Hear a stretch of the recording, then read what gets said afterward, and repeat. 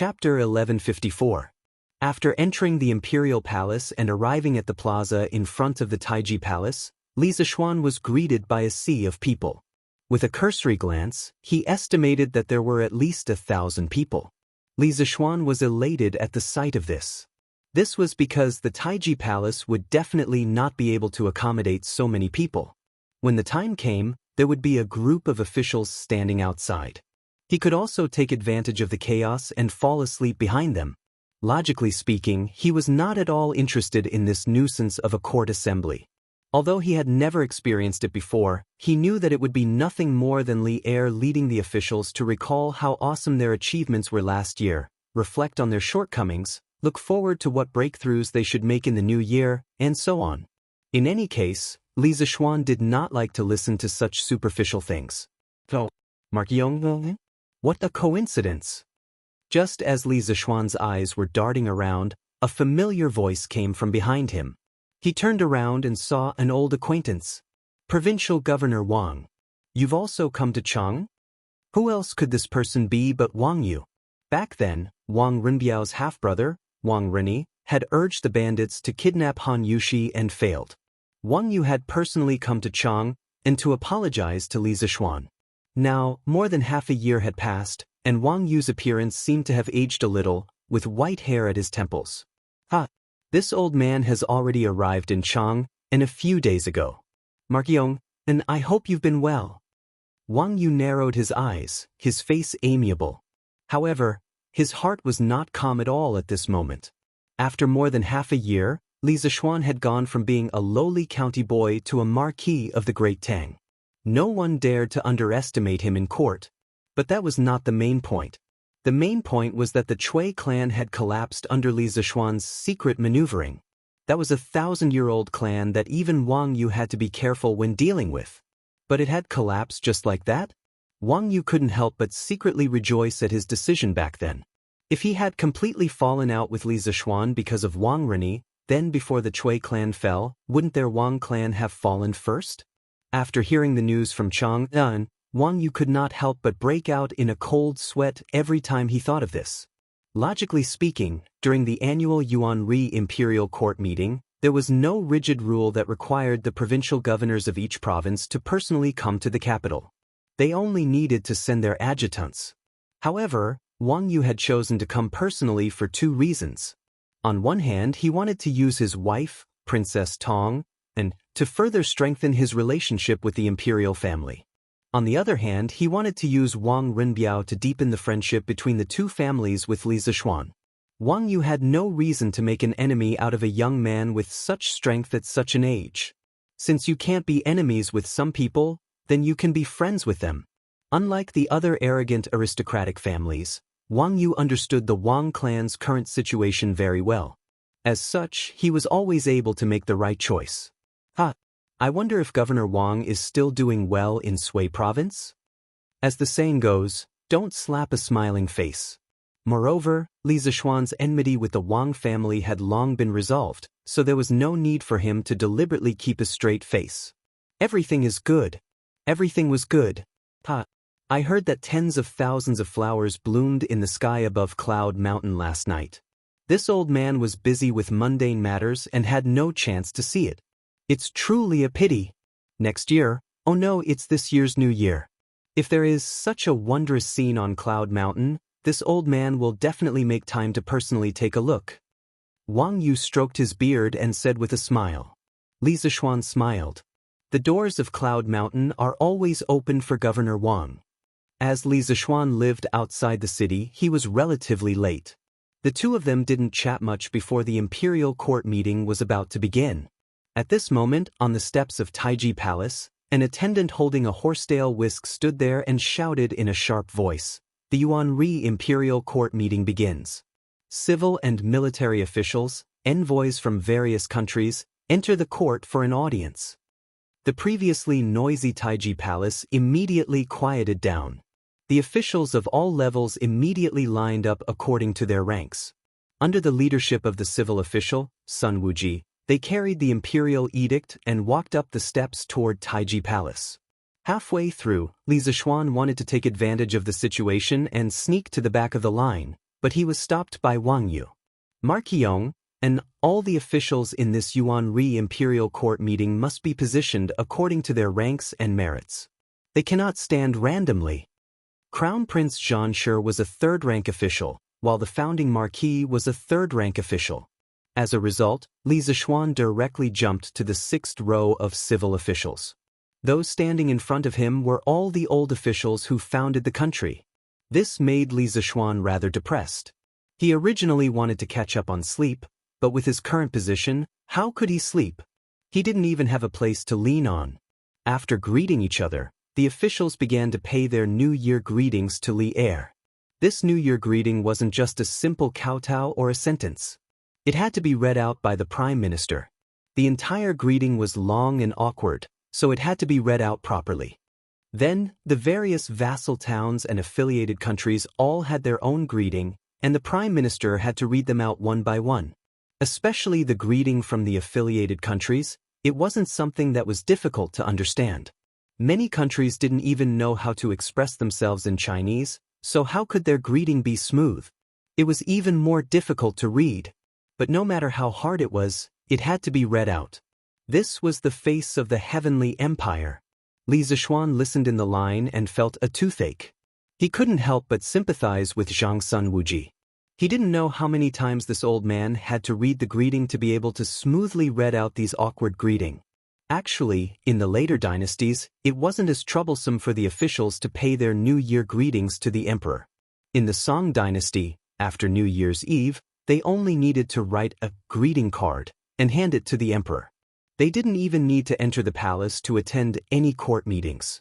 After reciting for close to an hour, Li Zishuan, who was listening at the back, was about to fall asleep. Zhang Sun Wuji finally finished reciting all the greetings. This old fellow's face and neck were still red in the middle of winter, as though he had just finished running 10 kilometers, panting heavily.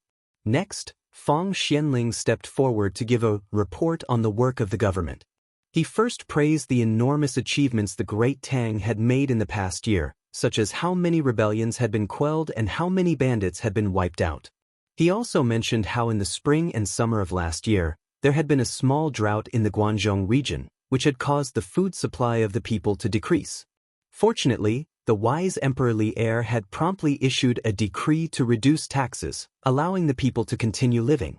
Finally, Fang Xianling praised the Warm Tang Foundation led by Empress Zhangsun.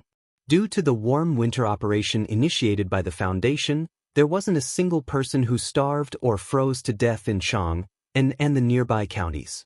Such a situation had never happened even during the era of Qin Huang and Hanwu. In short, the first year of Zhengguan was a successful year, and also a year where the Tang Empire worked hard. This year, the treasury of the Tang Empire was filled, the people were rich, and there were more people who could read and write in the world. Chapter 1155. Old Fang's government work report made Li Er quite satisfied. This could be seen from the obvious smile at the corner of his mouth. Behind them, Du Ruhui stepped forward and continued to flatter Fang Xianling. He said that the saint cared about the people and should be worshipped by the people. Beautiful and dignified words came out of his mouth, which made people feel nauseous. However, no one said anything to accuse Du Ruhui of flattering the emperor. This was because it was the new year. Who wouldn't choose to say something nice when speaking to each other?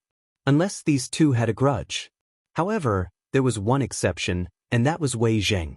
As Du Ruhui's words became more and more exaggerated, and the flattery became more and more excessive, his old face had long turned black. At this moment, he couldn't hold it in anymore.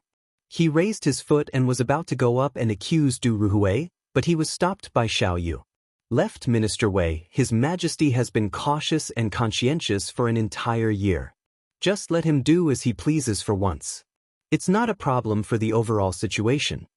Xiao Yu said softly. Wei Zheng hesitated for a moment, but in the end, he didn't go up. After Du Ruhui finished his report, it was the turn of the chief officials of the 6 departments to go up and report. Li Zishuan let out a long yawn. The reports of the chief officials of the 6 departments were like notes of a lullaby that made him sleepy. His heart was already numb. Inadvertently, he glanced at a friend standing beside him. The latter had his head lowered and was shaking his head along with Zhang Sun Wuji's report. During this time, he didn't forget to nod his head and praise. It was as if Zhang Sun Wuji's boring report was a peerless piece of literature that left him with endless aftertaste. Li Zishuan was just about to admire this friend's erudition, but who knew that the latter would let out a soft snoring sound. When he heard it, he almost vomited blood. He thought to himself, "I almost fell for your nonsense." Sleeping while standing with his head down, this friend's sleeping skills were really high. "Hey, then I'll also take a nap." With this old man as an example, Li Zishuan also lowered his head and dozed off. After a while, he fell asleep standing up. When the court session had just begun, the sky had not yet brightened. However, as time passed, the sun outside Taiji Palace shattered the dark blue canopy of the sky. Like a burning wheel of wind and fire, it suddenly rushed out of the horizon and revealed its face in the thin mist of Eastern Mountain, shooting out beams of intense golden light. Behind them, the morning sun rose higher and higher from the entrance of the main hall. The light passed through the thin mist and gradually covered the entire Taiji Palace. The warm sunlight made the already warm Taiji Palace even warmer, causing some people to sleep even more soundly. Li Zishuan didn't know if the martial arts strength of the Grandmaster realm would allow him to stand and not fall down. In any case, Li Zishuan had slept for nearly an hour and was still standing firmly in the same place, not moving at all. Even if he knew of this magnificent feat, he would probably be amazed by himself. All the envoys of the vassal states and affiliated countries come in one by one. At this moment, Zhao Song, who was standing at the head of the table, spoke in a loud voice, waking Li Zishuan up from his sleep. "Oh, it's not over yet?" Li Zishuan opened his eyes and saw that the friend next to him was still sleeping while the court session was still going on. He couldn't help but grumble under his breath.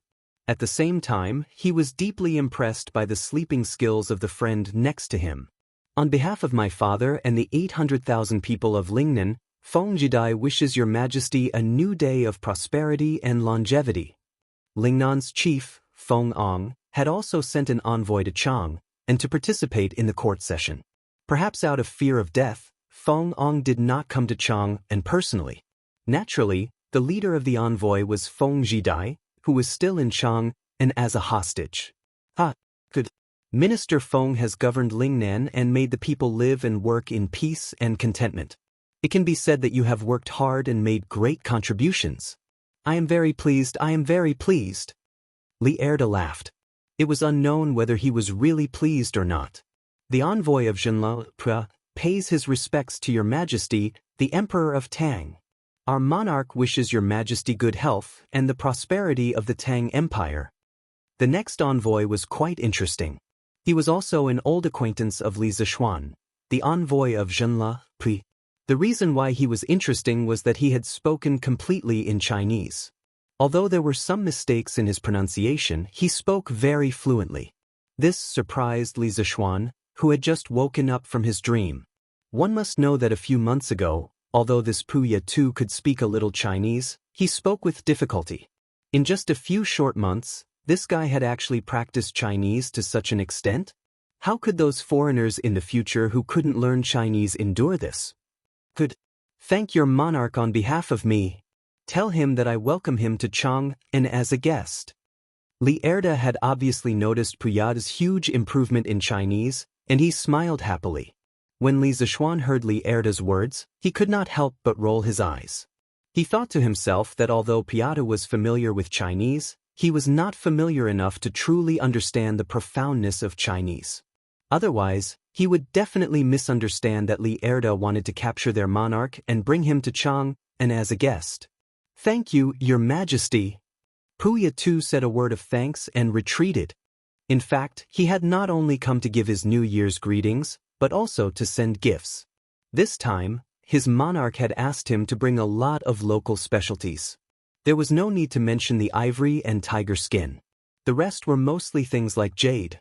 These gifts had already been handed over to the eunuchs of the imperial palace before the court, so he naturally could not move them to Taiji Palace. There were still many officials who could not squeeze in and could only stand outside to enjoy the cold wind while listening to the conversation between the monarch and his subjects. Next, the envoys from the small Nanyang countries who had come to the Tang Empire earlier were all here.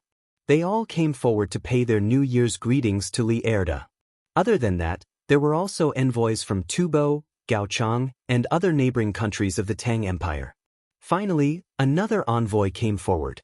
Li Zishuan could not help but narrow his eyes, because the other party's attire was that of a Japanese. The eldest brother of the Japanese nation, Yamabai, pays his respects to His Majesty the Emperor of the Celestial Empire. He also pays his respects to His Majesty the Emperor of the Tang Empire on behalf of our monarch, Japan. All the officials in the court looked at the person who spoke. A few months ago, the Tang Empire's official fleet had been ambushed in Japan's waters. More than a dozen crew members and dozens of soldiers had died because of it. Later, Li Shaogong personally led the army to land on the Japanese island and went straight to the Japanese capital to avenge those dead soldiers. Later, in order to bring supplies back to the Tang Empire as soon as possible, Li Shaogong ordered the Japanese to capture Nakamurakawa Yu, the leader of the ambush on the Tang Empire's fleet. Otherwise, he would ask the imperial court to send troops to Japan again. Now, at the critical juncture of the Lantern Festival, the Japanese had sent the mountain-back Big Brother King to the Tang Empire. What was the meaning of this? Chapter 1156. That is the Emperor of Wa well? Inside the Taiji Palace, as soon as the Wa envoy came out, the previous festive atmosphere in the palace suddenly disappeared without a trace and was replaced by a kind of somber atmosphere. From the king to the ministers, they all looked at the Big Brother King with a faint, unfriendly gaze. Li Er smiled faintly. His words could be said to have hidden a knife in his words. The Big Brother King's expression changed. He knew that if he didn't answer the next sentence well, it was likely that blood would be spilled on the spot. The term emperor was first proposed by his father, Crown Prince Shengde. Back then, Crown Prince Shengde sent sister Xiaoye to the Sui dynasty and wrote in the letter to Emperor Yang of Sui, "The East Emperor respects the West Emperor." At that time, it was because of this sentence that completely angered Emperor Yang of Sui, causing the relationship between the two countries to break. The Big Brother King understood the pride in the hearts of the people of the Celestial Empire. Now that the Sui dynasty had destroyed the Tang dynasty, the Tangs would only be more arrogant and would even more scoff at the so-called emperor title. Even if his father created the title emperor, what could he do? The Tangs would not recognize it at all. In fact, China called the Emperor of Japan the Emperor of Japan the Emperor of Japan around the end of the Qing dynasty. Thinking of this, the Big Brother King felt a trace of powerlessness in his heart, but he had to face reality, so he took a step forward and bowed to Li Er. His Majesty the Emperor of the Tang dynasty is awe-inspiring. Under your prestige, who dares to call himself the Emperor? Your Majesty's words make the Big Brother King and the Wa people extremely fearful. Your Majesty, please take back what you said just now. Low-key, low-key, low-key. Before setting off from Wa, the mountain-back elder brother had already thought of the difficulties he would encounter in the Tang Empire. After all, there had been some disagreements between the two countries. But he believed that as long as he kept a low profile and endured in the Tang Empire, the proud Tangs would never lower themselves to their level. Last year, the Tang dynasty's fleet went south and was ambushed in Wa. Did you catch the pirate leader? Li Er smiled contemptuously and then said in an unfriendly tone. The air in the hall stagnated a little. But this time, the Big Brother King was prepared. He bowed and said, Your Majesty, ever since the Tang Empire's army withdrew from Neon, the Queen immediately ordered the entire country to capture Nakakawa-yu. Fortunately, God does not disappoint those who persevere. More than a month ago, the Neon army caught the bandit leader on an island in the south. In order to prevent any accidents on the way, Her Majesty the Empress specially ordered Big Brother Shanbei to personally escort him to His Majesty the Emperor. Right now, Nakamura Kawayuto is outside the palace. Your Majesty can decide whether you want to kill him or not. As soon as he finished speaking, the crowd in the imperial court was immediately enraged. Your Majesty, I implore you to dismember this hut with 5 horses to comfort the souls of the soldiers and people who died at sea. Li Shaogong stepped forward and cupped his fists. As the left commissioner of the Department of Shipping, he should have been in Lingnan, but Li Er empathized with him and issued an imperial edict before the new year, allowing him to come back for the new year. However, on the 5th day of the new year, he would have to go south again. Of all the civil and military officials, he hated Nakamura Yudo the most. This old subject agrees. I beseech your majesty to kill this house. Qin Qiong was the second to step out. Following which, many other officials also stepped out to support Li Shaogong. It was not about their stance, but because the sovereignty of Great Tang was not to be violated. Anyone who offended Great Tang would be killed no matter how far away they were. Li Er was silent for a moment before saying, "Men, take Nakamura Yuto the Supreme Court's prison. 3 days later he will be paraded through the streets and executed by 1,000 cuts at the entrance of the West Market." When watching ancient dramas, one would often hear that so and so committed a heinous crime, so they will be beheaded at the Meridian Gate. Actually, this was just a joke in operas, novels, or folk tales, and it did not exist in real history. If one were to carefully examine the names of the various dynasties, one would realize that before the Yuan dynasty, there was no such thing as the Meridian Gate. In the Tang dynasty, there were clear rules as to where the death row criminals were to be beheaded. In the law of the Tang dynasty, it was written that all crimes are to be executed in the city. Thus, Li Er chose the place of execution at the entrance of the West Market. Your Majesty is wise. As soon as Li Er finished speaking, all the civil and military officials began to flatter him. The eyes of the mountain-back's elder brother were like water. It was impossible to tell whether he was happy or angry. In fact, he was feeling very complicated at the moment. Nakamura Yudo had committed a heinous crime and even implicated Wanation and was blamed by Great Tang, but no matter what, Nakamura Yudo was still a citizen of Wanation. Today he had personally sent the citizens of Wanation to Great Tang to be slaughtered by the Great Tang's emperor. To him, this was not something to be proud of. Li Zishuan, on the other hand, felt great watching from the side. He thought to himself, it's so awesome when a country is strong. They can punish any country they want and that country will send their people over. This is the treatment of a big country. Your Majesty, the mountain-back's elder brother has not only come to deliver the prisoners, but also brought a letter of friendship from the Wanation's king, 200,000 jin of brass and 1 million taels of silver. Ever since the 2nd year of Emperor Guangwu's reign, Wanation has been in contact with the Central Plains. Everyone in Wanation admires the culture of the Central Plains, so I hope that Wanation will be willing to maintain a good relationship with Great Tang. Furthermore, Wanation is willing to be a vassal state of Great Tang and pay tribute to Great Tang every year. This is Wanation's letter of credence. Your Majesty, please take a look. The mountain-back's elder brother was very fluent in Chinese, and he was also very familiar with the history of the Central Plains. He quoted from the classics as if he had lived in the Central Plains for decades. But no one paid attention to this. 200,000 jin of brass and 1 million taels of silver. They were even willing to be a vassal state of Great Tang. Everyone in the imperial court was stunned by Wanation's generosity. Especially that 1 million taels of silver. Based on the Great Tang's current annual silver production, it would take 100 years to accumulate so much silver. Come, bring me the letter of credence. In this day and age, there was actually someone who took the initiative to waive their money and ask to be a vassal. How could Li Er refuse? Moreover, it was in front of the envoys of so many countries. This undoubtedly made him even more proud. After receiving the letter of credence, Li Er looked through it carefully. Seeing that the words were very polite, he nodded with satisfaction and then said loudly, Queen Tuigu is very sincere. I accept Wanation's goodwill to Great Tang. From today onwards, Wanation is officially a vassal state of Great Tang and will accept Great Tang's protection. Your subjects congratulate your Majesty. This was a matter that was both practical and beneficial to Great Tang. Who in the imperial court would object to it?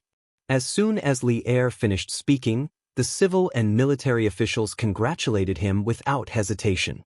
Li Zishuan secretly felt that it was a pity because if Wanation became a vassal state of Great Tang, It would be difficult to take over them in the future. Although he thought so, he could not think of a suitable reason to object to this matter at the moment. He could only watch as Li Er happily accepted vassals.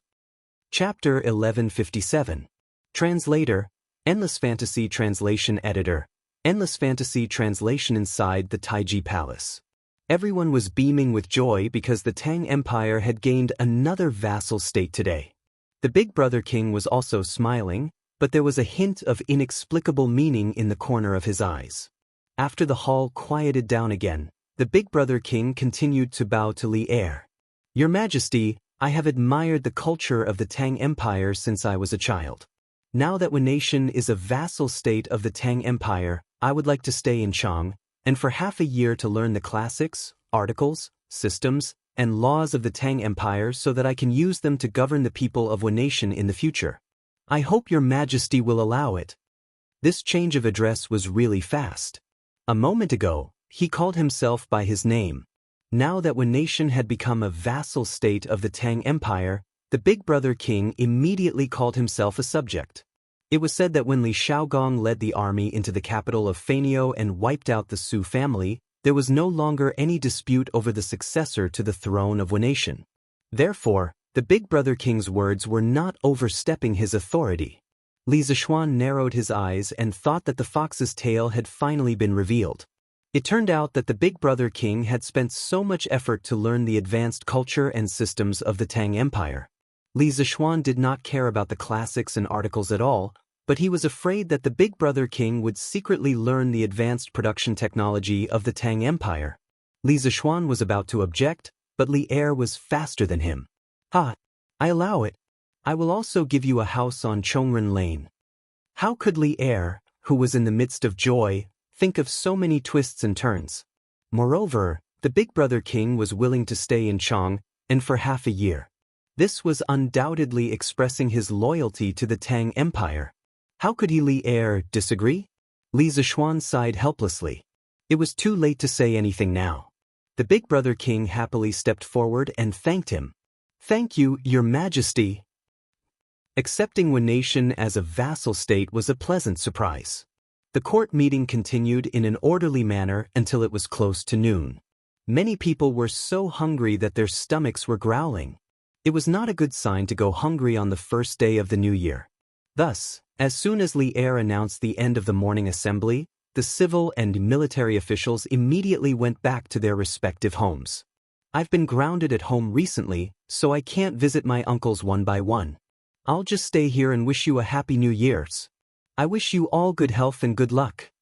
After leaving the palace, Li Zishuan cupped his fists and smiled at Qin Qiong, Qing Yaojin, Yu Qijingda, Niu Jinda, Li Jing, Li Shaogong, and the others.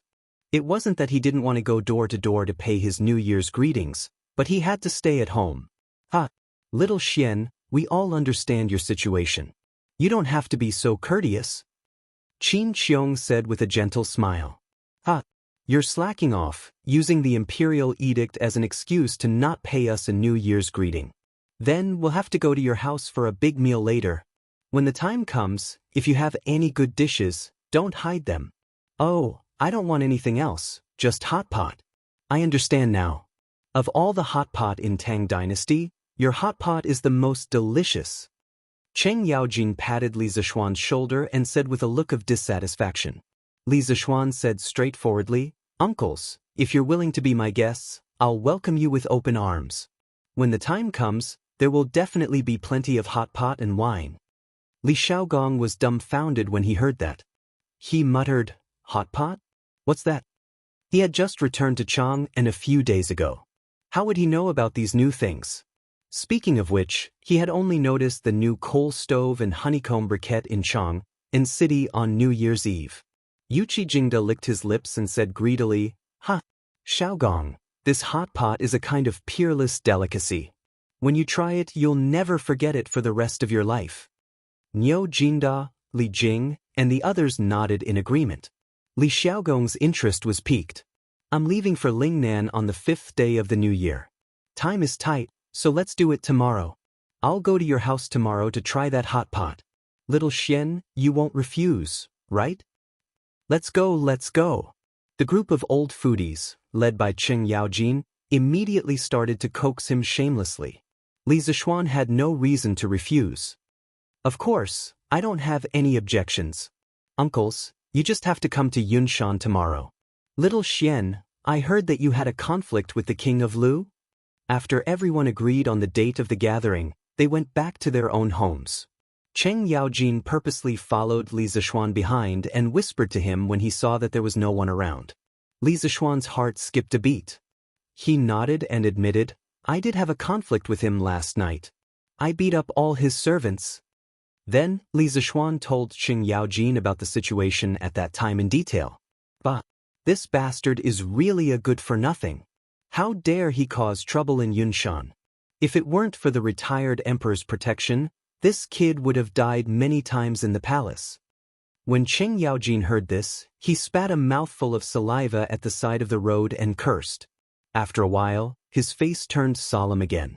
Xiao Xian, King Lu is a very petty and vicious person. I heard that many eunuchs and palace maids in the palace died directly or indirectly in his hands. Last night, you beat up his servants in front of so many people. With his personality, he won't let it go easily. So, you must be careful in the future. Li Zishuan's heart sank. He then said gratefully, Thank you for telling me this, Uncle Cheng. I will definitely be careful. Cheng Yaojin nodded.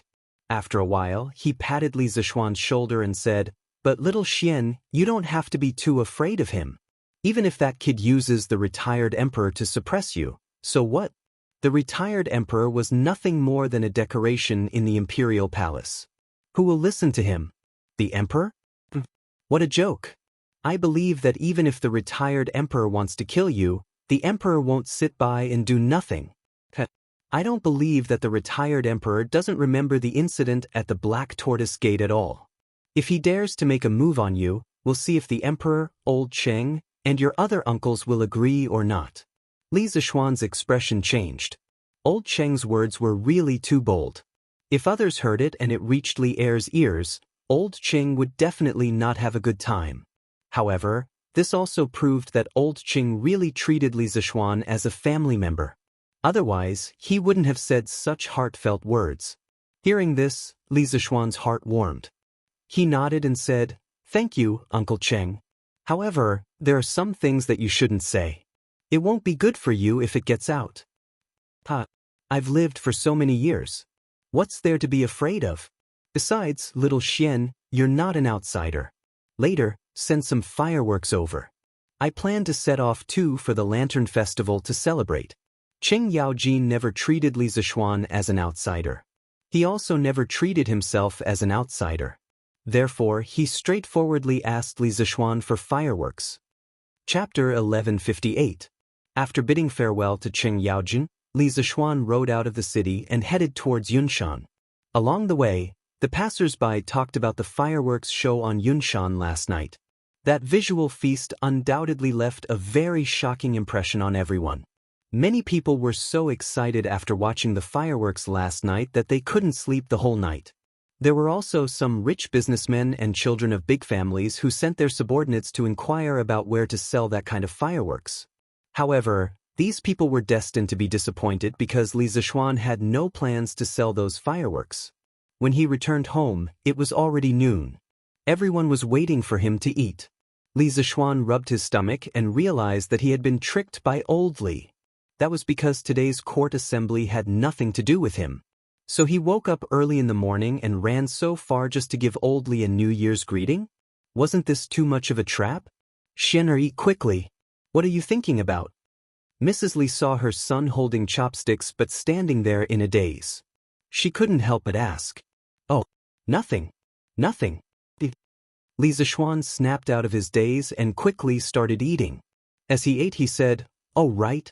Father, Mother. Tomorrow afternoon, Uncle Qin and Prince Hejian will come to our house to eat hot pot. Let the servants prepare the ingredients in advance. Mrs. Li nodded. Mother will arrange it. But Xian, you are now grounded at home. Those generals close to our family, especially Yushi's adoptive father and granduncle, you can't even visit them. It's really rude. Li Zishuan smiled. His mother was talking about Qin Qiong and Li Jing's family. Mother, don't worry about that. After the morning court session, I've already paid New Year's greetings to the dukes and dukes. Besides, Uncle Qin and Uncle Li aren't narrow-minded people. They're well aware of my current situation. Husband, why don't I go to Chang'an tomorrow? It would be rude if I don't go.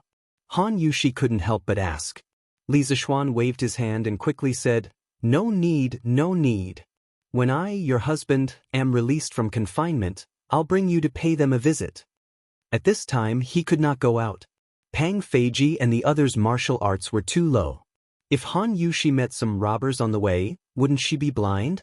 Speaking of which, he had offended so many people, this kind of thing was very likely to happen. Little Xian, did anything happen in today's court assembly? Yi Guizhong asked. Li Zishuan put down his chopsticks and said gloomily, What accident can there be? From the beginning to the end, I had nothing to do with it. I don't know why His Majesty insisted that I attend this court meeting. Yi Guizhong glared at him and said, Shut up, you brat. You don't know that having nothing to do with you is the best thing. You have committed such a grave crime, yet His Majesty still allowed you to participate in this court assembly. He is already very kind to you.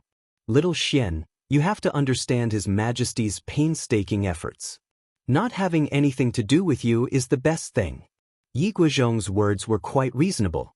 Previously, Li Zishuan was confined by Li Er for inciting public opinion. After such a long time, many people in the court knew about this matter. If Li Zishuan was not present at such an important occasion like the Yuanri Court Assembly, it could only mean that Li Zishuan had completely lost the emperor's favor. Li Er had lifted Li Zishuan up at this time, which could be said to be very crucial. Li Zishuan thought about it and realized that it was indeed so. He couldn't help but nod and say, Thank you for your teachings, grandfather. Yamacho, we are here to give you a New Year's greeting. In the afternoon, all the students of Yanhuang College in Yunshan came to Li Zishuan's Yunshan residence to give Li Zishuan a New Year's greeting. When Old Man Li and Mrs. Li saw that their son was so respected by the students, the two elders were naturally gratified. They quickly ordered the servants to take out all the snacks prepared in the residence and distribute them to the students. Did all of you just wake up? Li Zishuan stood with his hands behind his back, looked at the group of teenagers, and said with a smile. At this time, he was actually quite happy. Only when he became a teacher could he experience the joy of being thanked by the students. Speaking of which, should he also promote a teacher's day in the future? Yamacho. We didn't just wake up, we woke up before noon. Ku Shiqing replied embarrassedly. For most of them, this was the first time they were out of town, and with so many friends to celebrate the new year. When there were so many people together, of course, it was very lively. After the fireworks last night, they went crazy until 5 o'clock before going to bed, so naturally, they woke up later. For scholars, sleeping in was, of course, a shameful thing, so when they heard Li Zishuan say that, their faces were more or less unnatural. As for Li Tai, Cheng Chumo, and the others, after the fireworks last night, they had already returned to Chang'an, so now the only people left in the academy were the foreign students. It's the new year, sleep if you want. Before the new year, you all were busy running around for the Nuan Tang Foundation, so take this opportunity to rest more. Li Zishuan waved his hand, not minding it at all. After chatting with the students for a while, Li Zishuan looked in the direction of Li Gang's residence and said, All right, I won't keep you anymore.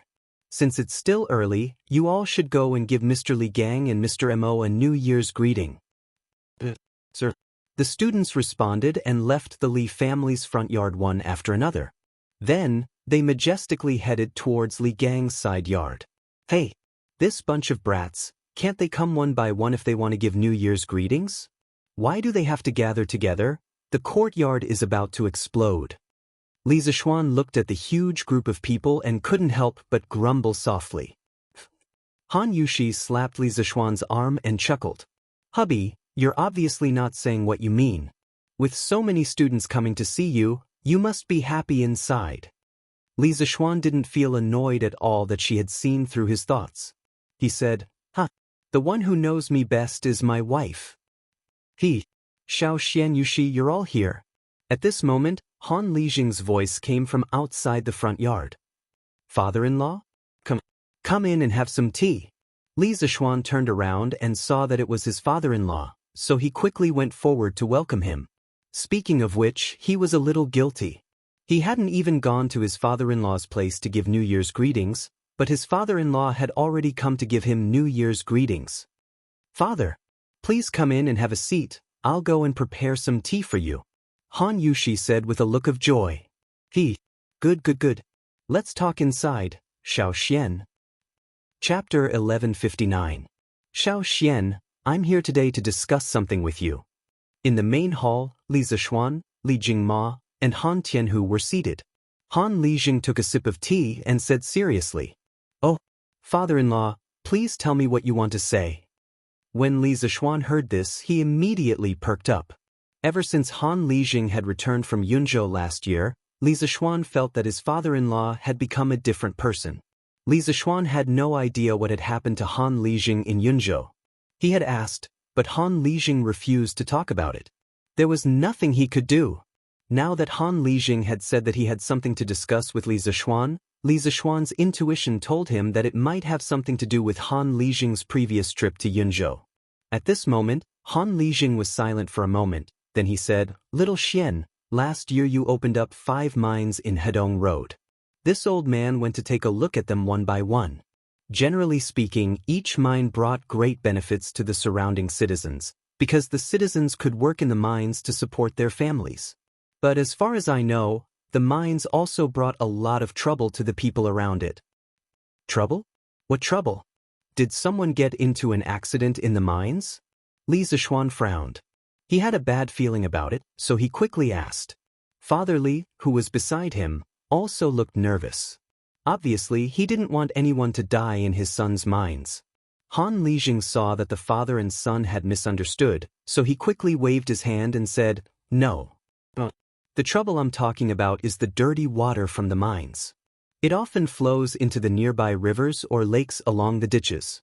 As a result, the people's daily drinking water is very troublesome. Last year, when there was a cholera in Chang'an City, I heard from you that it was mainly because the water source was polluted. Now, I'm worried that the people around the mines will get sick if they use the polluted water source for a long time. Little Xian, I'm sure you don't want to see that kind of result either. That's why I'm telling you, so that you can make plans early." Li Zishuan's heart skipped a beat. It turned out that there was a problem with the sewage discharge from the mine. At the same time, he couldn't help but secretly praise his father-in-law for being so meticulous. He could actually foresee the negative effects of the mine on the environment. No one else had such foresight. "Xian, your father-in-law is right. This problem had to be solved as soon as possible. Otherwise, if something happened, it would be too late. It will also ruin your reputation." Li Xiqing's father chimed in. Li Zishuan nodded. After pondering for a moment, he said, "This is indeed a problem. Father-in-law, I have an idea here. Although it's a little troublesome, it can solve the water problem of the people around the mine." Han Lijing's eyes lit up and he said excitedly, "Little Xian, you have a way? That's great. Tell me about it." Li Zishuan frowned and ordered, "Xiao He, bring me a pen and paper." "All right, young master." Xiao He's assent came from outside. After a while, the young maidservant brought in a piece of white paper and a pencil. Li Zishuan took the paper and spread it on the table. As he drew, he said, "First of all, we have to dig a sewage treatment pond between the mine and the river. The terrain of this sewage pond must be higher than the terrain of the river. At the outlet of the sewage pond, we have to set up special dams. These dams are filled with gravel and charcoal. After the sewage from the mine enters the sewage pond, it will pass through the gravel dams and finally be discharged into the river. In this way, it will not pollute the water source in the river." This method was actually called the biofilm treatment method in modern times. As the sewage continuously flowed through solid fillers, gravel, plastic fillers, etc., a mud-like biofilm would form on the fillers. A large number of microorganisms would grow in the biofilm. During the growth process, The microorganisms would release proteins that could convert the soluble heavy metal ions in the sewage into precipitates and remove them, thus purifying the sewage. This was the most effortless and feasible method of sewage treatment that Li Zishuan could think of at present. Xian, will this work? What if we end up polluting the local water source? Old man Li was a little skeptical when he heard that. Li Zishuan waved his hand and said, "Father, don't worry. This method will definitely work." Han Lijing stared at the manuscript that Li Zishuan had drawn and frowned. He said, "Xiao Xian, if you want to build this sewage pond, I'm afraid it will take a lot of manpower and material resources, right? Not only that, but this sewage pond also takes up a lot of space. Is it worth it to make such a big fuss over it?" He was the one who proposed to treat the sewage, and he was also the one who felt that it was too costly. It was not that Han Lijing was pretentious, but he wanted to solve the sewage problem without adding too much cost to Li Zishuan. But how could there be such a perfect thing in the world? Father-in-law, this matter is not a matter of whether it is worth it or not, but whether to do it or not. If we don't do anything and wait for the water source to be polluted by the sewage from the mines, then in 100 years, or even 1,000 years, our descendants won't even be able to drink a drop of clean water. So, for the sake of our children and grandchildren, we have to take the lead in this matter. There was no concept of environmental protection in this era, but Li Zishuan hoped that as the owner of the largest private mine in Tang Dynasty, he could set an example for the other mine owners.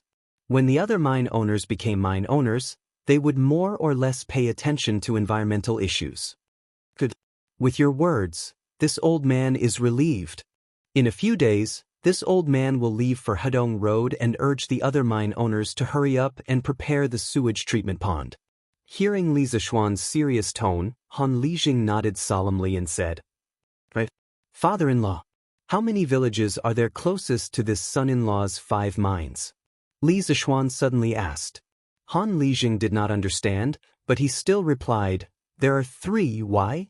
Li Zishuan chuckled, then said, 3 villages? That's good. This son-in-law intends to buy these 3 villages and give them to you. In the future, you can take care of the livelihood of these 3 villages, okay?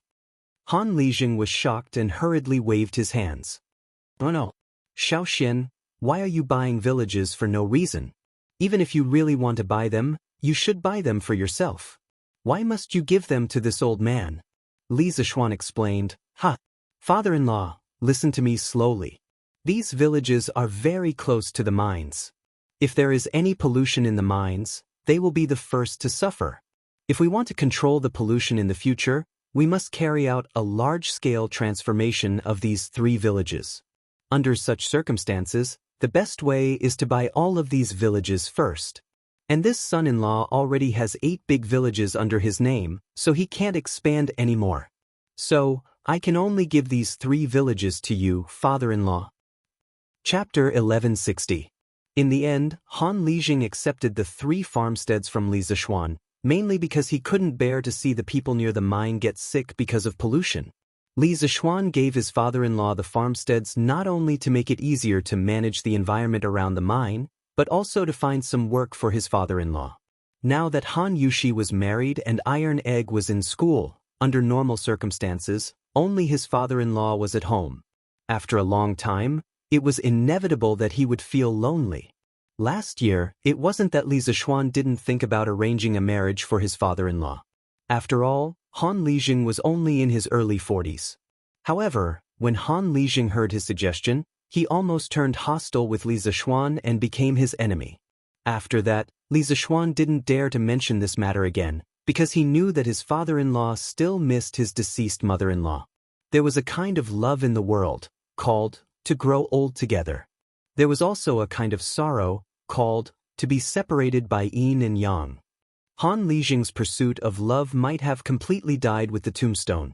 Li Zishuan suddenly gave the 3 farmsteads to Han Lijing because he wanted to make Han Lijing busy. When his life was full, he would feel less lonely. Naturally, he wouldn't be alone. However, he didn't expect that this unintentional action would benefit the people. In the future, the number 1 farmstead in Hedong would come from Han Lijing's farmsteads. The next day, around 9 in the morning, Li Xiaogong, Qing Yaojin, Qin Qiong and a group of people came. Not only did they come, Li Xiaogong's younger brother Li Daozong and Li Daozong's daughter Li Shuyan also came along. Li Shuyan was less than 6 years old this year. When the fleet went out to sea last year, Li Zishuan saw her along the Ba River when he saw Li Xiaogong off. At that time, the little girl was a little shy and didn't dare to talk to him. Now that she was a year older, the little girl took the initiative to call him Brother Xiaoxian. Li Zishuan laughed and quickly asked Xiao He to take out a big red packet and put it in Li Shuyan's hand. Here, Shuyan, Big Brother wishes you a happy new year and hopes that you'll grow prettier and prettier. Thank you, Brother Xiaoxian. The little girl was so happy that she revealed 2 cute rabbit teeth. Coupled with her snow-white fluffy jacket, she looked like a little angel's. This was the future Princess Wenqing. What a cute little girl. Now that I'm here, I'm determined not to let those 2 barbarians snatch her away. Li Zishuan thought with mixed feelings. At this moment, Lun realized that a young lady younger than her had come to the house. She was instantly excited and began to act like an elder sister. She brought Li Shuyan, who was visiting Cloud Mountain for the first time, out for a walk. Li Zishuan smiled. He was not worried about the safety of the 2 little girls. The entire Cloud Mountain was his territory. No one could hurt his family. Maryong, then, this prince heard that there are delicacies here and came uninvited. Please don't blame me. Li Daozong watched as Li Shuyan was taken away by Lan. Then he looked at Li Zishuan and joked with him. Actually, he was not willing to come this time. After all, Li Zishuan did not invite him. However, he could not take advantage of little Shuyan's pleading and acting cute, and had no choice but to come. This was because he was very close to Li Xiaogong's residence. Moreover, Li Shuyan liked to visit Li Xiaogong's house since she was young. Of course, she knew that Li Xiaogong was coming to Cloud Mountain for a banquet today. Therefore, for the sake of his daughter, Li Daozong had no choice but to be thick-skinned and come for a free meal. What are you saying, Prince of Xianxia? It's rare for you to come to Cloud Mountain. I can't wait to welcome you. How can you blame me? Li Zishuan cupped his fists and smiled. Then he called out, Uncles, don't stand outside. Come in and take a seat. Everyone nodded. Under Li Zishuan's lead, they entered the courtyard and came to the main hall. Qin Qiong and Qing Yaojin had been here before. They were still fine. However, Li Xiaogong, Li Daozong, Yuqi Jingda, and the rest were all deeply shocked by the luxurious, clean, and unique decorations in the room. They did not expect this Cloud Mountain courtyard to not only look unique from the outside, but also be so luxurious and grand inside. Looking at this house, I want to exchange my residence with Markyong Ying. Li Daozong looked around, rubbed his chin and sighed. Li Xiaogong agreed. Daozong is right. This house is bright and grand. I don't know how it was built. It looks more comfortable than my residence. You must be joking. It's just a small courtyard. How can it be as good as you make it out to be? Uncles, please take a seat here. The ingredients are all prepared and will be ready soon. Li Zishuan smiled and said, No rush, no rush. Xiaoxian, you do your things first. We old fellows can take this chance to take a good look at this courtyard. Niu Jinda waved his hand and said in a rough voice. Li Zishuan saw this and went to the kitchen to help cut the mutton. He was the only one in the family who could do this kind of chores. About half an hour later, all the ingredients were on the table. This table was specially built by the Li family to be used for hot pot. There was a round hole in the middle. Under the hole, there was a bracket for a small stove. The hot pot could be placed on top of the stove. A group of people could sit around the table and eat hot pot. It was very convenient. Li Zishuan asked someone to call Lan and Li Shuyan back. Only then did the banquet officially begin. Woo! Fragrant. It really has a different flavor. No wonder Qing Jijia shouted that he wanted to eat hot pot. This way of eating is really too delicious. Li Xiaogong tasted a mouthful of the mutton and his eyes widened as he praised. This hot pot really lives up to its name of being delicious. Li Daozong also tasted a mouthful. At this moment, he was somewhat thankful to his daughter. Otherwise, how would he be able to taste such delicious food today? and it's delicious. Father, let's bring some back for Mother to eat when we leave. Mother is so pitiful to be alone in the residence. This was the first time Li Shuiyin had eaten such delicious food. She was a little speechless and didn't know how to describe it. But as long as it was delicious, then it was over. Furthermore, this young lady still couldn't forget about her mother at this time. Her filial piety was commendable. Xian, don't worry. When your father returns, I will let the chefs in the residence make it for your mother. Hurry and eat. Li Daozong patted his daughter's back with a gratified expression and said with a smile. When the young lady heard this, she immediately felt relieved and began to eat the hot pot. A few old fellows were eating hot pot while laughing and drinking loudly. Han Yushi and Lan were taking care of Li Shuiyin and helping her to eat. Halfway through the meal, Li Shuiyin suddenly raised her head and said, "Brother Xiaoxian, the academy on this mountain is so beautiful. When Shuiyin grows up, can I also come here to study?" Chapter 1161. Ahem. Shuiyin, your brother Xiaoxuan's college only recruits male students. Why would a girl like you want to join in? Be good. Hurry up and eat. This hot pot won't taste good if it gets cold. In the main hall of the residence, Li Daozong choked when he heard that his daughter wanted to go to Yanhuang College. He quickly scolded her with a stern face. Although Yanhuang College wasn't an orthodox Confucian school, it was still a higher education institution that Li Er personally selected. How could it be a place where a girl could go? If Li Shuiyin were to enter Yanhuang College, wouldn't it be a slap to Li Er's face? After all, no matter if it was an official school or a private school in Great Tang, there had never been a precedent of female students. Oh! Perhaps because Li Daozong's tone was a little harsh, Li Shuiyin's face darkened and she replied unhappily. Li Zishuan thought for a moment and looked at Li Daozong. He asked, "Your Highness, in your opinion, can Yanhuang College accept female students in the future? In my opinion, under the same conditions, some girls' learning ability isn't worse than boys." Actually, Li Zishuan already had the idea of letting female students enter the college. It was just that when he first established Yanhuang College, he was always entangled with worldly affairs and didn't want to be too troublesome. Thus, he delayed it until now. Now that the most respected old officials of Great Tang were sitting here, he could ask for their advice.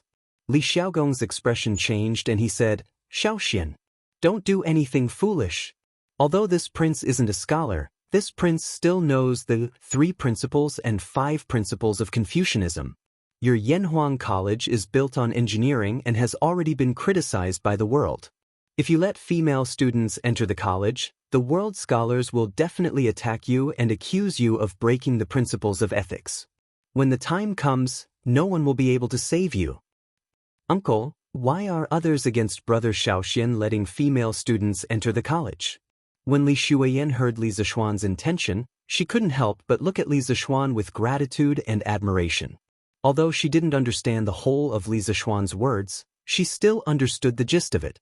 Thus, she couldn't help but raise her head and ask. When she asked, her bright and beautiful face was full of grievances. It was very lovable. "Shun, you're still young. You'll understand when you grow up." Li Xiaogong shook his head and didn't explain.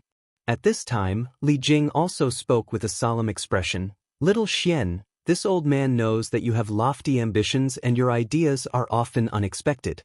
However, this old man advises you to be careful in this matter. The Cui family's matter has just passed, and your Yanhuang College's foundation isn't stable yet. If you want to have more say, you have to manage your Yanhuang College well before you talk about other things. When you have a certain level of strength or when Yanhuang College is recognized by more people, you can propose to let female students enter the college.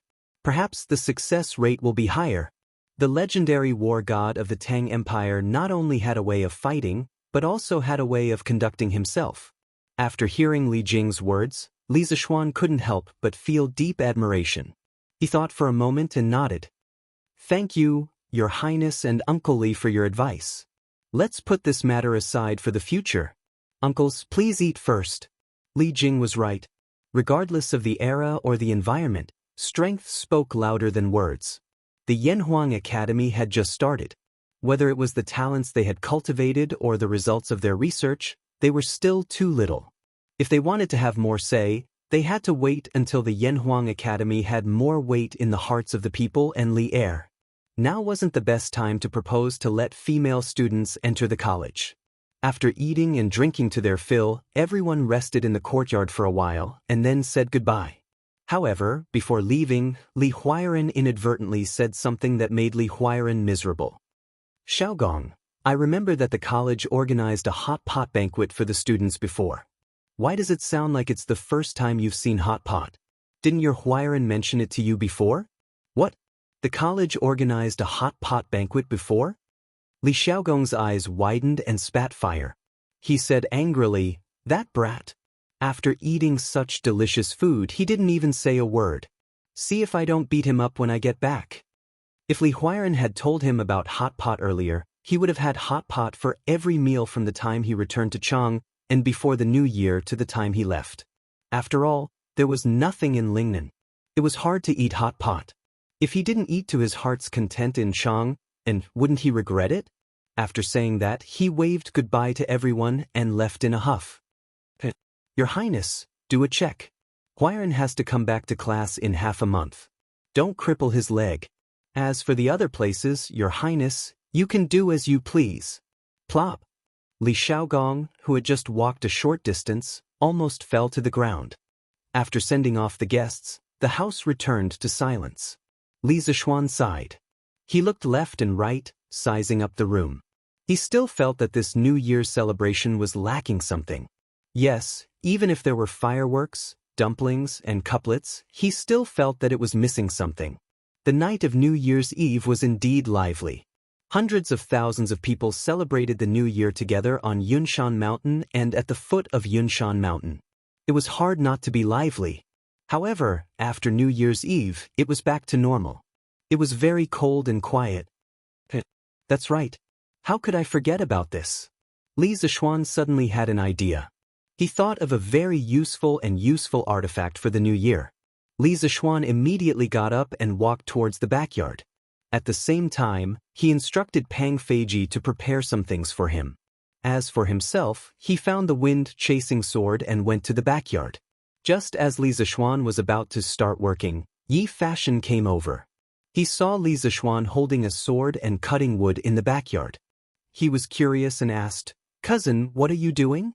He, his grandfather, grandmother, and Li Zishuan's parents had lunch in another house.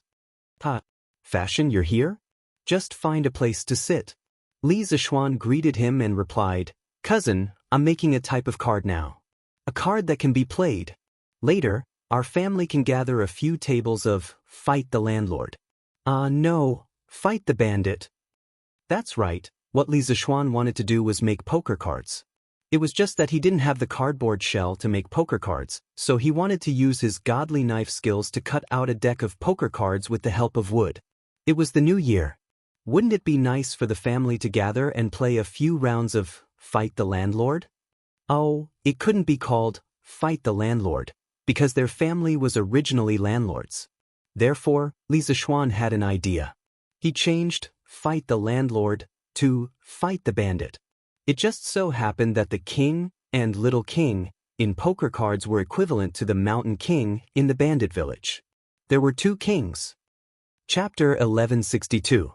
Bandit Fight? Cousin, how do we fight this? Back at the Yunshan Villa, Yi Fashion was looking at Li Zishuan's wooden planks that were thicker than paper. He frowned and asked, Everything has its own rules. Of course, Bandit Fight has its own rules. Wait a moment, Fashion. I'll tell you the rules after I've finished cutting 54 wooden planks. Li Zishuan replied as he showed off his sword skills. The piece of yellowish-white wood plank was like a piece of tofu in his hands. He could easily cut it and shape it as he wished. There were already 4 or 5 wooden planks on the ground that were exactly the same size and thickness. Seeing that Li Zishuan was keeping him in suspense, Yi Fashion pursed his lips speechlessly. About half an hour later, the number of yellowish-white wooden planks on the ground increased. Yi Fashion suddenly thought of something and asked, "Cousin, are you trying to copy the leaf trick onto the wooden planks?" Li Zishuan could not help but be stunned. Leaf trick? What was that? He had never heard of it in his previous life. There was no such thing in this body's memory either. Well, he could not be blamed.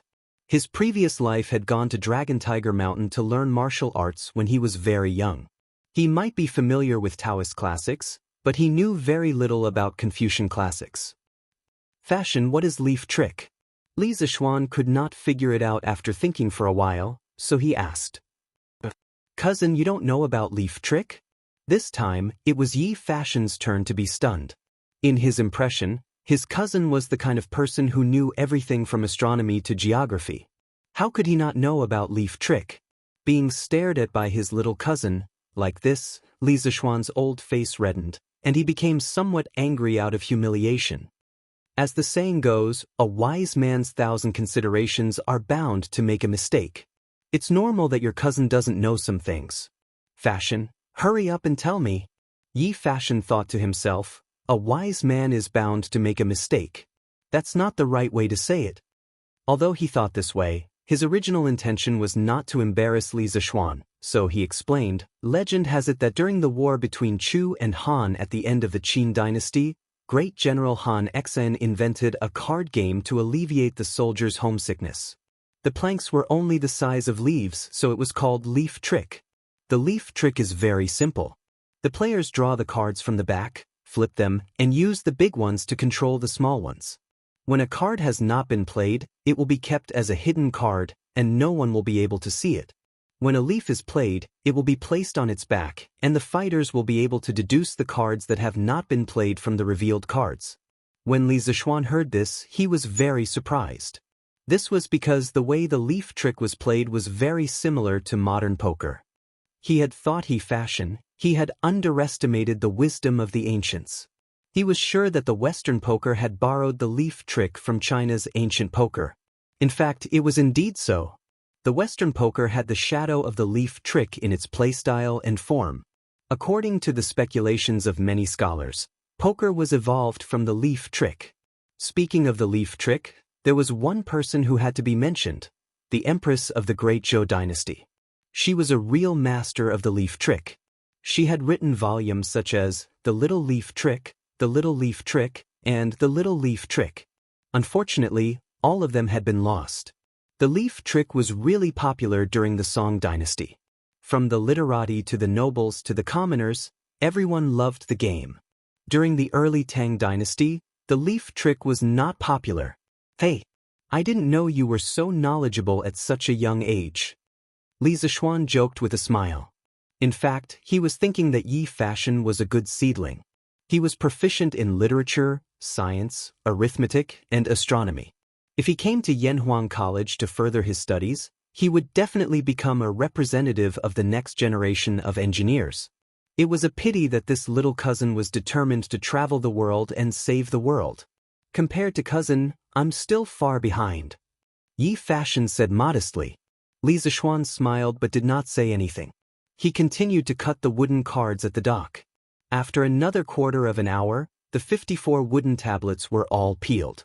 Li Zishuan rubbed the edges of the wooden tablets on the sand until they were smooth and did not cut people. He then asked Xiao He and Xiao Shi to bring over a brush, ink, and cinnabar. He then wrote patterns and numbers on each tablet. After everything was done, he let out a long sigh of relief. Coincidentally, Han Yushi came back from outside. He quickly called out, "Wife, come. We're short of one person. Let's fight the bandits." Fight the bandits? Husband, where are the bandits in our house? Han Yushi looked around and asked curiously. These bandits are not the bandits. Wife, come here. Today, I'll teach you how to fight the bandits. I guarantee that you'll want to play again after one round. Li Zishuan burst into laughter. Han Yushi walked over doubtfully.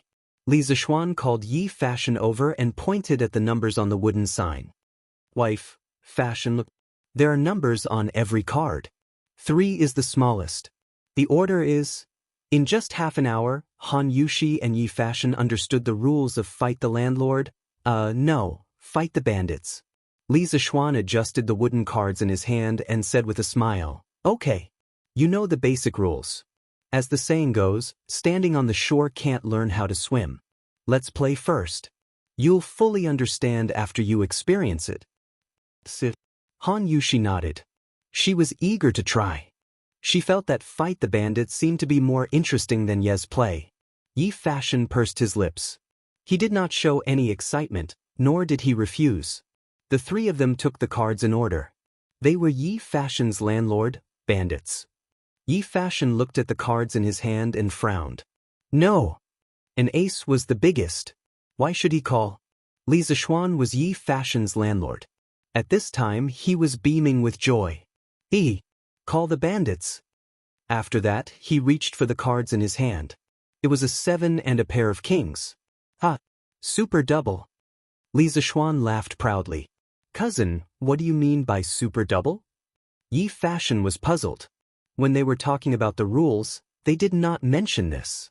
Li Zishuan explained, for example, if a game is 1 copper coin, if I super double, it will be 4 copper coins.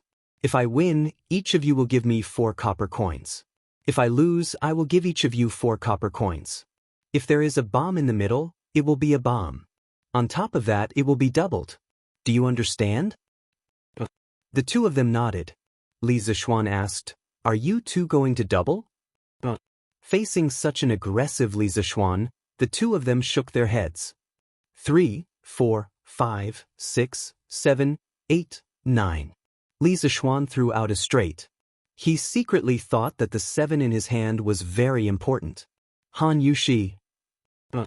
Yi Fashion. 5, 6, 7, 8, 9. Not bad.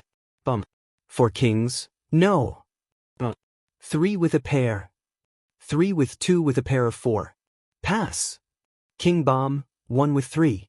Haha, a total of 16 times. Come, 16 copper coins each. Chapter 1163. Bandit. Super double. No double. 3 lead a pair.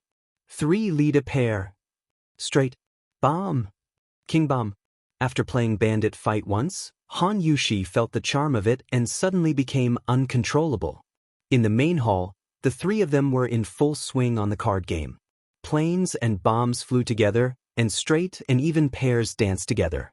The scene was very lively. Gradually, Yi Fashion was also a little addicted. This was because he realized that bandit fight was not just a game. In addition to relying on luck, it also depended on skills. In his opinion, if he wanted to win, he needed to use tricks to play the card game.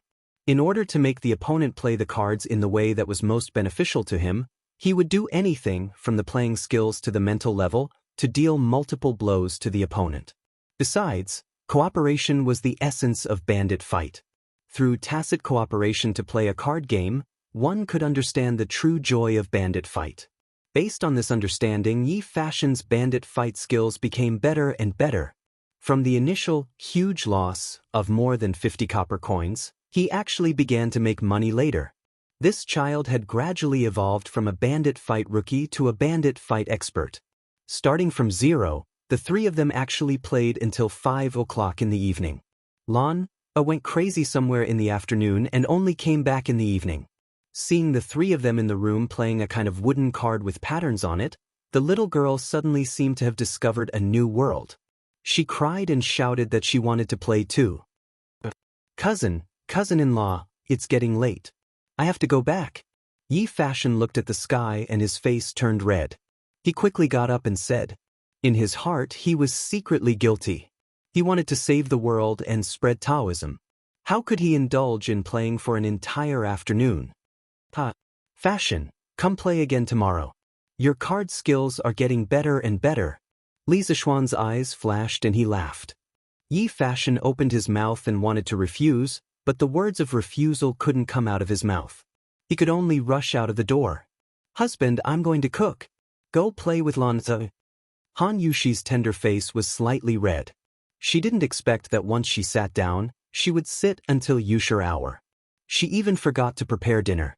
This wasn't what a good wife and mother should be like. After Han Yushi left, Li Zishuan glanced at Xiao He and Xiao Shi before he said, Come. You two can play with Lan. Needless to say, Li Zishuan did not want to play with her, so he pulled Xiao He and Xiao Shi over to be the scapegoat. Anyway, these two maidservants had been watching from the side for the whole afternoon, so they were already very familiar with the bandits' game. Thus, young master. Xiao He and Xiao Shi didn't know what Li Zishuan was thinking. When Yi Fashion and Han Yushi were playing by the side, the two of them had been watching from the side for the entire afternoon. Now that they could finally fight in person, how could they not be excited? Li Zishuan smiled and walked towards the kitchen in the backyard. It's time to eat. It's time to eat. Xiao He, put away the cards. Lun, wash your hands and come over to eat. Half an hour later, Li Zishuan came from the backyard and shouted. The two maidservants quickly got up and went to the kitchen to help serve the dishes. Lun, reluctantly put away the wooden cards and walked to Li Zishuan's side and said excitedly, Brother, this bandits game is so fun. Lun, just 1-2 coins, isn't it awesome? Sit. Awesome, awesome. Go and wash your hands. Li Zishuan rubbed his sister's head and said unhappily. Then brother, after dinner, can you and sister Yushi accompany Lan, to play bandits again? This girl was obviously addicted. Sleep after dinner. You little gambler. Li Zishuan stared and pretended to be strict. Brother is so petty. Lan stuck out her tongue, made a face, and ran away like a wisp of smoke. 2 days later, the students who lived in or near Chang began to return to school. Although it was not time for school to start, the students who were used to staying in the academy were naturally not used to returning home. They were not used to going to the toilet because there was no toilet paper. Even if there was toilet paper, they would not be used to going to the toilet because the latrines at home were not as clean as those at the academy. They were not used to eating because the dishes at home had a familiar taste, but the dishes at the academy were undoubtedly better overall. They were not used to sleeping because there was no banter with their dormitory mates at night. Therefore, on the 4th day after New Year's Eve, many students had returned to the academy from home. Li Tai, Li Ku, Sun Zifan, Cheng Chumo, Iron Egg and the others had all returned to the academy today. After returning to Yunshan, these people naturally had to come to the Yunshan residence to visit Li Gang and Li Zishuan. When they arrived at Li Zishuan's house, they inevitably bumped into Li Zishuan, Yi Fashion and Han Yushi playing bandit fighting. Yi Fashion had been completely obsessed with bandit fighting for the past 2 days.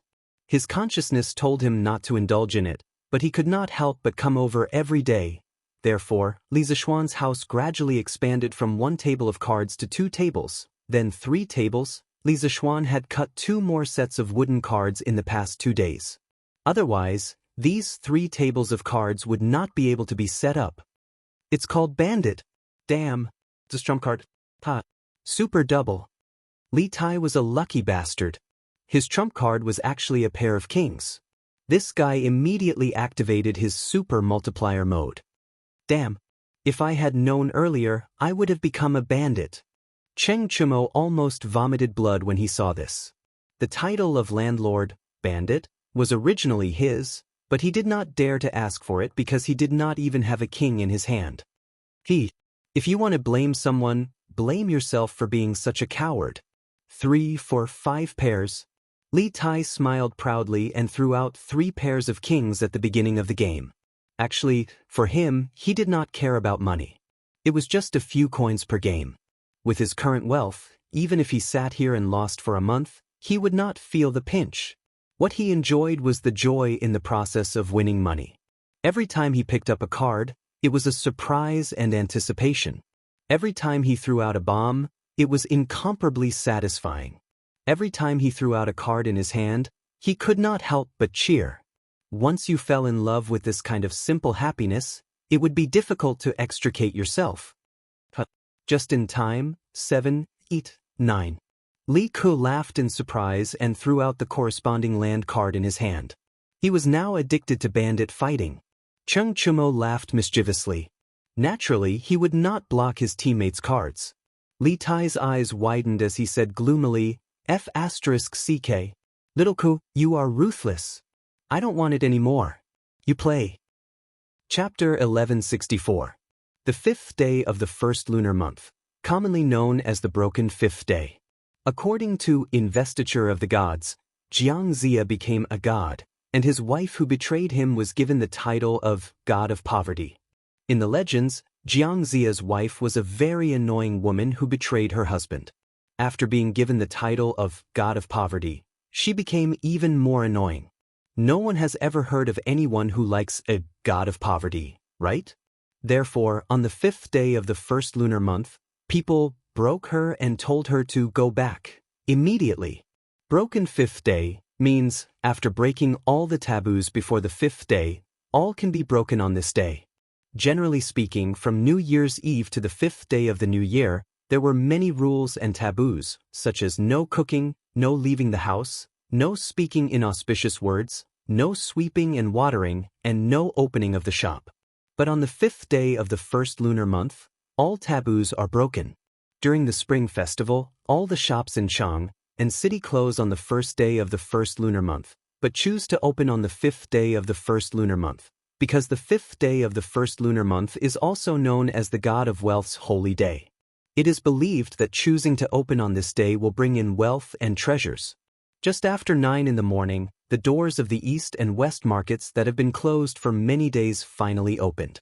The people of Chang and city who have been silent for a long time can finally go to the big shops and buy happily. And now that the new year has just passed, the families who usually have family members who are away on business are still in a state of family reunion. Once the East and West markets open, the whole family can go shopping together to make up for what they owe each other. On this day, Chang and city is once again glowing with vitality. Cloud Mountain. Today, Li Zixuan did not bandit battle with his family. That was just something he did for fun. For someone like him who had played with all kinds of electronic devices, the attraction of poker cards was not that strong. On the other hand, Li Tai, Yi Fashion, and the others had been quite obsessed with this recently.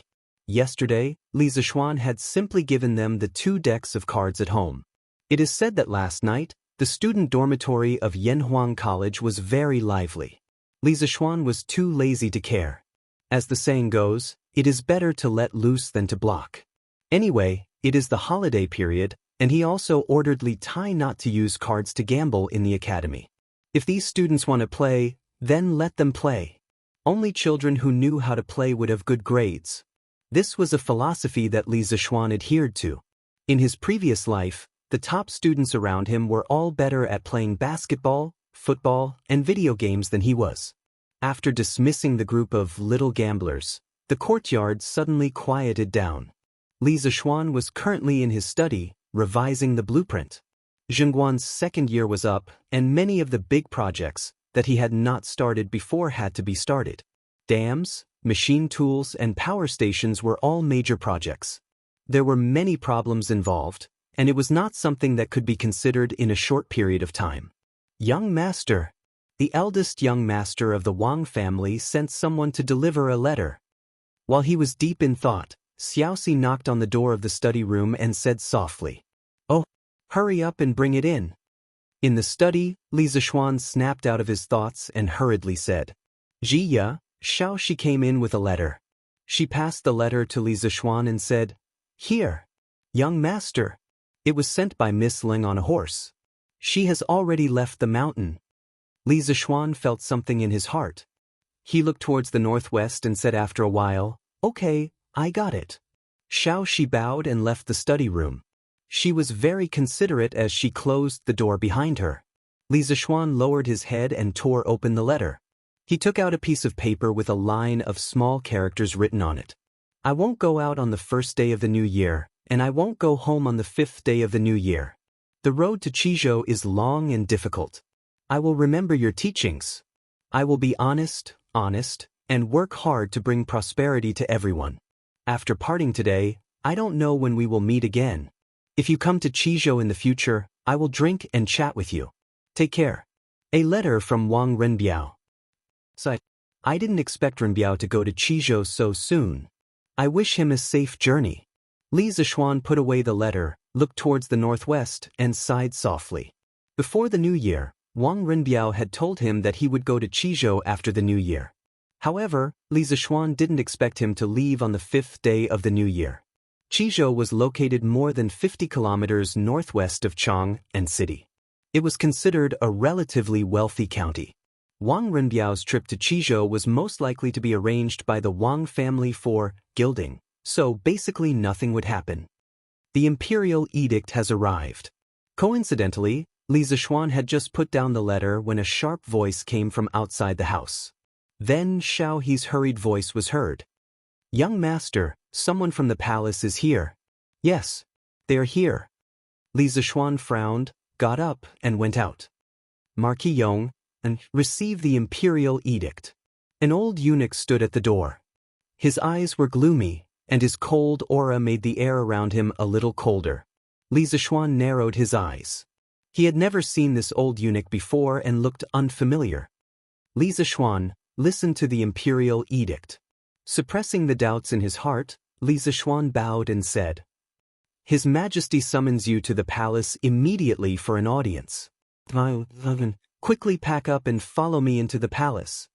The old eunuch held a horsetail whisk and said expressionlessly. Li Zishuan said with a puzzled expression, "I am following His Majesty's edict and am grounded at home to reflect. I wonder why His Majesty summons me into the palace?" The old eunuch said with a fake smile, "You are wrong. It is the retired emperor who wants you to attend the banquet in the palace, not His Majesty." The retired emperor? Li Yuan. Li Zishuan's pupils shrank. He thought to himself that those who came didn't come with good intentions and those with good intentions didn't come. He had just beaten up Li Yuanchang's subordinate on New Year's Eve, and the other party's father came looking for trouble. Attending the banquet in the palace? Was this a Hongmen banquet? The retired emperor has already abdicated. Why can the imperial edict leave the palace? Eunuch, could it be that you are giving a fake imperial edict? Li Zishuan raised his head and looked straight at the old eunuch as he said in a deep voice, "A mountain can't have two tigers, a country can't have two rulers."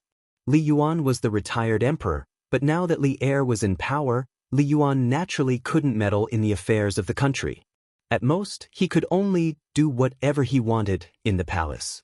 His edicts, under normal circumstances, couldn't be sent out of the palace. The old eunuch's expression changed. He said coldly, "How dare you? Even if the retired emperor has already abdicated, he is still the emperor. How can you look down on him like this?" When did I look down on him? I am only doubting the authenticity of this imperial edict." Li Zishuan gave him a sidelong glance and said without showing any weakness. The old eunuch's expression suddenly changed. His chest rose and fell rapidly for a moment. In the end, he suppressed the anger in his heart and said, "This is indeed not an imperial edict, but it is the retired emperor's intention. The retired emperor wants to invite you, Mark Yong, and to attend the banquet in the palace. Could it be that you don't dare to go?" Chapter 1165. Don't dare? To be honest, this marquis really doesn't dare. What if the retired emperor wants to vent his anger on behalf of King Lu and casually accuses this marquis of a crime and has this marquis beheaded? Li Zishuan said with a light smile in the courtyard of Yunshan. The old eunuch's expression froze.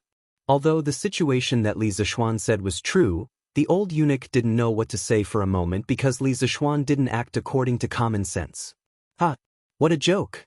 Eunuch, please wait here for a moment. This marquis will change into court clothes and enter the palace with eunuch. Just when the old eunuch was speechless, Li Zishuan laughed loudly and then turned to enter the room. As the saying goes, you can hide for a while, but you can't hide forever. Since he chose to become enemies with Li Yuanchang, then the day of confrontation with Li Yuan would come sooner or later. His words just now were just to test the old eunuch's reaction. Now it seemed that his prediction was not wrong at all. Indeed, after beating the young, the old came. When the old eunuch saw that Li Zishuan was willing to enter the palace, he couldn't help but breathe a sigh of relief because if Li Zishuan didn't want to go no matter what, he really couldn't do anything. First of all, he didn't have an imperial edict, so he didn't have the qualifications to force Li Zishuan to enter the palace. Secondly, if he used force and directly kidnapped him, it was even more impossible. On Yunshan, as long as Li Zishuan didn't want to leave, who in the world could kidnap him? Yunshan with 3 grandmasters in charge wasn't a place that anyone could casually cause trouble. However, at the same time that he breathed a sigh of relief, the old eunuch's heart couldn't help but sink. He secretly thought that although Li Zishuan was young, he didn't look easy to deal with at all. Those few words just now completely disrupted his rhythm, and he almost returned without accomplishing anything. "All right, let's go." After a moment, Li Zishuan changed into a purple marquee uniform and walked out. He spoke to the old eunuch at the door. His casual appearance was as if he was really going to attend a banquet, but the premise was that the previous conversation didn't happen. At this time, the old eunuch had already put away his contempt for Li Zishuan. He respectfully turned to the side and said, at this time, Han Yushi had already received the news and was standing in the hall, looking at Li Zishuan with a face full of worry. Li Zishuan turned around and smiled at his wife, indicating that she was fine. He then turned around and walked out of the door. Outside, San Bao had already prepared the horses. When the old eunuch came, he also rode a horse. The two of them rode 2 horses and rushed down Cloud Mountain. 3 with a pair. Iron Egg, I only have 2 cards left. In the student dormitory of Yanhuang College, more than a dozen students were crowded in dormitory 001, watching the bandit fight. Li Tai, Iron Egg, and Sun Zifan were in the midst of a battle. The 3 of them had some notes stuck on their faces. The faces of Chung Chumo, Yuchi Baolin, and the others were also full of notes. They were the contestants who had been eliminated earlier. Just as Li Zishuan said, gambling was strictly prohibited in the college. Those who violated the rule would be expelled from the college, and there would be no tolerance. Therefore, although Li Tai and the others played poker, they were determined not to gamble. After thinking for a while, they thought of the bad idea of sticking notes on their faces. This was very similar to a certain game in modern times. You do it. Iron Egg calculated in his mind and realized that there was still 1 bomb left. If he blew up Li Tai's card now, he would not be able to win the first round. He would be blown up by Li Tai's teammate, Sun Zifan. When that happened, not only would he lose, but he would lose even more. 2 on 2. Iron Egg, I'll stick 2 cards on your face. Li Tai laughed. After that, he tore 2 pieces of paper, dipped them in water, and was about to stick them on Iron Egg's face. Chinke, I saw Yamacho and an old eunuch coming down the mountain at the entrance of the college just now. They seemed to be in a hurry. At this moment, Li Yen walked in from outside the dormitory and said, Impossible. Yamacho is still grounded.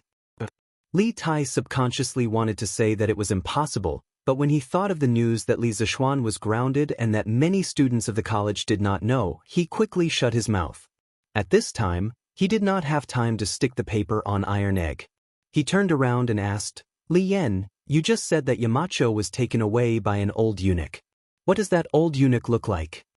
Li Yen frowned and thought for a moment, then said, I didn't see him clearly, but he has white hair and white eyebrows. He should be over 60 years old. White hair and white eyebrows. Li Tai's expression changed, and then he said to everyone, You guys play first. I have something to do back in Chang. After that, before anyone could react, the little fatty had already rushed out. His speed was definitely the fastest in his life. Because there was only 1 old eunuch in the palace who was over 60 years old, and that was the old eunuch who had served Li Yuan for more than 10 years, Chao Sishi. Chinke, wait for me. I'll go back with you.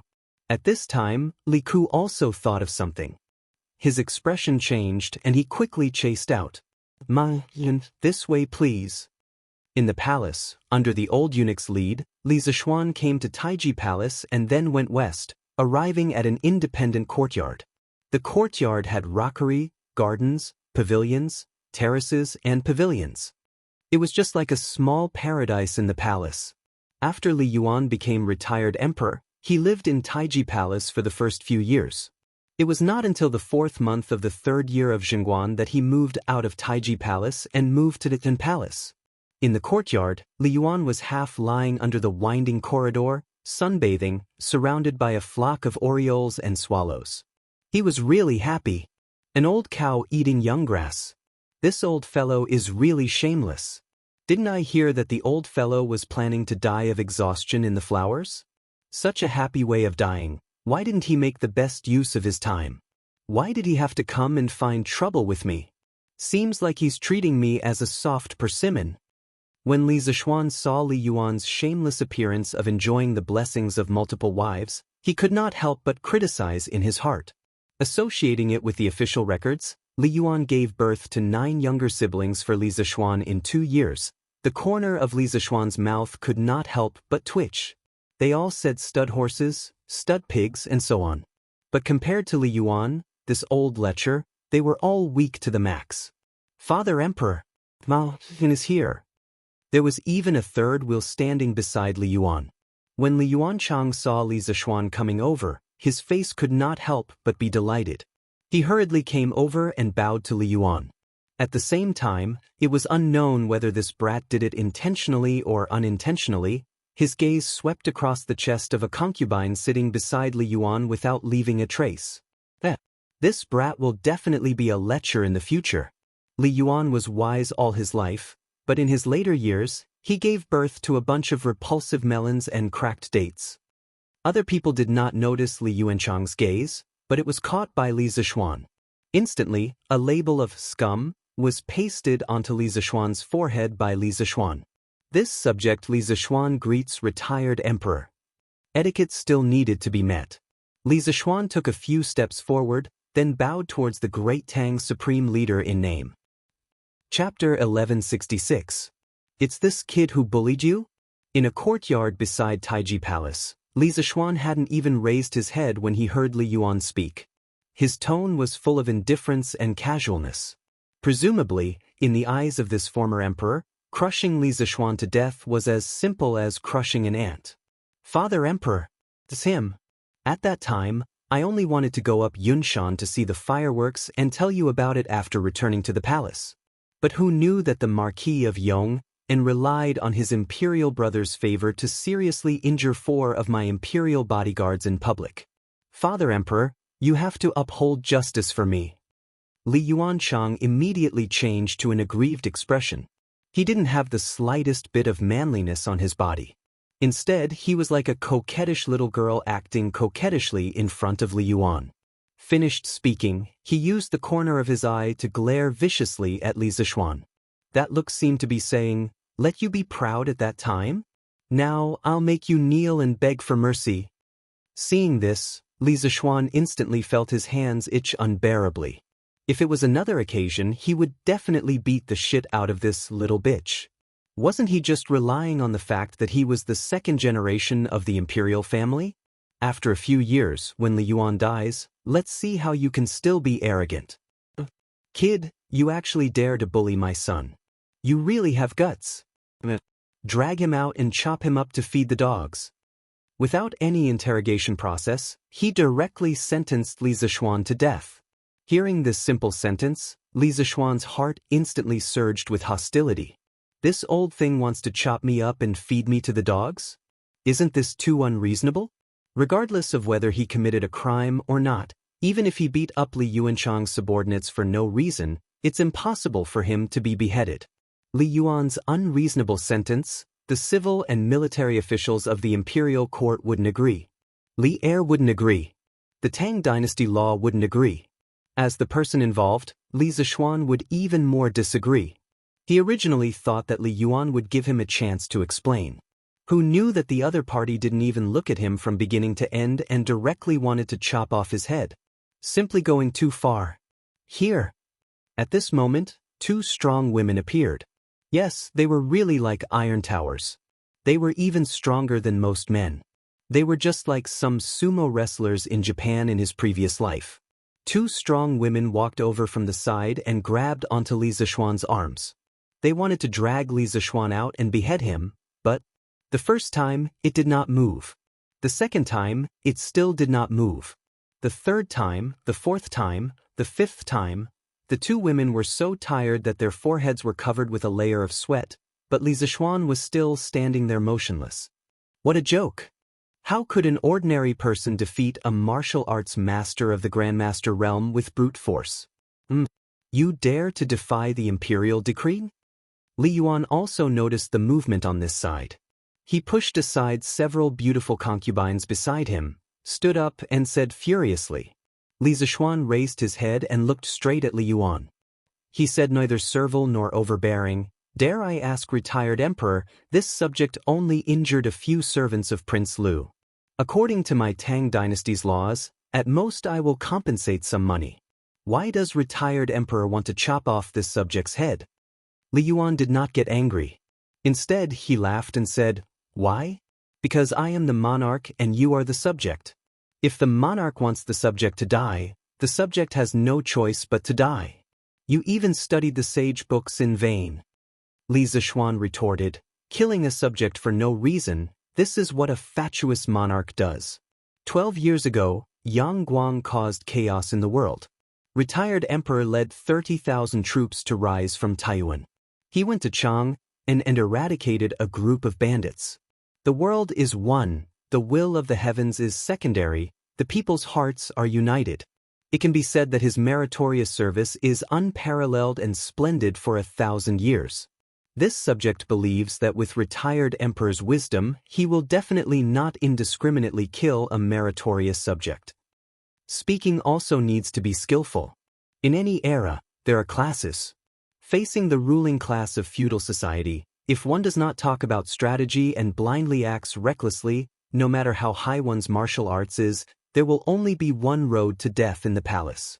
Listening to Li Zishuan talk about the events of the past, Li Yuan's old face that was somewhat pale due to excessive indulgence in debauchery became rosy at this moment. He closed his eyes and stood with his hands behind his back. In his mind, he could not help but recall the years of the Sui dynasty, that period of extraordinary time when he and the 18 rebellious princes fought for the throne. In the end, he took a deep breath, looked at Li Zishuan and said with a smile that was not a smile, "You brat, you really know how to talk. No wonder Erlang would think highly of you." His tone was already not as intense as before. Li Zishuan could not help but breathe a sigh of relief. The most dangerous moment had finally passed. Li Yuanchang, who was at the side, had an anxious expression. He quickly interrupted and said, "Father Emperor, don't be deceived by this fellow's flowery words. He doesn't have you in his eyes at all. Back then, Aken said that I wanted to go to Cloud Mountain to see what fireworks looked like for Father Emperor. However, not only did he not let me go, he even injured Aken, stirring up trouble. This brat already knows how to stir up trouble at such a young age. What would happen when he grows up?"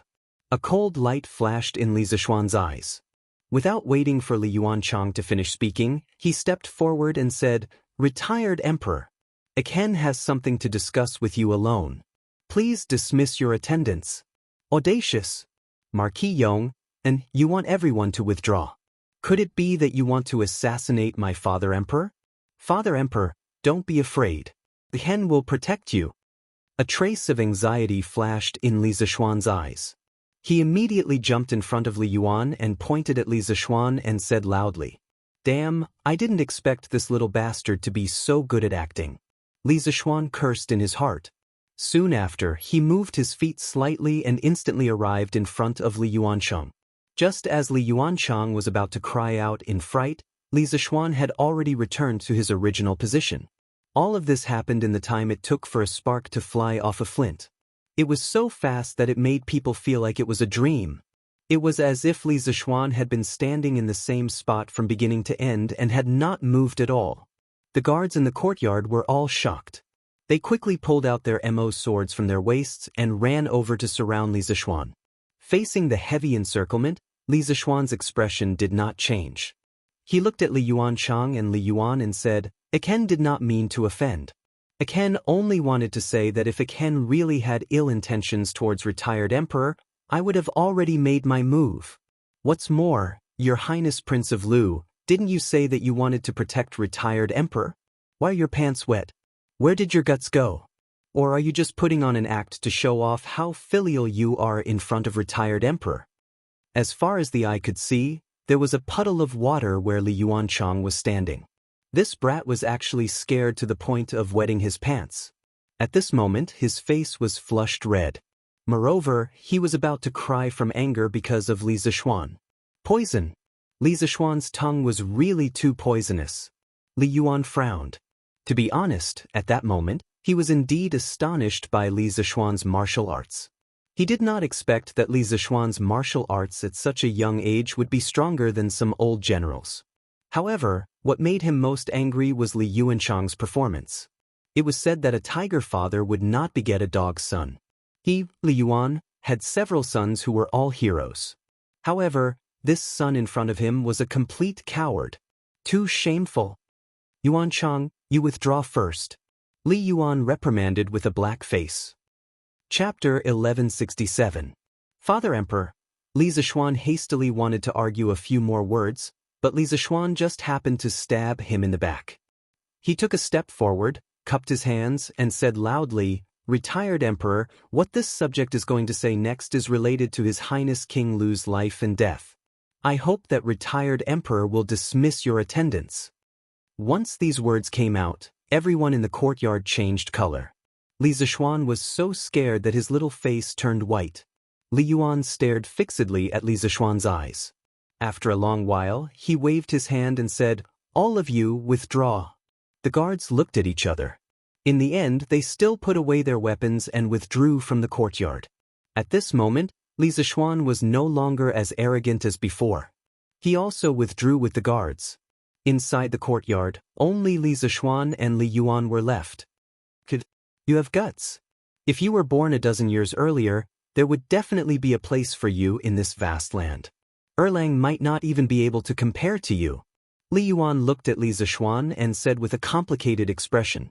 It was not that he was trying to flatter Li Zishuan, but in that confrontation just now, Li Zishuan had resolved a life-or-death situation in the blink of an eye. The courage and strategy he had displayed had made him look at him in a new light. A person who only has bravery is not scary. What's scary is bravery and strategy. This kind of person, placed in troubled times, definitely has the qualifications to become a formidable person. Li Zishuan was greatly shocked. He thought to himself, "Old thing, do you lack morals? Are you trying to kill me by saying these kinds of words? This rotten old man is very bad." Li Zishuan gave Li Yuan such a label in his heart. Retired Emperor's words are wrong. With this subject's lazy temperament, if I was born a dozen years earlier, I definitely would not be able to live until now. Only in this kind of peaceful and prosperous world can this subject's talent and knowledge have a place to display its. Li Zishuan criticized for a while in his heart, then he hurriedly stepped forward and said, regardless of whether or not there were eyes and ears in the surroundings, and regardless of whether or not Li Yuan's words were deliberately probing, in terms of basic political standpoint, he must stand in the right position. Li Yuan shook his head and did not argue with Li Zishuan on this matter. He said in a low voice, "Kid, just now, you said that you had something to discuss with Zhen, and it was related to Yuan Chang's life and death. Now that Zhen has dismissed the servants, hurry up and speak. If I find out that you lied to me, I'll even get people to drag you down and chop you up to feed the dogs." Li Zishuan smiled calmly and said, "Retired Emperor, have you heard of the story of Wu Jiangzongzi?" When Li Yuan heard that, his expression changed abruptly. Li Zishuan's words poked at that scar in his heart that had not healed all along. Li Zishuan ignored him and continued, "During the spring and autumn period, the second son of Zheng Wugong, Gongshu Duan, was born. His mother, Wu Jiang, had a difficult birth when giving birth to her eldest son, so she hated her eldest son, Jiyunxing. She repeatedly asked Zheng Wugong to make Gongshu Duan the crown prince, but Zheng Wugong did not agree. After Zheng Wugong died, his eldest son, Jiyunxing, ascended the throne as Zheng Zhuanggong. 2 years later, Wu Jiang requested to give the capital to Gongshu Duan. After receiving permission, Gongshu Duan was able to live in the capital and wantonly expand his private power. Not long after, Gongshu Duan ordered the western and northern border regions of Zheng to listen to his commands. Zheng Dafu's son, Lu, expressed to Zheng Zhuanggong that as a country's official, he could not listen to orders from both sides. If Zheng Zhuanggong intended to abdicate the throne to Gongshu Duan, then he should serve him.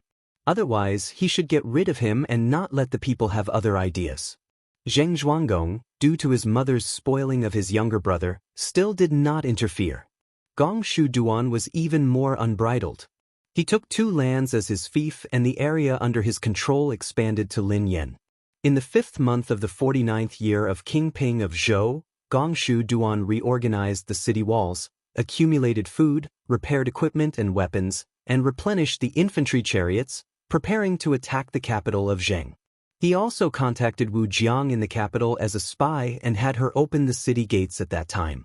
When Zheng Zhuanggong heard the date of Gong Shu Duan's attack, he ordered Zheng Dafu's son, Lu, to lead 200 chariots to attack the capital city. Gong Shu Duan was defeated and fled to Yen. Zheng Zhuanggong led his troops to pursue and win. After that, Gong Shu Duan fled to live in Gongyi. Zhuanggong sent out his troops to pursue and kill him. In the end, Gong Shu Duan was driven to a dead end and was forced to commit suicide. Silence. After Li Zishuan's voice fell, the courtyard suddenly sunk into a strange silence. Li Yuan stared fixedly at him. His eyes also stared unblinkingly at Li Yuan.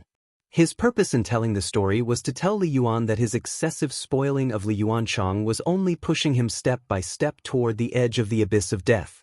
When he, Li Yuan, passed away one day and could no longer protect Li Yuanchang, if Li Yuanchang was still so jumpy and liked to stir up trouble everywhere, then he, Li Yuanchang, would be the next Gong Shu Duan. This was not an exaggeration to scare people. The Li Yuanchang of history, because of Li Yuan's excessive spoiling when he was alive, caused him to forget himself and lose his reverence. As a result, in the 17th year of Zhengguan, together with Du He, Zhao Jie, Li Anyun, and the others, he suggested Crown Prince Li Qingqian to rebel. Hexen Qingji reported the Crown Prince's rebellion, and Li Yuanchang, Du He, Hou Junji, and the others were all beheaded for the crime of rebellion. Imperial Grandfather, have mercy At this moment, a clear and melodious female voice, like the chirping of an oriole, broke the silence. Changel, who was wearing a thick fur coat, was running quickly towards them. Behind her were Li Tai, Li Ku, and Li Qingqian. Aya! When Changel was running in front of the two, she accidentally tripped over a protruding stone tile on the ground, and her entire body was about to crash into the limestone floor in front of her. Princess, be careful. In a flash, Li Zishuan shot forward and arrived in front of Changel.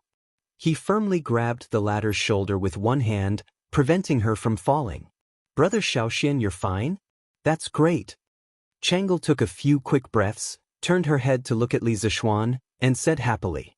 Li Zishuan frowned, because he could sense that Changel's breathing was extremely chaotic. When he thought about how this little girl had run all the way here from Changel Palace in the middle of winter, his expression changed, and he hurriedly said, Changel, don't speak. Quickly calm your breathing and focus your mind. It would have been better if he hadn't said anything, but now that he said it, Changel's face instantly turned ghastly pale. She bent over and clutched her chest, and then she coughed violently. She then said with a pained expression, Cough, cough, cough. Brother Xiaoxian, Changel's chest is so stuffy. Puff, puff. As she spoke, her breathing became shorter and shorter, more and more hurried. Changel, what's wrong? At this time, Li Yuan also quickly rushed over. He looked at the pale Changel and said with an anxious expression. Li Qingqian and Li Tai had only just caught up, and the two of them anxiously said, Changel's qi is acting up. Someone quickly call the imperial physician. At this time, how could Li Zishuan still care about the propriety between men and women? What's more, Changel was only a little girl. He never had that kind of thought. At the critical moment, he carried Changel up from the ground in a princess carry. He said anxiously to Li Yuan, Retired Emperor, where is a warm side room? Changel can't breathe in cold air right now, or else her life will be in danger. Li Yuan had always doted on Changel. When he heard Li Zishuan's words, his face that was always calm also panicked a little. He pointed at the palace in the north, and as he ran, he shouted at Li Zishuan, Quickly follow Zhen. Zhen's bedroom has heating. Chapter 1168. The biggest taboo for asthma patients in winter was to stay outside for a long time and inhale large amounts of cold air. Changel ran all the way from Changel Palace to Taiji Palace just now. Her speed was even faster than Li Tai and Li Qingqian. Under such intense exercise, her trachea and lungs would naturally be filled with a large amount of cold air. In addition, the little girl's qi disease had been hidden for a year. Now that it met with such an opportunity, it immediately erupted like a flood and ferocious beast. Illness comes like a landslide. This was Changle's current situation. Just a moment ago, she was still a lively and cute little girl. Now, she could only sit on the bed and cough violently. Even breathing was difficult. Imperial physician. Where's the imperial physician? Quickly call the imperial physician. At this moment, Li Yuan's face no longer had the previous indifference and relaxation. He anxiously paced around the room and shouted to the servants in the room. It's useless even if the imperial physician comes. Li Zishuan, who was sitting by the bed and placing his hand on Changle's white wrist, hurriedly said, "Retired Emperor, Changle's qi disease this time is very fierce. I'll first use true qi to help her recuperate. Quickly send someone out of the city to Yunshan to invite Sun Daozhong." Today was the 5th day of the Lunar New Year. Sun Simiao did not go out to do volunteer medical treatment. At this time, Li Yuan had already put down his airs, because although he was imprisoned in the depths of the palace, he had also heard that Li Zishuan had once seized blood to extend his life, saved Qin Qiong, and quelled the cholera with his own strength. Now, he was completely responding to whatever Li Zishuan said. Whatever he wanted, he would give. Because Changle was not only Li Er and Changsuan's favorite, she was also Li Yuan's favorite. What are you still standing there for? Quickly go. Quickly ride a horse to Yunshan. Invite Sun Daozhong over for Zhen. If anything happens to Changle today, none of you can think about living. All the eunuchs, palace maids, and servants' expressions changed. The old woman who previously brought Li Zishuan into the palace hurriedly stepped forward and said, "Yes." Then she turned around and walked out of the room.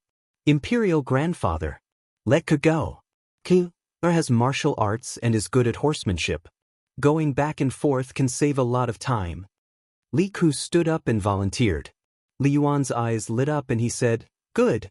Ke, quickly ride on my carefree horse and quickly go to Cloud Mountain to invite Daoist's son." The carefree horse was Li Yuan's mount. It was gifted to Li Er for a period of time, but Li Er returned it after ascending the throne. Li Ku solemnly cupped his fists and said, "Yes, father." After saying that, Li Ku rushed out of the house in a flash. On the bed, Changle leaned on one of Li Zishuan's hands. She closed her eyes and coughed less violently than before. However, she was still short of breath, as if the air in the room was not enough for her to breathe. Li Zishuan supported Changle's back with one hand and massaged a part of her back with the other hand. Of course, he was not massaging through the thick snow fur coat. When they entered the room, Changle's coat had been taken off by the maidservants. She was still wearing a white silk undergarment. It was not out of line. "Brat, how is Changle now?" Under the critical situation, Li Yuan could not care about those messy things. Moreover, Changle was still young. Everyone still treated her as a child. Retired emperor. With the princess's current situation, only Daoist's son can use the golden needle to guide qi into her body to help her calm down the chaotic yin qi in her body. This subject can only massage the Feng Men acupoint to calm the princess's cough and stall for time for the princess. Everything can only be done when Daoist's son arrives. Large beads of sweat rolled down Li Zishuan's forehead. A few beads of sweat rolled into his eyes. He only blinked his eyes and did not stop the movements of his hands at all. Just now, he said it was easy, but only he, the person involved, knew how hard it was to do it. Feng Men, also known as hot house, back house, hot house acupoint, belonged to the bladder meridian of the foot. It was the intersection point between the foot's Taiyang meridian and the Du meridian. Feng, the qi and blood of the body were mainly wind. Feng Men, it referred to the door of entry and exit. The Feng Men acupoint referred to the flow of qi and blood of the arm. Massaging the Feng Men acupoint was very effective in treating asthma. What Li Zishuan was doing now was not only massage, but also transferring qi. He was using the true qi in his body to help Changle straighten out the chaotic yin qi in her body. If he transferred qi too quickly, It would definitely hurt Changle's meridians. If he transferred qi too slowly, it would greatly affect the effect.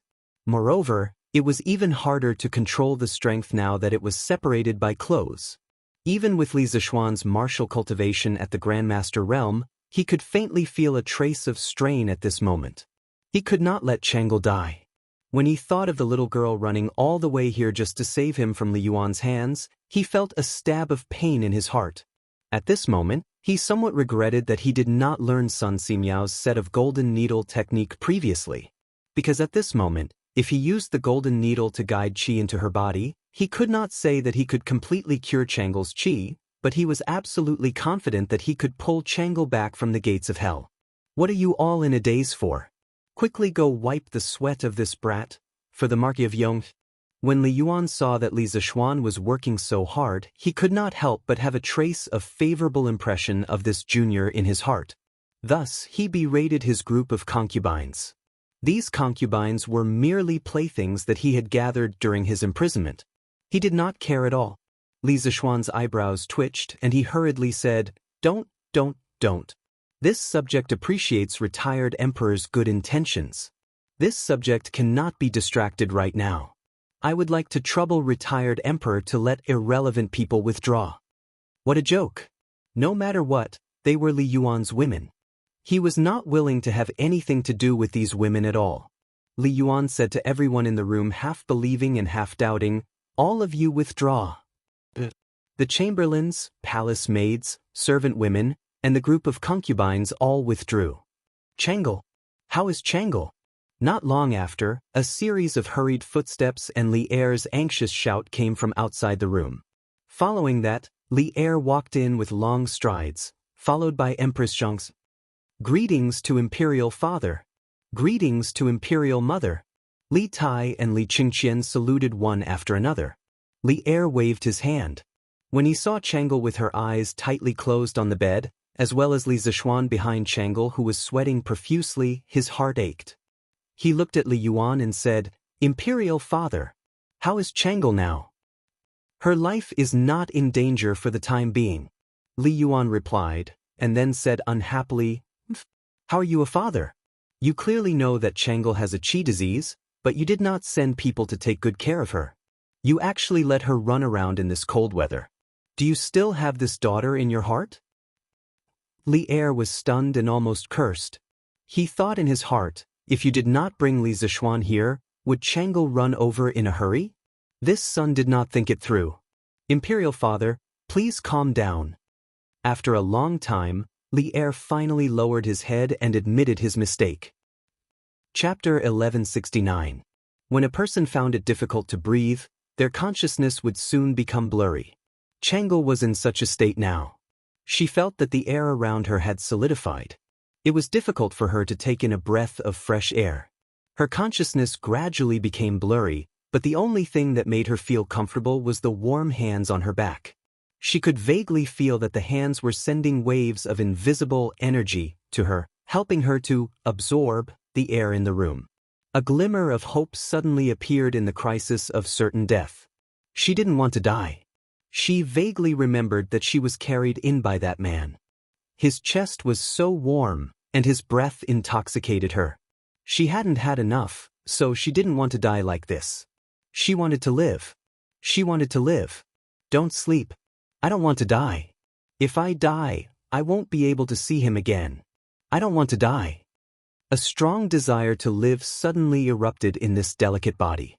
Along with the waves of invisible energy, Changle breathed desperately trying to absorb the vitality between heaven and earth.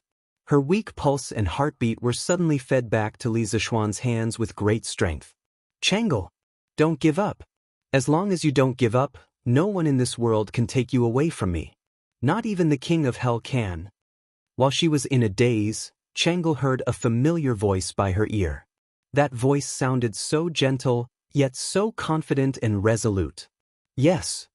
Using all her strength, Changle responded to Li Zishuan's encouragement with a soft Your Majesty, Changle is awake. I just heard her voice. Zhangsun, who was guarding at the side, held Li Er's hands excitedly. It had been nearly an hour since Changle's accident. For a moment, they saw Li Zishuan's face become very ugly. Without asking, they knew that Changle's situation had worsened. However, Li Zishuan did not give up. He continued to massage Changle's Fengmen acupoint repeatedly and continuously transferred qi to her. At this moment, Li Zishuan's face was extremely pale, but there was a trace of joy between his brows. Obviously, Changle had been saved from the most dangerous situation. Where is Ke? Has Ke returned to the city? Li Er patted Jiang Xuan's shoulder, but the worry between his brows did not fade away. He knew that Changle was only temporarily out of danger. If she wanted to be completely cured, Sun Simiao had to come over. Your Majesty, it would take at least 6/4 of an hour to travel from Chang and to Yun Mountain, even on a fast horse. His Highness King of Han shouldn't have reached Chang, and yet. Zhao Song stepped forward and cupped his fists. 60 minutes. Li Er's face sank, his expression filled with anxiety. He looked at Zhao Song and whispered, "In your opinion, how much longer can the Marquis of Yong and hold on?" Zhao Song looked troubled.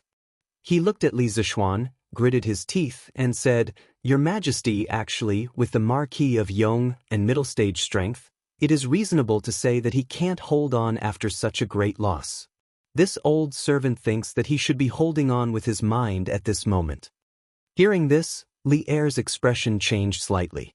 When the Turkic army came to Chang, he was not anxious. At this moment, beads of sweat appeared on his forehead from anxiety. At this moment, he caught a glimpse of Li Yuanchang, who was standing in the corner and pretending to be an invisible person without saying a word. A trace of killing intent suddenly appeared in his eyes. The root of all today's problems was this brat. Li Er had just finished the morning court today when he learned that Li Zishuan had been invited from Yunshan to the palace by the people sent by Li Yuan. He thought for a moment and understood that it must be Li Yuanchang behind this. After all, he was also present at the conflict at the foot of Yunshan on New Year's Eve. After guessing the cause and effect of this matter, Li Er did not take it to heart. Because in his opinion, Li Yuan would at most admonish Li Zishuan, and he was too lazy to come over and do something unnecessary. If things went wrong, he might even be ridiculed by Li Yuan. But who knew that in the end, it would cause such a big mess? His most beloved pearl in his palm almost lost her life because of this. And all this was because Li Yuanchang was stirring up trouble. Feeling Li Er's gaze, which was as though he wanted to eat him alive, Li Yuanchang's forehead started to sweat profusely. His little face turned pale in an instant, and at the same time, his legs started to tremble nonstop. Suddenly, a foul stench came from within the house. It was Li Yuanchang who had wet his pants again. Cough, cough. Li Yuan glanced at Li Er, then looked at Li Yuanchang with a complicated gaze. He scolded in a low voice, "Get out!" Letting him out was both an exile and protection. Yes, Father. As if he had been granted amnesty, Li Yuanchang did not even have the courage to look at Li Er and went out dejectedly. "Your Majesty! Your Majesty! The King of Han and Dr. Sun have entered the city." At this moment, a chamberlain ran in from outside the room and bowed to Li Er with a face full of joy. "They're here. They're finally here. Hurry! Order people to open all the gates of the palace and give special permission for the King of Han and Dr. Sun to ride horses in the palace today. All guards are not allowed to stop the two of them. Violators will be beheaded." Li Er was shocked and said with unusual joy, "Yes, sir." The chamberlain hurriedly went out to pass on the decree. Bam. Mark Yong? Guards. Hurry. Help Martin to rest. Hurry and call the imperial physician. At the same time, Jiang Xuan's anxious shout came from behind Li Er. Li Er turned around and saw that Li Zishuan had fainted on the bed, and Changle had fallen onto Li Zishuan due to inertia. It turned out that when he heard the chamberlain outside the door saying that Li Zishuan and Sun Simiao had entered the city, Li Zishuan finally heaved a huge sigh of relief. However, what followed was a deep sense of exhaustion. He had never been as tired as he was now, and finally, he could not help but faint. "Hurry! Help Marung into the side hall to rest." Li Er instructed Zhao Song. "Yes, Your Majesty." On the other side, Zhang Sun helped Chang'e up from Li Zishuan's body. Zhao Song walked over and carried Li Zishuan on his back, then walked toward a side room. Grandfather, Dr. Sun is here. Father? You're here too. After so much waiting, Li Ke had finally returned with reinforcements. When he saw Li Er at the door, he hurriedly bowed and said. Li Er nodded and greeted Sun Simiao, who was behind Li Ku, with a solemn expression. Priest Sun, Chang'e's condition has suddenly worsened. Please save her no matter what. I've already heard the King of Han explain the cause and effect on the way here. Your Majesty, please allow me to take the princess's pulse first. Sun Simiao's beard and hair were all messed up from being carried by Li Ku all the way here. At this moment, he did not bother to tidy up his appearance and went forward to take Chang'e's pulse. Chapter 1170. Dr. Sun, how is Chang'e? In Li Yuan's bedroom, after Sun Simiao finished the acupuncture, his expression was somewhat dispirited. Li Er did not have the time to pay attention to Sun Simiao's expression at this moment. He hurriedly walked forward and asked. Sun Simiao smiled and went to the side to wash his hands unhurriedly before saying, This humble Daoist congratulates your Majesty. Li Er frowned and said, May I ask what is there to congratulate me about? Sun Simiao stroked his beard and said with a smile, Your Majesty, although the princess's qi disease came fiercely today, fortunately, the Marquis of Yong and delivered qi in time to nurse the princess's internal breathing. In addition, the princess's desire to live is very tenacious. Currently, there is no major problem. Compared to last year, the princess's physique has greatly improved.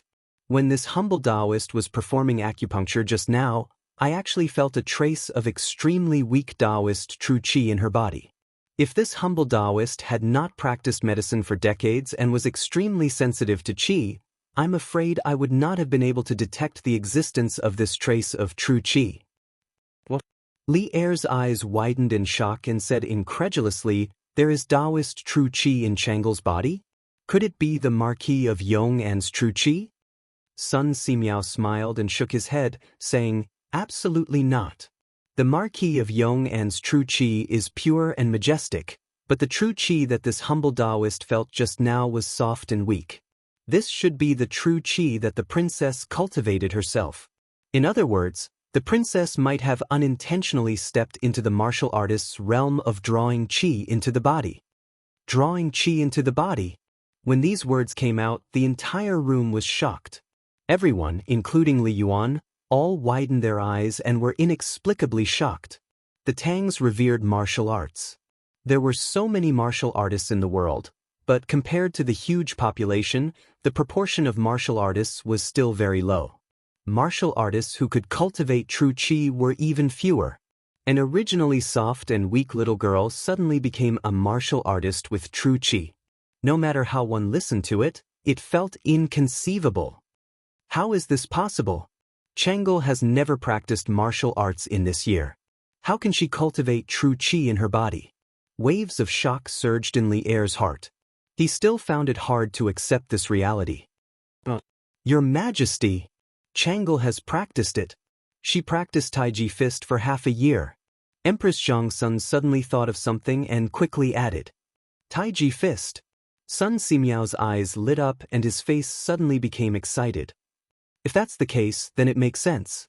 Last year, I saw Taiji Fist in the academy. This fist technique contains the Taoist theory of yin and yang. It can be both yin and yang. It can nourish one's qi and build one's body. Its effect is no less than the 5 animal frolics. Your Highness's Taoist heart is bright. It is not surprising that you can understand the essence of the Taiji Fist and cultivate a trace of Taoist true qi. There's such a thing. After listening to Sun Simiao's analysis, Li Er felt a little incredulous. Dr. Sun, doesn't that mean that if the Empress persists in practicing Taiji Fist every day, she will also be able to cultivate Daoist true qi and strengthen her ability to resist qi disease? The illness of Empress Zhangsun and Chang'e had always been a thorn in Li Er's heart. He was always worried that the 2 most important people in his life would suddenly leave him one day. At this moment, hearing Sun Simiao say that Chang'e had cultivated genuine qi because of Taiji Fist, Li Er suddenly had the idea of letting Empress Xianxia follow suit. Sun Simiao shook his head. Of course not. Taiji Fist is exquisite, but in my opinion, those who can rely on Taiji Fist to cultivate genuine qi are absolutely one in a million. Your Highness is a very special case. Under various coincidences, Your Highness's qi disease has taken a huge turn for the better. With a little treatment in the future, it is very likely that she will completely recover. Right, just now I also found that Your Highness's heart and lungs are much more energetic than before. I wonder if Your Majesty and Her Highness have given Your Highness any supplements to strengthen your heart and lungs in the past year?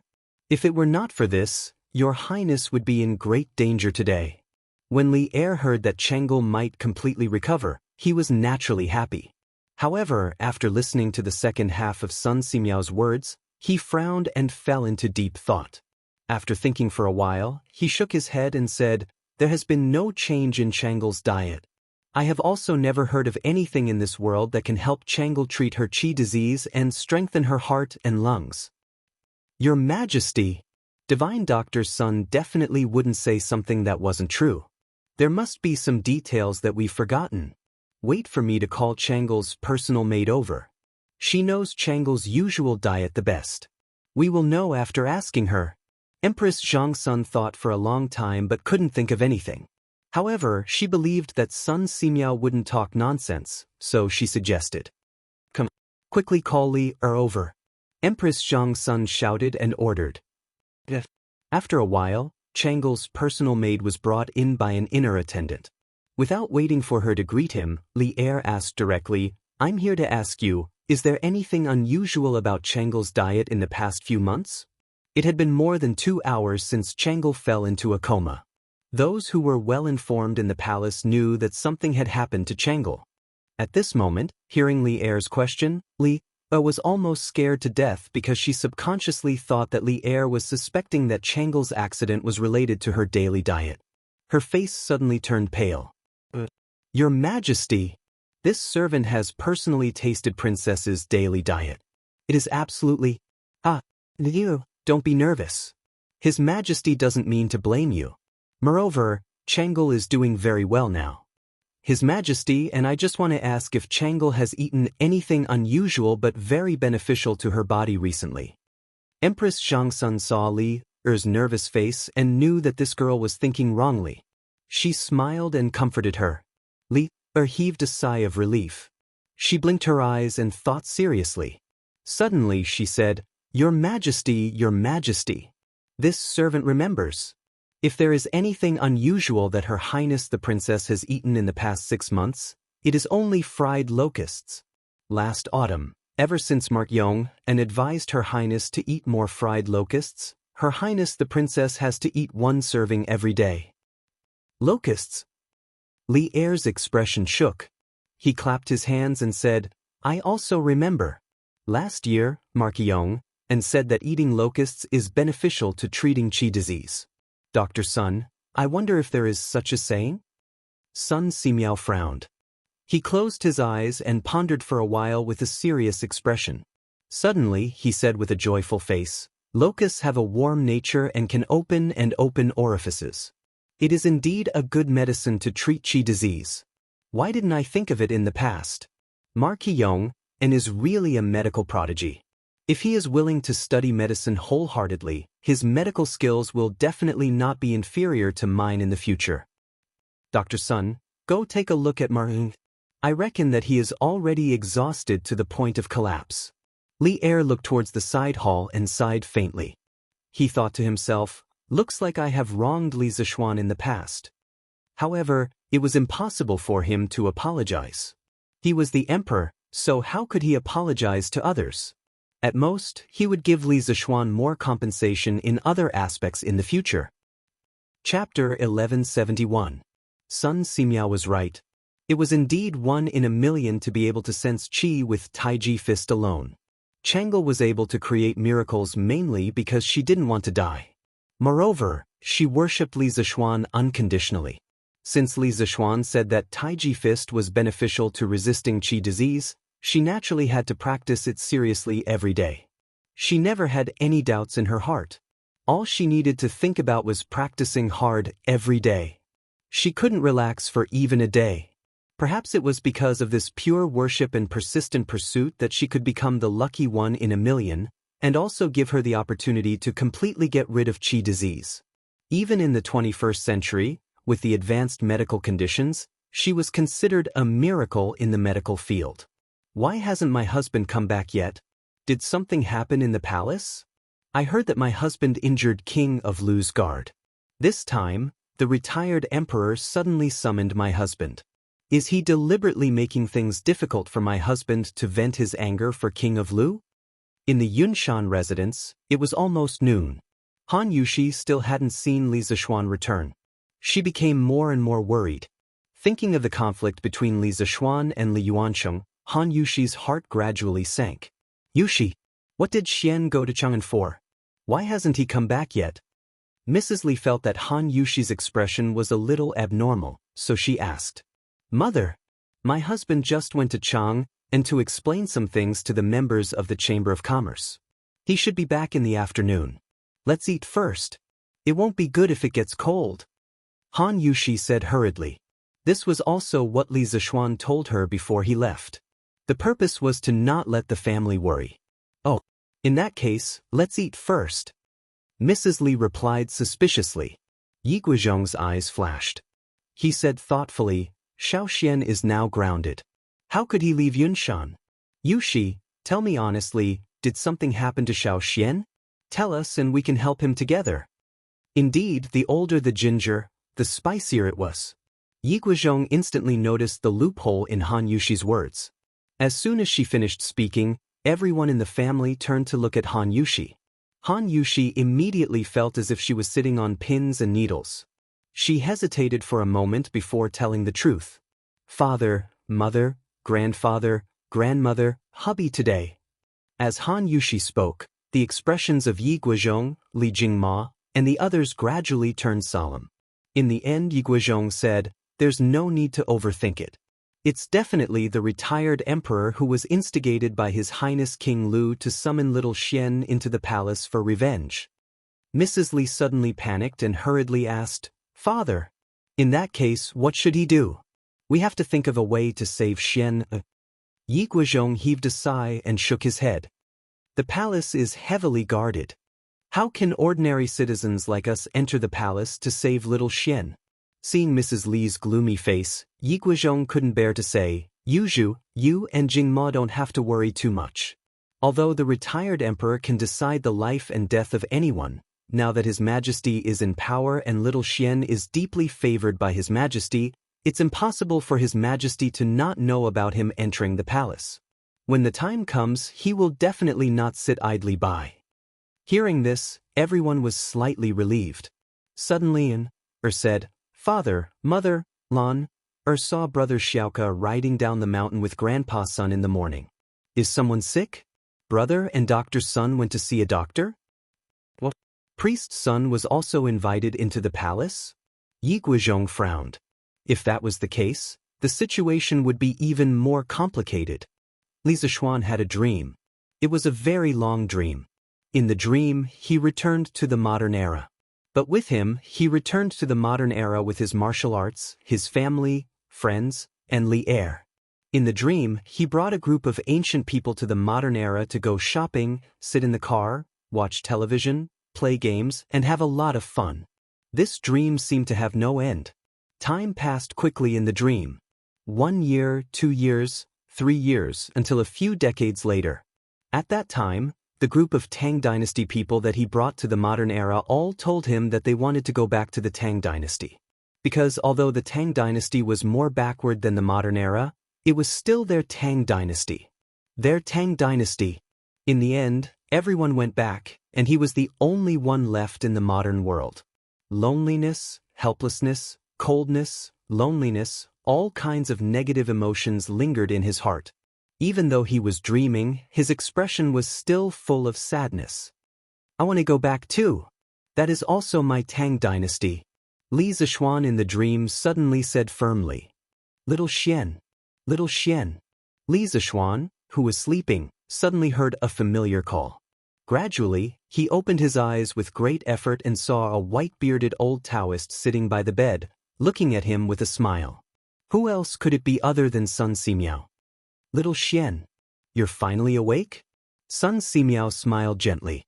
Li Zishuan suddenly realized that everything seemed to have returned to the beginning. Last spring, when he first came to this world, the first person he saw when he opened his eyes was also Sun Simiao. And at that time, Sun Simiao was also treating him. Everything was so similar. Taoist Sun, thank you so much. You've saved my life again. Li Zishuan struggled to pull his hands out and saluted Sun Simiao. His voice was very weak. Sun Simiao made a rare joke and said, Okay, you don't have to be so polite with me. Take care of yourself first.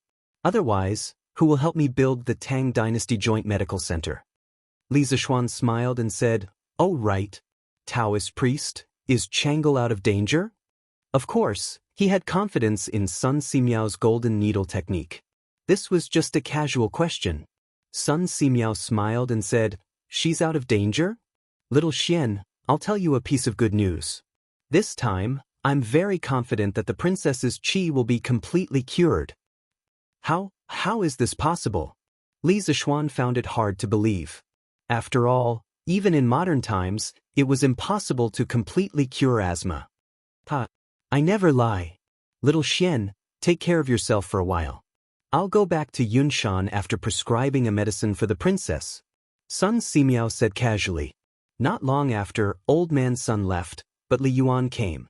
He walked straight to the side of Li Zishuan's bed and laughed loudly. Yo, you're awake. Not bad. Good job. Luckily you're here today. Otherwise, I'm afraid that I'll lose Chang'e forever. Even if Erlang doesn't reward you, I'll reward you. Say it, what do you want? As long as I have it, I'll reward you.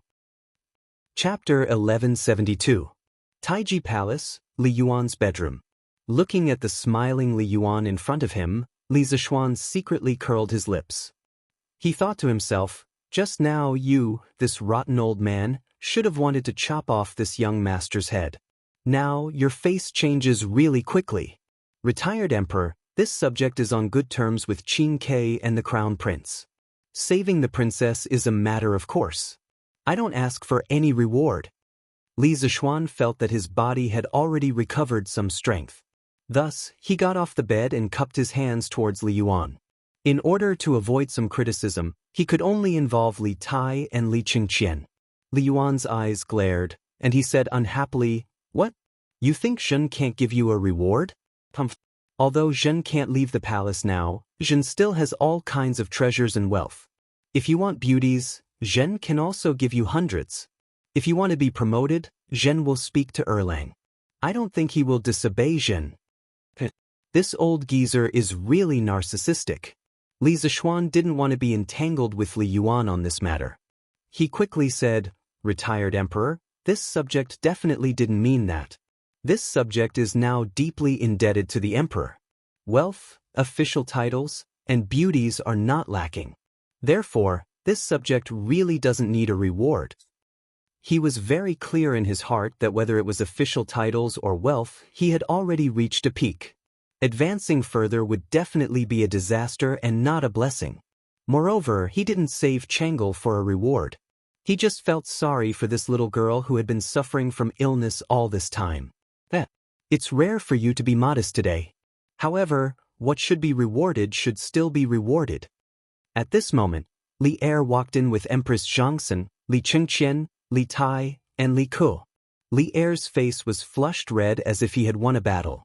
He came in front of Li Zishuan and said, Today, not only did you save Chang'e, but because of you, there is hope that Chang'e's illness can be completely cured. This can be considered to have solved one of Zhen's worries. You should be rewarded. And you must be heavily rewarded. He did have a reason to be happy. Chang'e's recovery gave him hope because Empress Zhangxuan's situation was exactly the same as Chang'e's. Now, with Chang'e's example, there was hope for Empress Zhangxuan's illness to be cured. Actually, Li Zishuan just wanted to go home as soon as possible. He was about to reject him when Li Er waved his hand and said, I know you don't lack anything now, but I still want to reward you. How about this? Now that you have 8 villages under you, we might as well bestow all of Lantian County to you. As soon as he finished speaking, everyone, including Li Zishuan, was stunned. There was no other reason. This reward was simply too shocking. How big was Lantian County? This wasn't easy to measure at the moment, but the most direct measurement was population. Lantian County was considered a large county, and there were at least 50 to 60,000 people in the county. If converted into households, there were at least 10,000 households. Although Li Zishuan's current title was only that of a marquis, he could live in 10,000 households. This was a treatment that even ordinary princes couldn't enjoy. Furthermore, Lantian County was close to Chang, and its geographical location was rather important. Yet, Li Er gave it to Li Zishuan as his fief. This kind of generosity was not small. It could be said that just based on this reward, Li Er treated Li Zishuan better than his own son. As such, Li Zishuan could be said to have become the second largest landlord in Great Tang. The first was of course Li Er. In terms of land, no one could compare to him. After all, he had a vast territory. Your Majesty, please retract your order. This subject dares not accept such a heavy reward. Li Zishuan's heart trembled. After a moment, he hurriedly cupped his hands and said, "The bigger the bowl, the bigger the rice." Li Zishuan knew very well that the current him definitely couldn't enjoy such a large fief. Even if he agreed to Li Er's reward today, in the future, the court would definitely not agree to it. This reward was too big, to the point that no one could accept it. Our words carry enormous weight. Since it's given to you, you should accept it. As for the rest, if they have any objections, tell them to look for us. Others might think that this reward was too heavy, but Li Er didn't think it was heavy at all. After all, Li Zishuan had saved the two most important people in his life. A few years ago, when Chang'e and Changsun were suffering from illness, he even thought that as long as someone could completely cure their illness, he would be willing to give half of the country. Now, this was just Lantian County. Even if the court officials had objections, he would still insist on such a reward.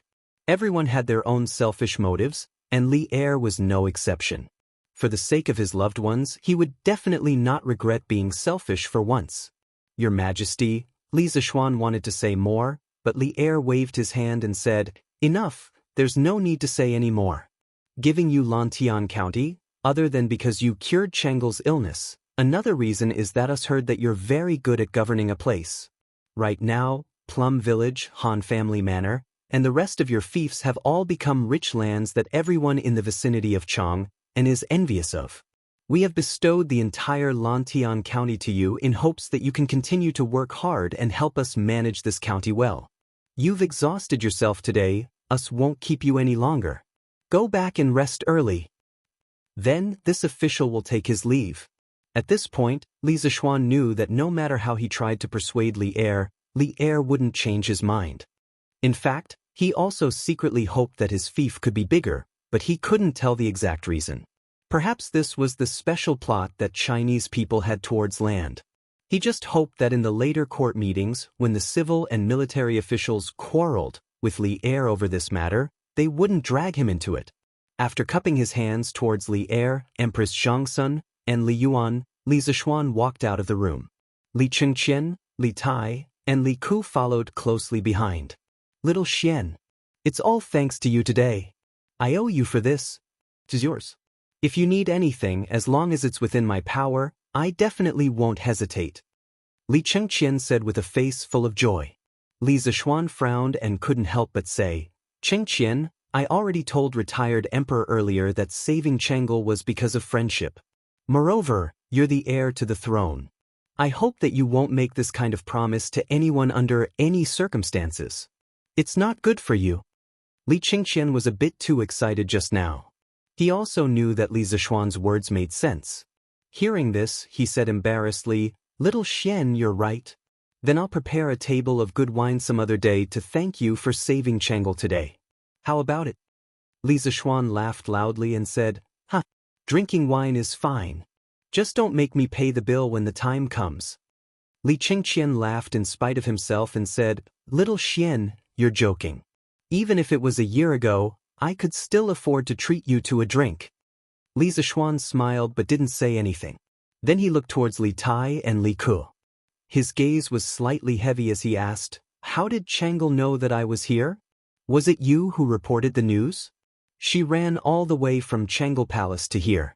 Why didn't you stop her? Don't you know that she has an illness and can't stand the cold wind?" Chapter 1173. On the arched bridge in front of Taiji Palace. Li Tai and Li Ku, the two grand princes, were trembling in fear in front of Li Zishuan, embark. If this scene was seen by others, their jaws would drop to the ground. Mountain Elder, it was Chang'e who told Xiao Ku and me before that if little royal uncle were to find trouble with you, we should call her over to plead with royal grandfather. The situation was urgent at that time, and we didn't expect Chang'e's chi to suddenly act up. Li Tai's face was full of self-blame. He rubbed his hands and said guiltily. Li Zishuan snorted coldly. "Then do you know that your carelessness almost killed Chang'e? As the elder brother, you caused the death of your sister. I wonder if you'll be able to live in peace for the rest of your lives." Li Tai and Li Ku's faces turned pale when they heard this. Li Qingqian quickly mediated. "All right, Xiaoxian, since it has already happened, there's no point in saying anything more. Fortunately, Chang'e now has a blessing in disguise. She has a chance to completely cure her qi. Priest Sun said before that there can be no construction without destruction. No one expected her qi to flare up this time, but the end result is still good." Seeing that Li Qingqian took the initiative to speak up for Li Tai and Li Ku, Li Zishuan was secretly relieved. These brothers were finally acting like brothers, and no longer schemed against each other all the time. When Dr. Sun said that Chang'e used Taiji Fist to cultivate true qi, I was shocked. "Xiaoxian, I didn't expect the Taiji Fist you taught to the students of the academy to be so magical. If the common people or the people of Jianghu knew about this, they would definitely go to the academy to learn it." Li Qingqian said with a smile. "What? Chang'e used Taiji Fist to cultivate qi?" Li Zishuan's eyeballs almost fell to the ground. When he taught Chang'e Taiji Fist to the students, he only wanted them to strengthen their bodies. He didn't expect that someone could cultivate qi. After all, for ordinary people, the profound meaning of Taiji Fist was too profound. If they did not understand the fist intent and only understood the fist form, it was impossible for them to reach a higher level. Therefore, Li Zishuan was surprised that Chang'e could use Taiji Fist to cultivate true qi. Just think about it, a delicate and weak little girl suddenly became a martial artist with true qi. No matter how one listened to it, it felt unreal. Perhaps this was the only way to describe Chang'e's talent in martial arts. I'm ashamed to say that I came into contact with Taiji Fist earlier than Chang'e, but I neglected to practice it. My progress is not even 1,000th of Chang'e's. Li Qingqian nodded with a face full of regret. With Chang'e as a living example, the Li family no longer dared to underestimate Taiji Fist. They believed that after today, there would be a craze for Taiji Fist in the palace. Li Tai scratched his head and said embarrassedly, "Ahem. I'm going to start practicing Tai Chi next semester. Maybe in a few years, I can become a martial arts expert like Yamacho, hee. Li Zishuan rolled his eyes and couldn't be bothered with this little fatty. Was it so easy to become a martial arts expert? Let's not talk about it now. We'll talk another day. Li Zishuan waved his hand and prepared to go home. He had stayed in the palace for so long that his family must be worried sick. Yamacho, Qingke and I are going back to Yunshan too. Why don't we take a carriage back to Yunshan together? Li Ku's eyes flashed with worry as he hurriedly said. He was mainly worried that Li Zishuan would get into trouble while riding a horse in his current condition. That was why he suggested it in a roundabout way. Yes. All right then. Li Zishuan thought about it and accepted Li Ku's kindness. Riding a horse in such cold weather was indeed not a pleasant thing, especially in the north. The wind was like knives on the face. No matter how good one's martial arts were, it would not feel good. Husband, you're finally back. As evening approached, he finally returned to the residence. Han Yushi was waiting at the door. Seeing Li Zishuan return, she hurriedly got up and greeted him. Did the retired emperor make things difficult for you? Madame Li asked Li Zishuan as she stood up. Mother, it's nothing. It's mainly because something happened in the palace, so I was delayed for a while. Li Zishuan replied with a relaxed expression. Madame Li smiled as if relieved of a burden. Half an hour ago, Daoist's son returned from Chang. Mother heard from Daoist's son that Princess Changel had a relapse. You were in the palace helping to treat her. How is Her Highness now?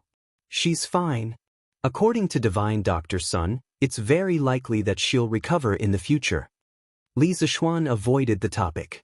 Naturally, he could not tell his family that he had fainted because he had transferred qi to Changel in the palace. That's great. Her Highness is cute and kind. To be safe and healthy is truly a blessing to my great Tang. Madame Li sighed with joy. She had seen Changel when she came to the Li household. Moreover, she liked this little girl from the bottom of her heart. Now that she heard that the little girl's illness that had troubled her for several years could be cured, she naturally felt happy. Father, mother, grandfather, grandmother, please continue chatting. I'm a bit tired. I'll go in and rest for a while. Li Zishuan's body couldn't help but sway. He hurriedly regained his footing and said a few words to the elders in the room before heading to his bedroom. This time, his body had truly been hollowed out. At the very least, he would need to recuperate for several days before he could fully recover. Mother, then I'll go see husband. Han Yushi looked worriedly at Li Zishuan's back. She turned her head and said a few words before following after him. 2 days later, the civil and military officials who had taken 7 days of New Year's Eve finally returned to work in the imperial court. The first day of work after the New Year's Eve was unusually busy. Every department in the 3 provinces and 6 ministries had to report the backlog of problems to Li Er one by one. The morning court session lasted until noon, and it still hadn't ended. At this time, many officials' stomachs were already growling from hunger. Unexpectedly, Li Er released a shocking piece of news at this time. 2 days ago, Changel's illness suddenly flared up. The Duke of Yong stabilized Changel's condition with his own efforts and used an ingenious prescription. There is hope that Changel's illness can be completely cured. All these years, Changel's illness has always been a sore point for me. Now that the Duke of Yong has completely cured it, I am very happy. Therefore, I have decided to bestow the entire Lantian County to the Duke of Yong as his fief. What do you think? Bestow the entire Lantian County to Li Zishuan? The moment he said that, the officials were in an uproar. Your Majesty! I don't think so. Although the Duke of Yong has made great contributions, it's too much to bestow the entire Lantian County to him. Please retract your order, Your Majesty. Wei Zheng frowned. He felt that Li Er was completely acting on impulse. Thus, he took a step forward and spoke righteously. Chapter 1174. HM? Why is the reward too excessive? Changel is the apple of our eye. We have said before that if anyone can cure Changel's illness, we will give them half of the country. Right now, it is only a small Lantian county. Wei Zhuqing, are you looking down on us or Changel by saying that the reward is too excessive? Within the Taiji Palace, Li Er saw that Wei Zheng was the first to jump out to oppose and frowned. He paused and snorted with displeasure. But how could Wei Zheng retreat because of Li Er's displeasure? This fellow was the most typical thorn in the imperial court during the Jingguan era. Opposing Li Er had already become a common occurrence for him. Your Majesty, this old subject is not looking down on anyone, but if all the citizens of Lantian County are in fief to Marquillon, and how is that different from Western Zhou's enfeoffment system? Could it be that Your Majesty wants to restore the Zhou system? Enfeoffment system. Hearing this sensitive word, the faces of all the officials in the palace turned serious. In the history of ancient China, ever since the Qin dynasty unified the 6 states, the biggest problem that the founding emperors of each dynasty faced was which system to adopt to manage the country and ensure that the country would always remain in the hands of their own people. Regarding this, the Qin first emperor thought of a way to abolish the enfeoffment system and change it to a county system. As for the county magistrates, they were personally appointed by the emperor to govern the region. However, the Qin dynasty only existed for 15 years before disappearing. Later on, many founding emperors used the Qin dynasty's disappearance as a lesson and implemented the enfeoffment system. During the implementation of the enfeoffment system, because the emperor's relatives were watching over the country, they had a very close relationship. Thus, the citizens lived very well and there were very few disturbances. However, this could only be done when the founding emperor was on the throne.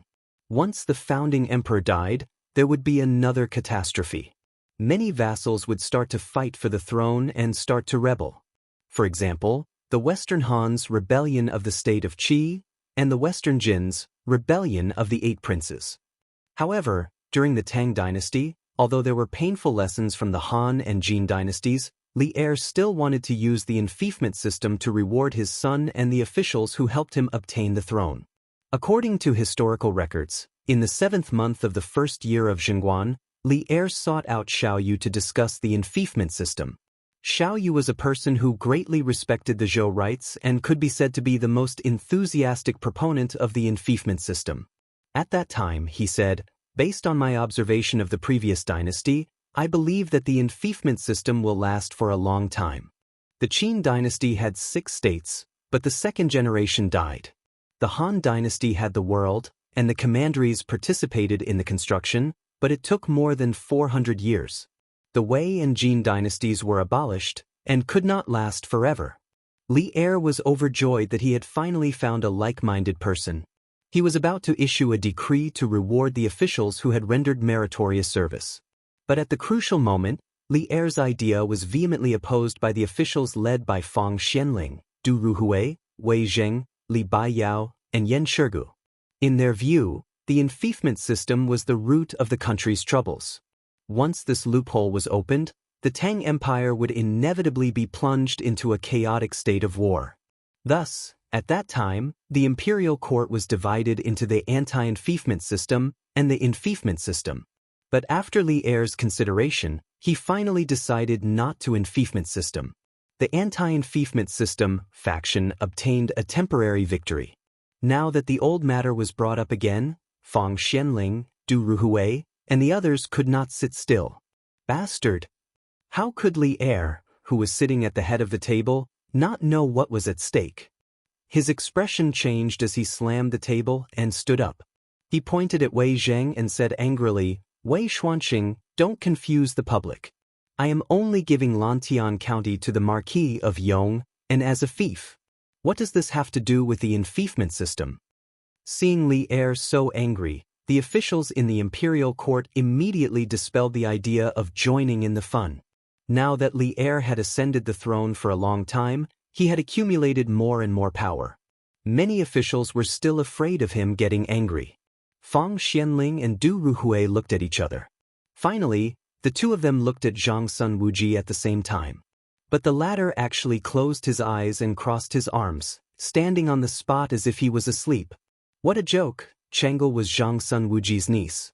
Now that Li Zishuan had saved Chang'e, no matter what, Zhang Sun Wuji, as her uncle, had to accept this favor. On this matter, even if he did not support it, he could not oppose it. Besides, in his heart, he also felt that Wei Zheng was making a big fuss over a minor issue. It was just a county in Lantian County. Although it was a little out of bounds compared to Li Zishuan's title, forcefully connecting it to the feudal system was a little too far-fetched. After reading Zhang Sun Wuji's attitude, Fang Xianling and Du Ruhui looked at each other and shook their heads. In the end, they did not go out to stand up for Wei Zheng. The pitiful Wei Zheng suddenly became a lonely warrior, facing Li Er's anger with his own strength. But the reason why a troublemaker was called a troublemaker was because he was not afraid of difficulties and faced them head-on. Wei Zheng was never afraid of difficulties. He took a step forward and said aggressively, "Your Majesty." As the saying goes, a small clue reveals the whole picture. Although a county cannot be compared to the enfeoffment system of the Western Zhou dynasty, once this example is made, I fear that our Tang Empire will repeat the mistakes of the Han and Jin dynasties. Speaking of which, this fellow was really stubborn and dared to say anything.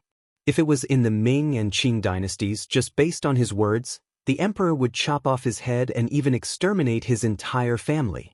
However, even though Zhenguan's words were more liberal, When Li Er heard this disgraceful sentence, he could not help but spit fire from his eyes. He pointed at Wei Zheng and said in exasperation, Good. Good for you, Wei Xuanqing. Do you really think that the tolerance I gave you is indulgence? How presumptuous! Men, drag Wei Zheng out and flog him 100 times.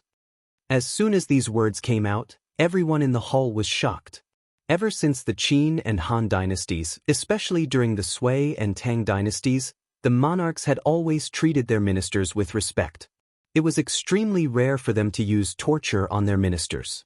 It was only after the Ming dynasty that it gradually became more common to use caning on ministers. What I say is for the sake of the country. I am worthy of the heavens and the earth. Today, if your majesty wants to be like King Zhou of Shang, I am willing to do it. Wei Zheng's temper also rose at this time. He straightened his neck and looked directly at Li Er tit for tat. Presumptuous. Drag him out and flog him 200 times. Hurry. When Li Er heard this, he was so angry that he almost flipped the table. He roared out of the hall. Suddenly, 2 silver-armored generals came in and walked in the direction of Wei Zheng. At this moment, Fang Xianling could no longer sit still.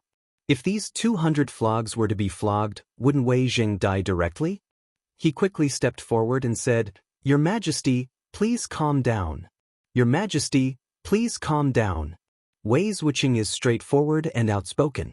Although his words were a bit extreme, I hope that Your Majesty can forgive him on account of his dedication to the country. Chapter 1175. Forgive? How do you want me to forgive? It is because I have forgiven him time and time again that he is so unbridled now. Li Er's angry voice roared in every corner of the Taiji Palace. Only now did people see Li Er's determination to reward Li Zishuan. Your Majesty, Minister Wei's words are indeed inappropriate, but it is not enough to warrant punishment. Your Majesty, please reconsider. Zhang Sun Wuji also stood out. These were 2 separate matters. He indeed did not support Wei Zheng's words, but seeing that Li Er was about to punish the minister, he still had to step forward to stop it. This example could not be set. Your Majesty, please reconsider. Since Zhang Sun Wuji had stood out to plead for leniency, the other ministers could not remain indifferent. Instantly, a large group of people bowed. When Li Er saw this, he was so angry that he did not know what to say. At this moment, Wei Zheng recklessly said, This old minister's life and death are not important, but as Your Majesty's minister, this minister should think for Your Majesty's country. Giving Longtime County to the Marquis of Yong and is against the law, and this minister believes that the Marquis of Yong and will not agree. The people of Longtime County will also not agree. Li Er was so angry that he laughed. Good. Since Wei Xuanqing is so confident, then do you dare to make a bet with me? Wei Zheng said without hesitation, Why wouldn't I dare? But how does Your Majesty want to bet? Li Er said with his hands behind his back, Let's bet on my decision. Whether Li Zishuan agrees or not, whether the people of Longtime County agree or not. With 2 days as the limit, I hope that after 2 days, you, Wei Xuanqing, can still be so unyielding. Court dismissed. Without giving Wei Zheng a chance to refuse, Li Er flicked his sleeves and announced the dismissal of the court session. Hey, Wei Xuanqing, don't you have nothing better to do? Your Majesty wants to give little Xian some land. What does that have to do with you? Jumping out in such a hurry to object, isn't this just finding trouble for yourself? The officials had been hungry all morning and wanted to go home to eat. When Li Er announced the end of the court session, the officials went back to their homes. Cheng Yaojin walked to Wei Zheng's side and patted his arm. As one of Li Zishuan's elders, he naturally stood on Li Zishuan's side in this matter. However, Li Zishuan's temper was too big in the morning assembly, so he didn't want to add fuel to the fire. He could only mock Wei Zheng after the assembly ended. Lu Guogong, this old man is wholeheartedly devoted to the public. I only care about the matter, not the person. No matter who is involved in this matter today, this old man will come out and stop His Majesty from acting willfully. Wei Zheng rolled his eyes and snorted at Cheng Yaojin. Hey, what a stubborn old man. Just you wait. Old Cheng, don't even need to look to know that you're going to lose this bet with His Majesty. Don't cry when the time comes. Cheng Yaojin waved his hand, not willing to waste any more time with a one-track-minded person like Wei Zheng. He left Taiji Palace and returned home. Damn it! This Wei Xuanqing has repeatedly contradicted me. It's really hateful. It seems that I have been too lenient with him in the past. After the assembly, Li Er came to the Sweet Dew Hall. Recalling everything that had happened in the morning assembly, he became angrier and angrier. In the end, he pushed away the memorials on the table and roared angrily. Your Majesty, please calm down. Don't be angry. At this time, Empress Zhangsun happened to walk in from outside the hall. Her complexion seemed to be much better than 2 days ago. Guanyin maid? Come and sit. When Li Er saw that it was Empress Zhangsun, he quickly restrained the anger on his face. After Zhangsun sat beside him, he asked with concern, How is Chang'e recovering? Empress Zhangsun smiled and said, Your Majesty, Chang'e has completely recovered after 2 days of recuperation by Dr. Sunday. This morning, this concubine followed Chang'e and practiced Taiji fist twice. Li Er immediately forgot some of the unpleasantness in the assembly and said with a smile, Good.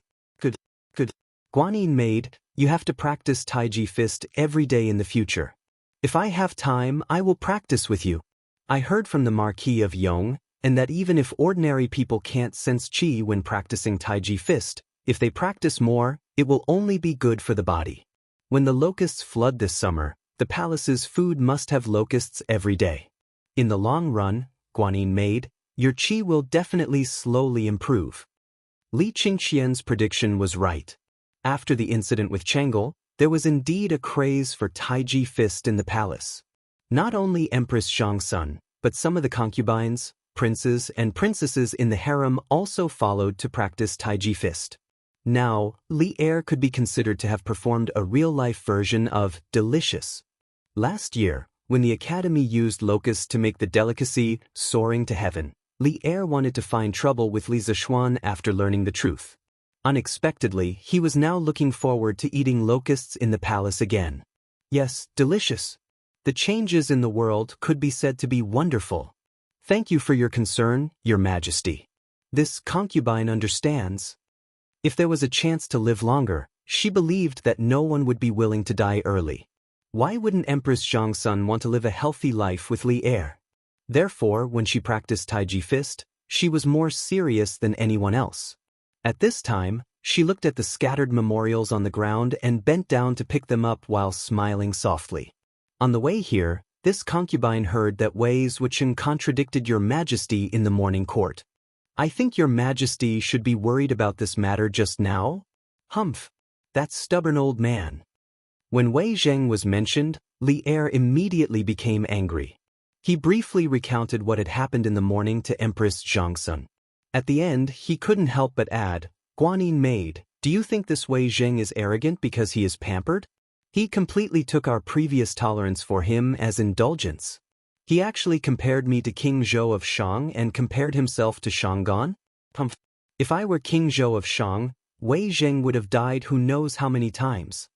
In fact, the reason why Li Er was so angry today, other than Wei Zheng's attitude being a bit reckless, was that he had already promised to bestow Lantian County to Li Zishuan yesterday. Moreover, his father Li Yuan was still present at that time. In this way, if he really couldn't fulfill his promise because of Wei Zheng, not only would he lose his prestige, he would also become a joke in Li Yuan's eyes. This was absolutely not allowed to happen. Li Er had a very deep obsession in his heart, and that was to be an emperor for all eternity. No matter how bad it was, he had to be better than Li Yuan. He wanted to prove to his father that no one was more suitable to sit on the throne than him. Your Majesty, please calm down. That last bet of yours has caused Wei Xuanqing to suffer miserably this time. I don't know if someone will throw stones at Wei Xuanqing's house in the next 2 days. Empress Zhangsun softly comforted, then thought of something and couldn't help but cover her mouth and laugh. Chapter 1176. It was almost evening in the Yunshan residence. Li Zishuan looked at the golden silk in his hand and helplessly revealed a trace of a bitter smile. He could only hear himself muttering to himself, Wei Zheng, this time it's not me who wants to make things difficult for you. It's His Majesty and the people.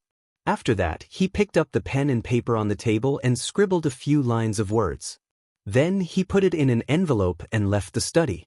He called Pang Feiji and said, Feiji, quickly send this letter to the workshop and give it to Ma Zhou. It was already the 7th day of the Lunar New Year, and the workshop had already resumed production. Correspondingly, the editorial department of Datong Daily had already started work 2 days ago. Therefore, some of the people in Chang and who had been away for work all year round had taken advantage of these 2 days to enjoy the freshly baked Datong Daily, which was still emitting the fragrance of ink. Pang Feiji bowed and accepted the order. Mr. Ma, Marty asked me to give this to you. In the new workshop, in the editorial department of Datong Daily. After Song Xiaoxi's report, Pang Feiji met Ma Zhou and handed over the letter from Li Zishuan. At this moment, Ma Zhou was writing the application materials for the evaluation of professors. After the Lantern Festival this year, the teachers of the academy would start school early. The first thing in the new semester would be the evaluation of teachers' titles. A few days ago, Li Zishuan had asked Ma Zhou to start preparing. At this time, he took the letter and opened it. He was stunned. If not for the fact that the handwriting on the letter was exactly the same as Li Zishuan's, he would have suspected that Pang Feiji was faking Li Zishuan's handwriting. But please tell Marquis that there is no problem on my side. After putting away the letter, Ma Zhou's expression was strange. He then said to Pang Feiji in a muffled voice, Okay, then I'll take my leave. Pang Feiji was confused. However, he knew that some things could be asked and some things could not be asked. Therefore, he just nodded and left. Sigh. I really don't understand what Marquis is trying to do. After Pang Feiji left, Ma Zhou smiled and sighed. The next day, the headline of Datong Daily made Chang, which had been bustling for a few days after the Spring Festival, boil again. This subject, Li Zishuan, has heard that Your Majesty wishes to bestow upon this subject the land of Lantian County. This subject is in fear and trepidation. As a marquis, to receive a county as a fief is indeed against the rules. This subject will also be criticized by my colleagues. However, as Your Majesty's subject, I am willing to share Your Majesty's worries and make the following promise. If within 3 years, this subject is unable to ensure that the people of Lantian district can afford to wear clothes, eat meat, and read books, this subject is willing to hand over all my fiefs. I welcome all the people and officials of the Great Tang to supervise this subject. Li Zishuan, 8th day of the 1st month of the 2nd year of Xingguan. This short announcement was similar to a modern-day inauguration speech. However, this was the first time that the ancient people had seen such a form of announcement. They could not help but find it refreshing. However, what was more interesting was the content of the announcement. It seemed that Li Zishuan was going to bestow all of Lantian district to Li Zishuan. This was big news. Did I hear wrongly? His Majesty wants to bestow Lantian district to the Marquis of Yong? After reading the newspaper, the people exclaimed, especially those who lived in Lantian district or had relatives living in Lantian district. They were so excited that they almost jumped up. This is great. His Majesty is wise. From now on, I am also a farmer in Marquis' fief. In the future, my child might be able to attend school and even get into Yanhuang College. This is really good news. I have to go back and tell my child's mother. We have to celebrate at noon. Old Zhong, you guys are really lucky this time. I used to say that you guys were too far away from Marquis' territory and couldn't become Marquis fief. Now, you guys have finally gotten what you wanted. I have to go to your house to drink some wine later. That's not a problem. Old Yang, whenever you go, there will be wine to drink. As Marquis' farmer, we can't be stingy. Uncle Zhong, there seems to be something wrong with this headline. Yu Deheng, the scholar that was saved by Li Zishuan as the vanguard of the Cui Down movement, happened to be in the city to buy books today. He heard that Chitsu Culture was doing some discount promotion recently. Buying books would be much cheaper than usual. On the way, he heard people talking about the headline in the newspaper. He simply bought a copy of the newspaper and then read the contents of the newspaper to his fellow villagers. When the villagers heard the contents of the newspaper, they could not help but be happy. However, he could not help but frown. What's wrong? Little Jing? Isn't this a good thing? What's wrong? Yu family manners Li Zheng, who was also the Uncle Zhong that Yu Deheng mentioned, was puzzled. That's right. Elementary scholar Yu, you're well read. Can you help us analyze what's wrong? The people of the same village all looked at Yu Deheng and talked at once.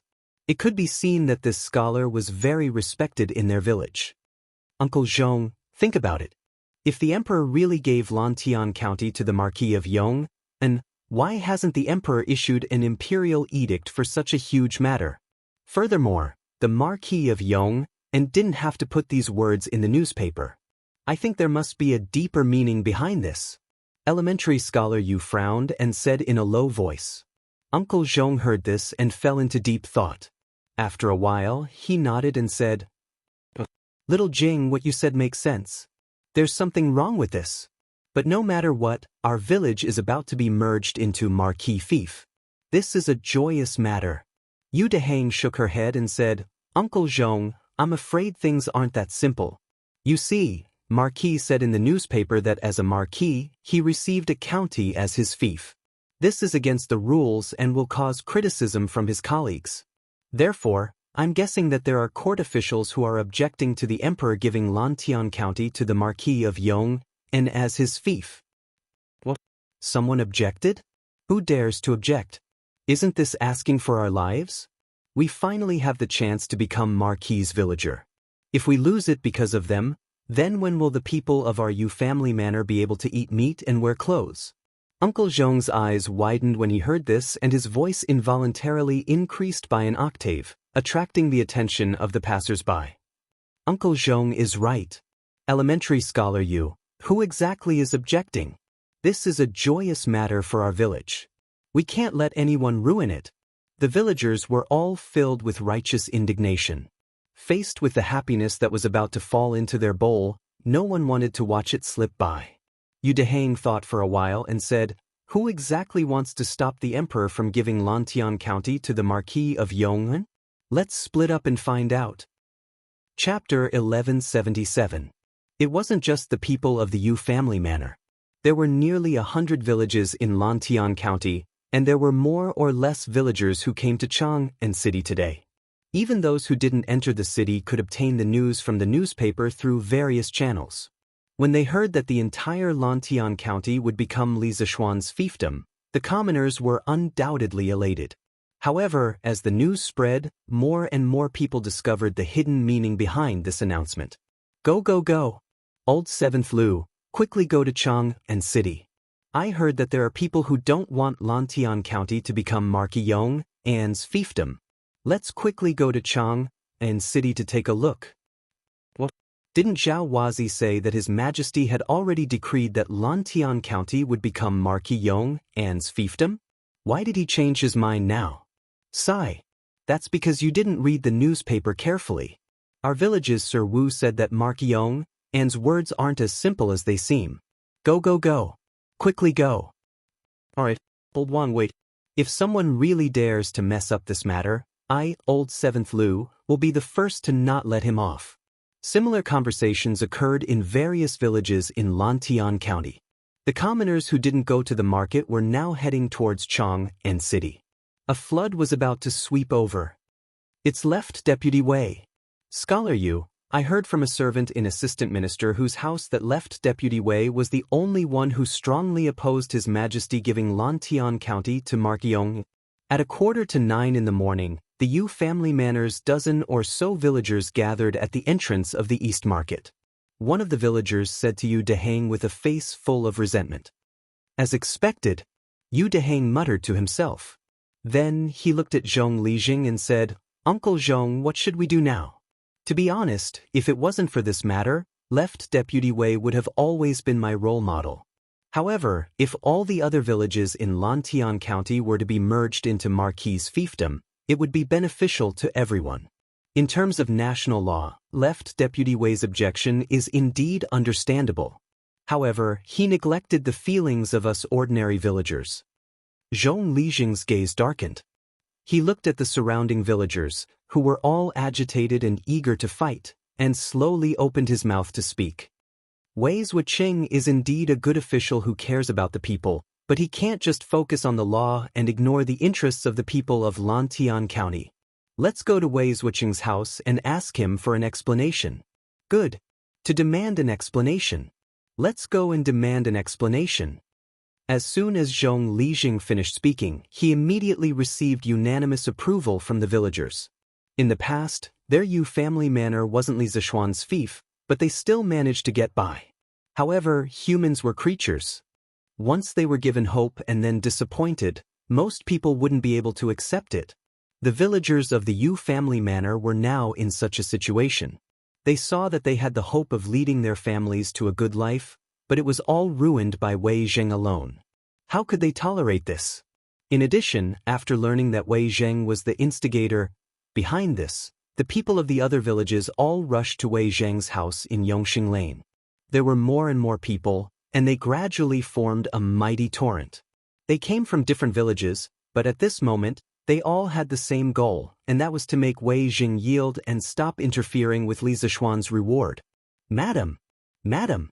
Not good. There are many people gathered outside the residence. The old gatekeeper of the Wei estate was the first to discover the abnormality and quickly reported it to the maidservants in the residence. The maidservants then ran to the rear courtyard to inform the mistress of the house, Madame Pei. When Madame Pei heard this, she said in surprise, "There are many people gathered outside the residence. Master has always been an honest official, so why would these people come to our house to cause trouble? Could it be that they were instigated by some vile peoples?" Madame Pei was born in a prestigious family, but she was willing to marry into the Wei family, which was in decline. What she valued was Wei Zheng's upright, honest, and outspoken nature. Although her life after marriage was very poor, with such a noble and clean husband, her spiritual life had always been quite fulfilling. Therefore, when she heard that there were people gathered outside the Wei estate today, she felt a burst of doubt. She might not dare to say anything else, but she felt that Wei Zheng's official and moral character were impeccable. "Madam, those people didn't cause trouble and didn't say anything else. They only said that they want to see Master and ask him to let them go." The maidservant bowed and replied. This group of people gathered in front of the Wei estate was much more rational and restrained compared to the group of people who gathered around the Cui estate last year. It was mainly because Wei Zheng's official reputation had always been very good, and most of the people felt that he was a good official. Although Wei Zheng might have made a mistake in the matter of Lantian County being awarded to Li Zishuan, the people still remembered that Wei Zheng had treated them well in the past and restrained their behavior. "Let them go? Let's go. Lu He, let's go out and take a look." Madame Pei thought about it and still couldn't understand how Wei Zheng had offended this group of people, so she stood up and said, "Madam, don't. You mustn't. There are too many people outside the estate. What if some bad people mixed in and hurt you? What should we do?" "Madam, you should wait for Master to return." When the maidservant heard this, she jumped in fright and hurriedly stopped her. At this time, Wei Zheng should still be in the morning court, so she didn't dare to let Madame Pei go out to investigate the situation. After all, the matter of the Cui estate being destroyed by the angry people more than a month ago was still fresh in the minds of many Chang and citizens. "It's fine. Since these people didn't cause trouble, they definitely won't harm me." Lu He, quickly move aside. Madame Pei insisted. "I won't move aside. I can't let Madam go out and take risks. If Madam wants to go out, you have to step over my body." The maidservant did not back down. "Left Minister Wei. Left Minister Wei. I beg you to let us go." At this time, a commotion suddenly came from outside. Madame Pei's expression changed as she said, "Master is back. Let's go to the back of the courtyard to take a look." This time, Lu He didn't stop them and followed Madame Pei to the front yard. "Let you go? When have I ever done anything to harm you or restrict your freedom?"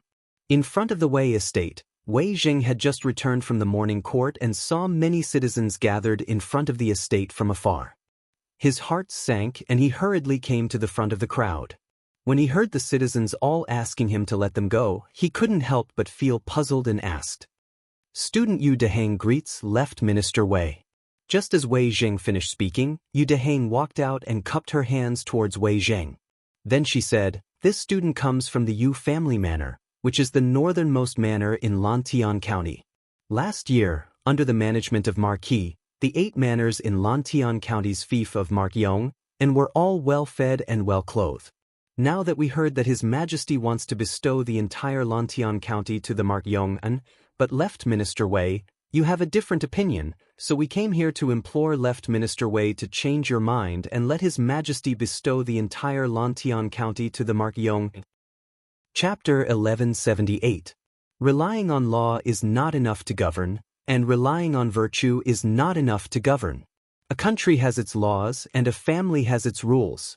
His Majesty's decision to give Longtime County to the Marquis of Yong and is clearly not in accordance with the country's laws. This is a calamity that will bring chaos to the country. As an important official of the empire, how can this old man sit by and do nothing? In front of the Wei residence, Wei Zheng looked at the aggressive commoners in front of him. There was not the slightest trace of fear on his face as he spoke righteously to Yu Dijin. Hearing this, Yu Dehang frowned and said in a low voice, "Left Minister Wei's words are incorrect. What does Longtime County have to do with Western Zhou's enfeoffment system? The Marquis of Yong is benevolent, and the commoners of his fief all love and respect him. Now that they hear that the other villages of Longtime County have the opportunity to become the Marquis of Yong and's fief, countless commoners are overjoyed and scrambling like ducks. This is what the people want. Left Minister Wei, you keep saying that you are doing this for the sake of the country's laws and dignity, but you have disregarded the people's will and harmed the tens of thousands of commoners of Longtime County." Being spoken to like this by a late student, Wei Zheng's old face was somewhat embarrassed. Brushing his sleeves, he angrily said, "Foolish brat. Since the founding of the Great Tang, there have been many restrictions on the enfeoffment of the nobles. This old man has never heard of anyone being able to obtain the fief of tens of thousands of households as a marquis. With this example, I'm afraid that in the future, there will be many vassals in the Great Tang. The rebellion of Prince Qi, of the Western Han, and the rebellion of the 8 princes of the Western Jin are not far off. This old man will definitely not agree to this kind of politics that brings chaos to the country." His worries were not without reason. According to history, in the 13th year of Xinguan, Li Er indeed brought up the old system again. However, at that time, he changed the name to feudalism. The so-called feudalism was like the Western Zhou's enfeoffment of vassals, allowing the various princes and meritorious officials to hold a permanent position in a place that could be inherited by their descendants. This matter was clearly a reversal of history. As a result, it was strongly opposed by Fang Xianling, Wei Zheng, Zhang Sun Wuji, Ma Zhou, Li Baiyao, and Yu Jining. Afterwards, under the circumstances where the objections of all the officials were ineffective, it was the already married Princess Changel who personally stepped forward to persuade Li Er to withdraw the order. The enfeoffment system had its advantages, but it also had its drawbacks. During the Lushan rebellion at the end of the Tang dynasty, it was precisely due to the excessive power of the regional military commanders that caused the Great Tang dynasty to suffer an unprecedented blow. It was difficult for it to return to its former glory.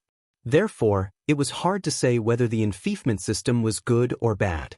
At this moment, facing his former spiritual idol, Yu Dehang inexplicably felt a little disappointed. He angrily said, "Left Prime Minister Wei, are you going to ignore the suffering of tens of thousands of people in Longtime County just to insist on your political views? In this way, even if you realize your political ambitions, what's the point?" This student remembers that the Marquis of Yong once said that everyone in Yanhuang College should have a heart for the heavens and earth and a life for the people. Your actions today are far inferior to the Marquis of Yong. With an ashen face, Wei Zheng said, "Shut up. Since ancient times, only when the country is stable can the people prosper. This old man's political views are to protect the stability of the Great Tang dynasty. This brat only sees the immediate benefits but cannot see the future of the world. He is truly a short-sighted person.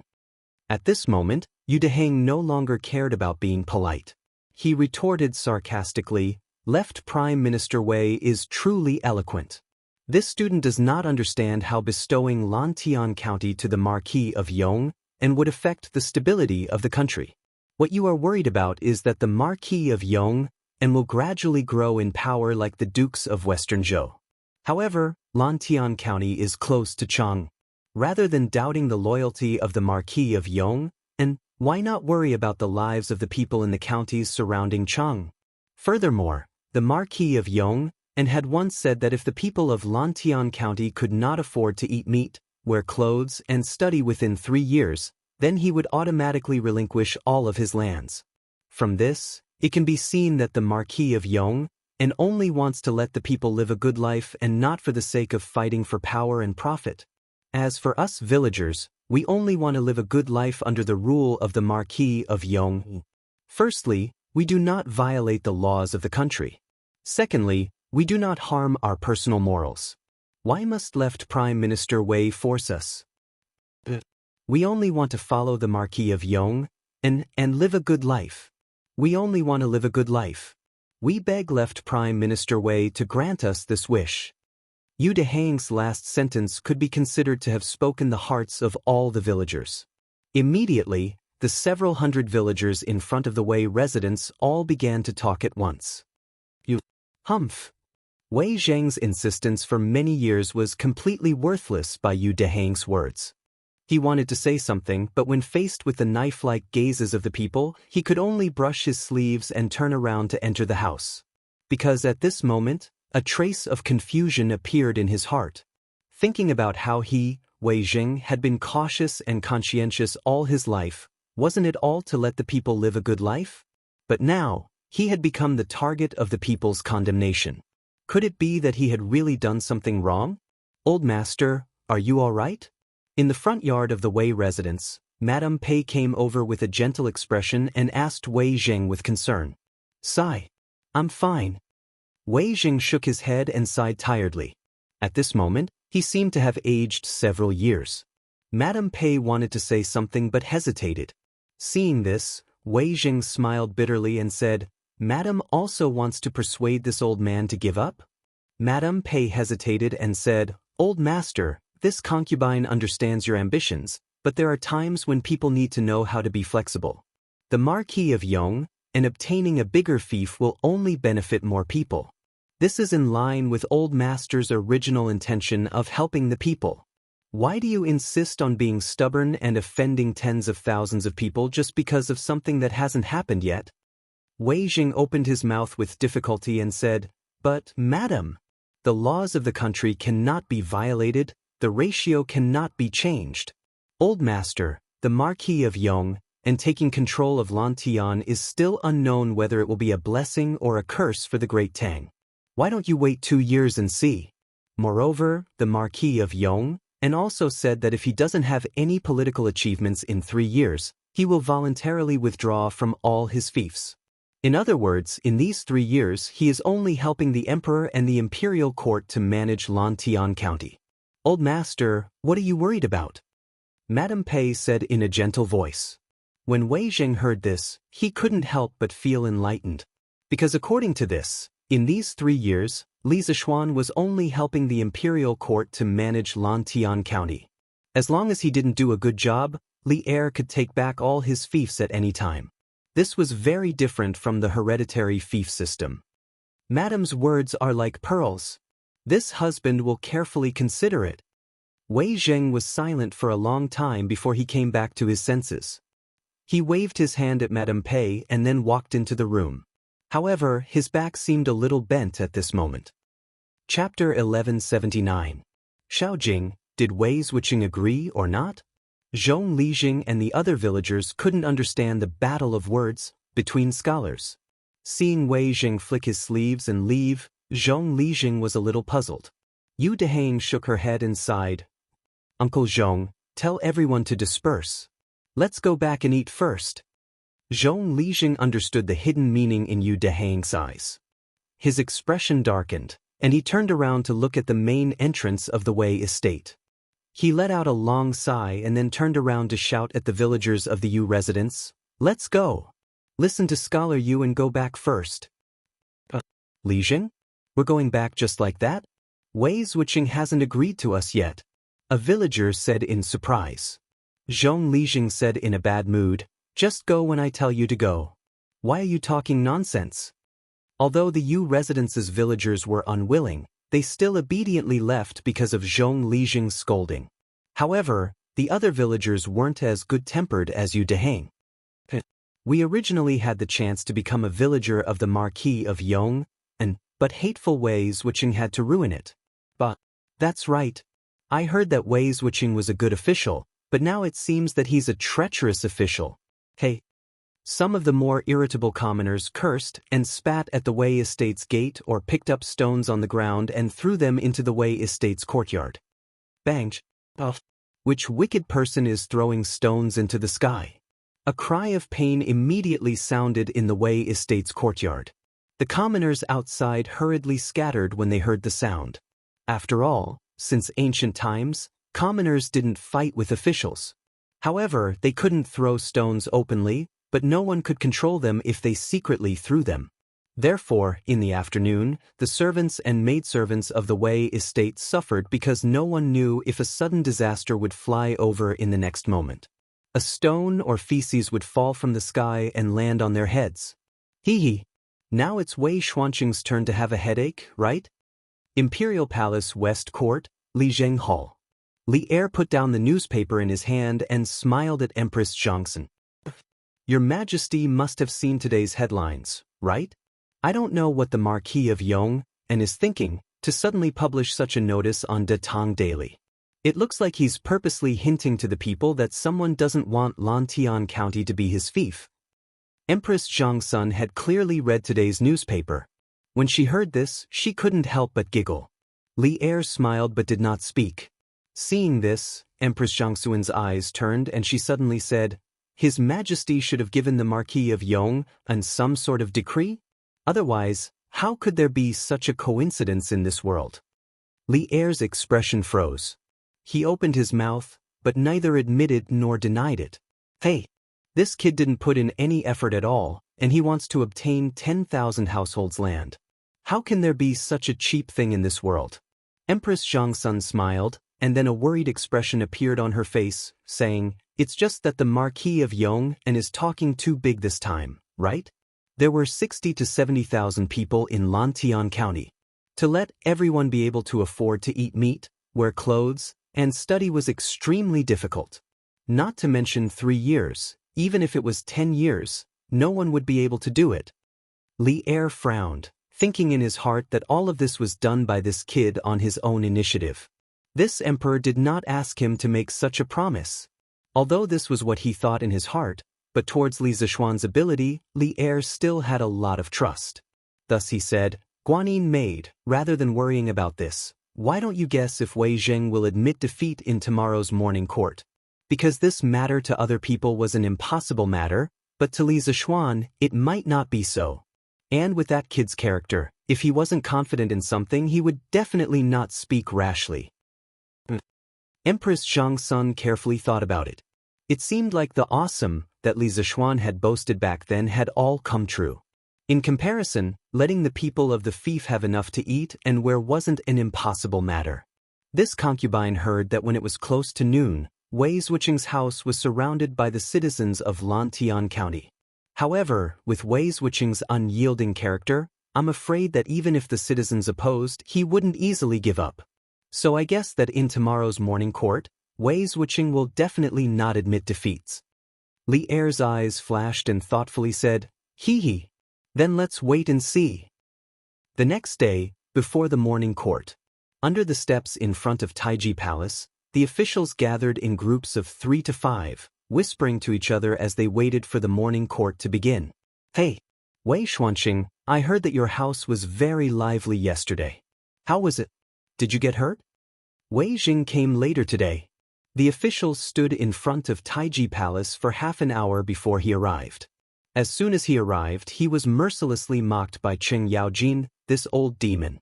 Wei Zheng angrily glared at Qing Yaojin and replied, This old man is so ruthless. There's no need for High Duke Lu to worry.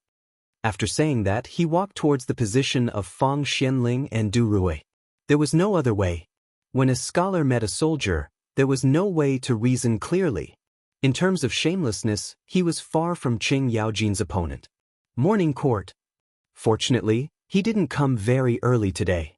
After standing for a while, a eunuch came over and shouted.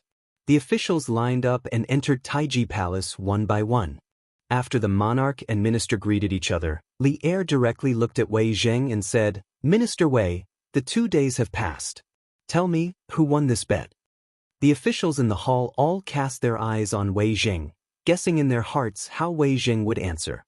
However, most people felt that with Wei Zheng's temper, he would definitely not admit defeat. Wei Zheng had already thought about it before leaving this morning. At this moment he stepped forward, cupped his hands towards Li Er, and bowed. Replying to Your Majesty, this old official lost this bet. As Your Majesty wishes to punish, this old official will not refuse.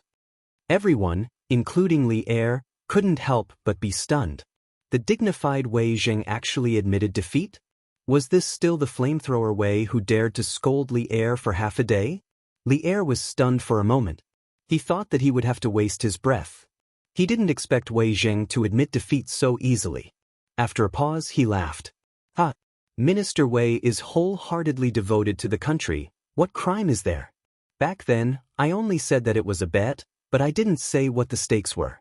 Now that Minister Wei has admitted defeat, does anyone have any objections to the matter of Longtime County being awarded to Li Zishuan? This was called the demeanor of a victor. Between the monarch and his minister, timely tolerance was very necessary.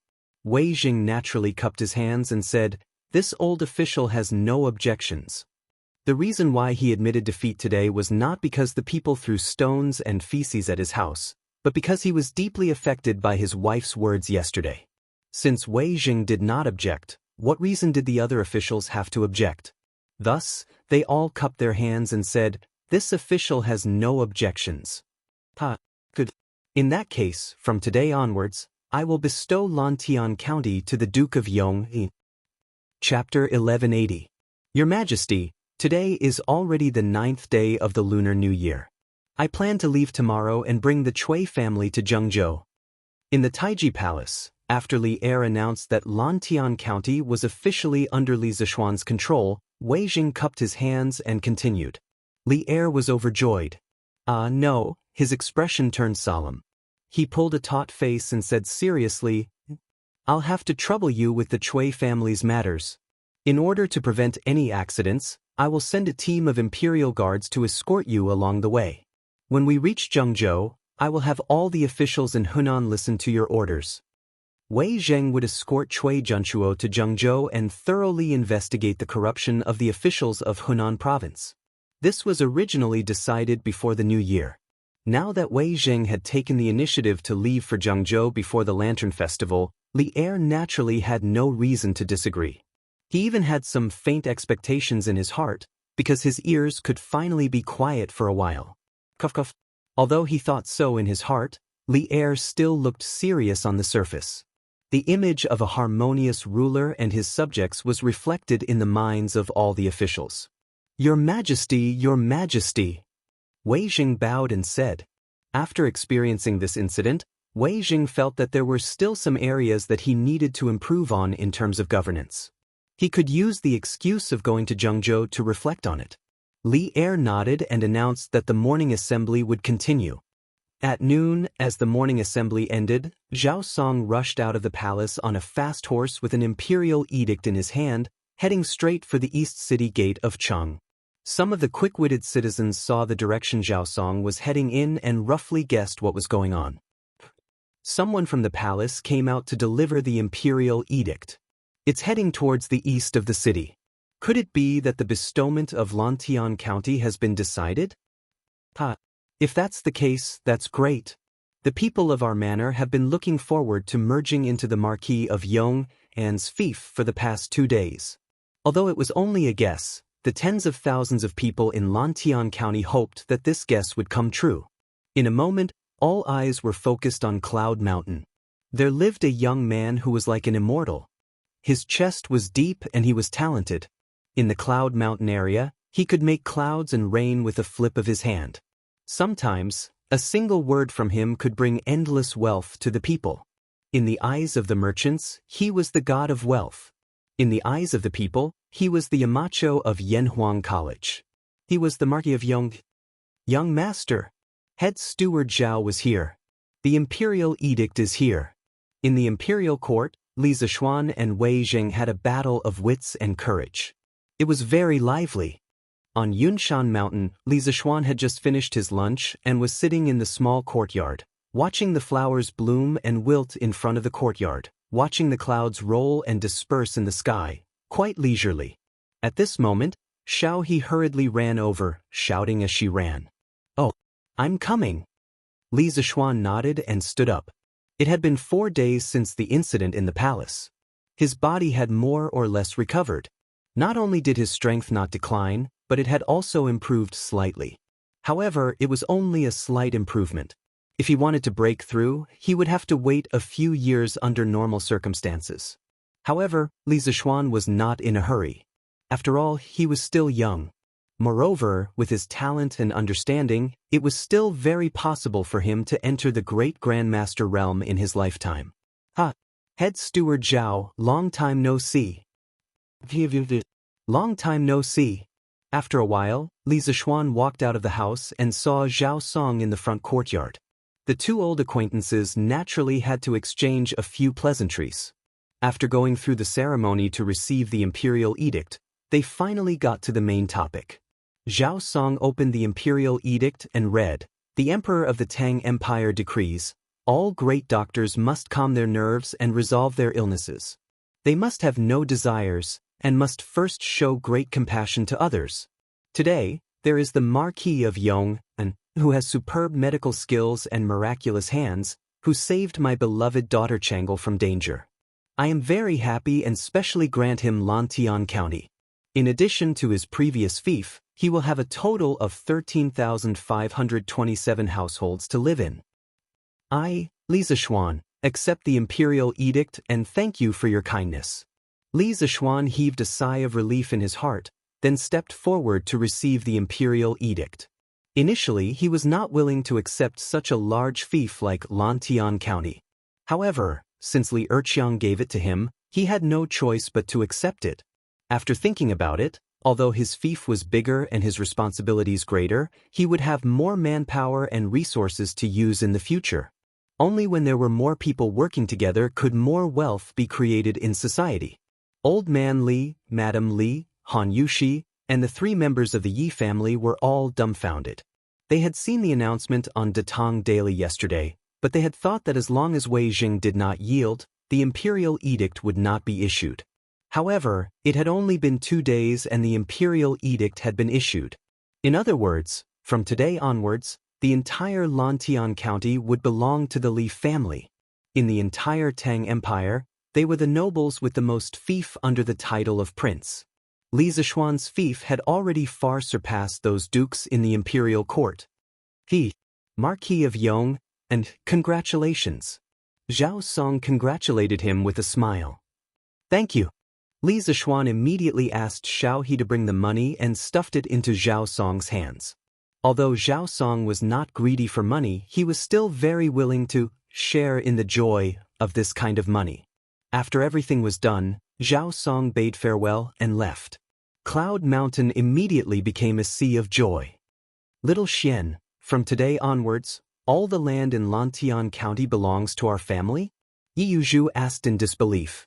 Li Zishuan smiled and said, That's right, Mother. Now you don't have to think about buying land in other villages, right? Yi Yuzhu had always had a little hobby, and that was to buy land. Whenever she had spare money, she would buy land. Before Li Zishuan returned to Chang, and last year, Yi Yuzhu had bought the entire Han family manor. Child, are you laughing at your mother? How could I? Mother, you must have misunderstood. Cloud Mountain was full of joy and harmony. The imperial edict has been issued to Cloud Mountain. From today onwards, Lantian County belongs to the Marquis of Yong. Ah, that's great. This time, our manor has really become the Marquis' fief. Ha. At the foot of the mountain, as time passed, more and more people knew that Lantian County was going to belong to Li Zishuan. The commoners ran around to spread the news. In broad daylight, every household set off firecrackers. Standing on Cloud Mountain, Li Zishuan could hear the firecrackers coming from all around Cloud Mountain. The commoners were treating today as New Year's Eve. It was even livelier than New Year's Eve. Because from today onwards, the commoners in the other villages in Lantian County could be as well-fed as the Han village and Plum village. To the commoners, there was suddenly hope for their lives. Of course, it was even livelier than New Year's Eve. Chapter 1181. The next day. A 10-mile pavilion outside Chang'an City. Since the Qin and Han dynasties, there would be a pavilion every 10 miles outside the main city. Later on, there would be a short pavilion every 5 miles for pedestrians and friends to bid farewell to each other. Today, Wei Jing led the imperial guards and escorted the Cui family to bid farewell to the officials and generals in the imperial court. Although Troll Wei's mouth was usually hated, most people still admired him for his conduct. His Majesty has arrived. Today's morning court was very short. The purpose was to make time for the officials to bid farewell to Wei Zheng. After the court, Li Er packed up in the palace and rushed over on a horse. "Greetings, Your Majesty." The officials bowed. Li Er said, "You may dispense with the formalities." Then he went straight to Wei Zheng and said earnestly, "My dear Wei Zheng, this journey is long and dangerous. No matter what, you must take care of yourself. The Tang Empire can't do without you." Li Er's feelings for Wei Zheng were very complicated. When Wei Zheng scolded him, he wanted to kill the old man in front of him countless times. After all, as the emperor, he also needed to save face. But every time after that, he would be glad that Wei Zheng could reprimand him at the crucial moment. This person was like a mirror to him, always able to find his shortcomings. So, in general, he both loved and hated Wei Zheng. Although he had sent Wei Zheng to Hunan province partly for personal reasons, it was mostly for official business. He also didn't want anything to happen to Wei Zheng in Hunan. Without Wei Zheng, he would feel that something was missing in his life. Wei Zheng felt that the feelings in Li Er's words didn't seem to be fake. He raised his head and said expressionlessly, "Your Majesty, don't worry. No matter how difficult the road ahead is, this old official will not fail his mission and eliminate the officials in Hunan. It's getting late. This old official will take his leave. Your Majesty, please take care of your body." Then, Wei Jing cupped his hands at Li Er and all the officials and turned to leave. "Retired emperor wants me to enter the palace again?" In the afternoon, eunuch Chao, who was by Li Yuan's side, came again. Everyone in the Li family felt a strong sense of vigilance rise in their hearts. A few days ago, Li Zishuan was invited by eunuch Chao to the imperial palace. He only came back when it was almost nighttime. Moreover, when he came back, his face was exhausted. Clearly, his experience in the imperial palace was not easy. Although Li Zishuan said that there was nothing wrong, Li Jingma and Madame Li could more or less guess what was going on. Therefore, when eunuch Chao invited Li Zishuan again today, the Li family members were somewhat repulsed. "Marquis Yong, and please don't misunderstand. The retired emperor only wants to invite you into the palace to chat with him. He doesn't have any other intentions." Eunuch Chao immediately understood when he sensed the vigilant aura coming from the Li family. He hurriedly said with a kind smile, "Then, please wait for a moment. This marquis will pack up and follow you into the palace." Li Zishuan nodded and turned to walk into the inner room. Han Yushi and Madame Li hurriedly followed in without batting an eyelid. Madame Li stepped forward and grabbed Li Zishuan's arm. She asked worriedly, "Shen, the retired emperor won't still hold a grudge against you, right?" Li Zishuan smiled slightly and said, "Mother, don't worry. The retired emperor already buried the hatchet with me last time. This time, he probably really just wants to chat with me. You and father shouldn't think too much." After experiencing the incident with Chengel last time, Li Zishuan believed that Li Yuan would not harm him again.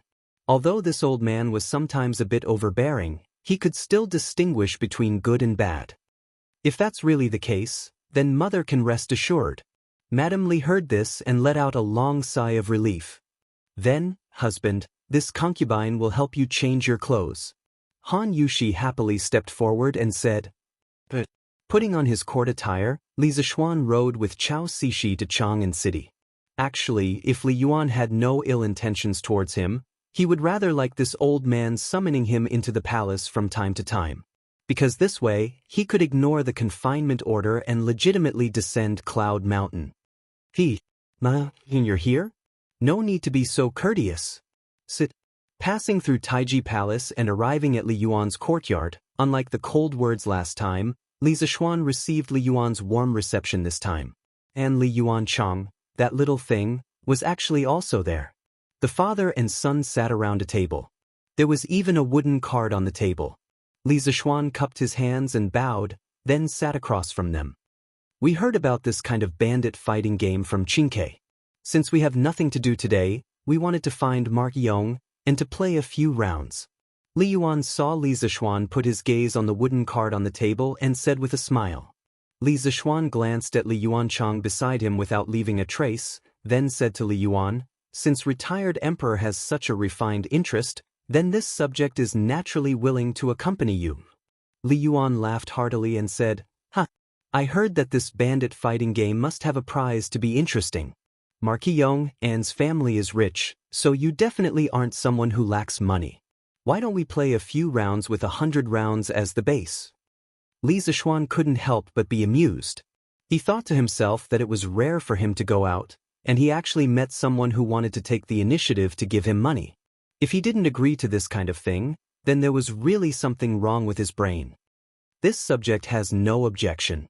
As long as retired emperor has fun. It should be as long as he loses happily, Li Zishuan silently added in his heart.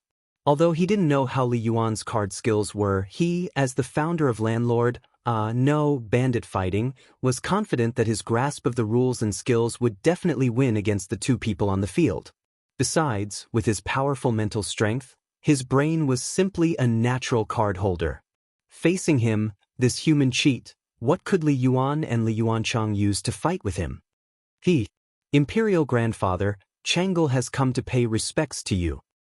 Brother Xiaoxian is also here? At this moment, Chang'e walked in from the outside, wrapped up tightly.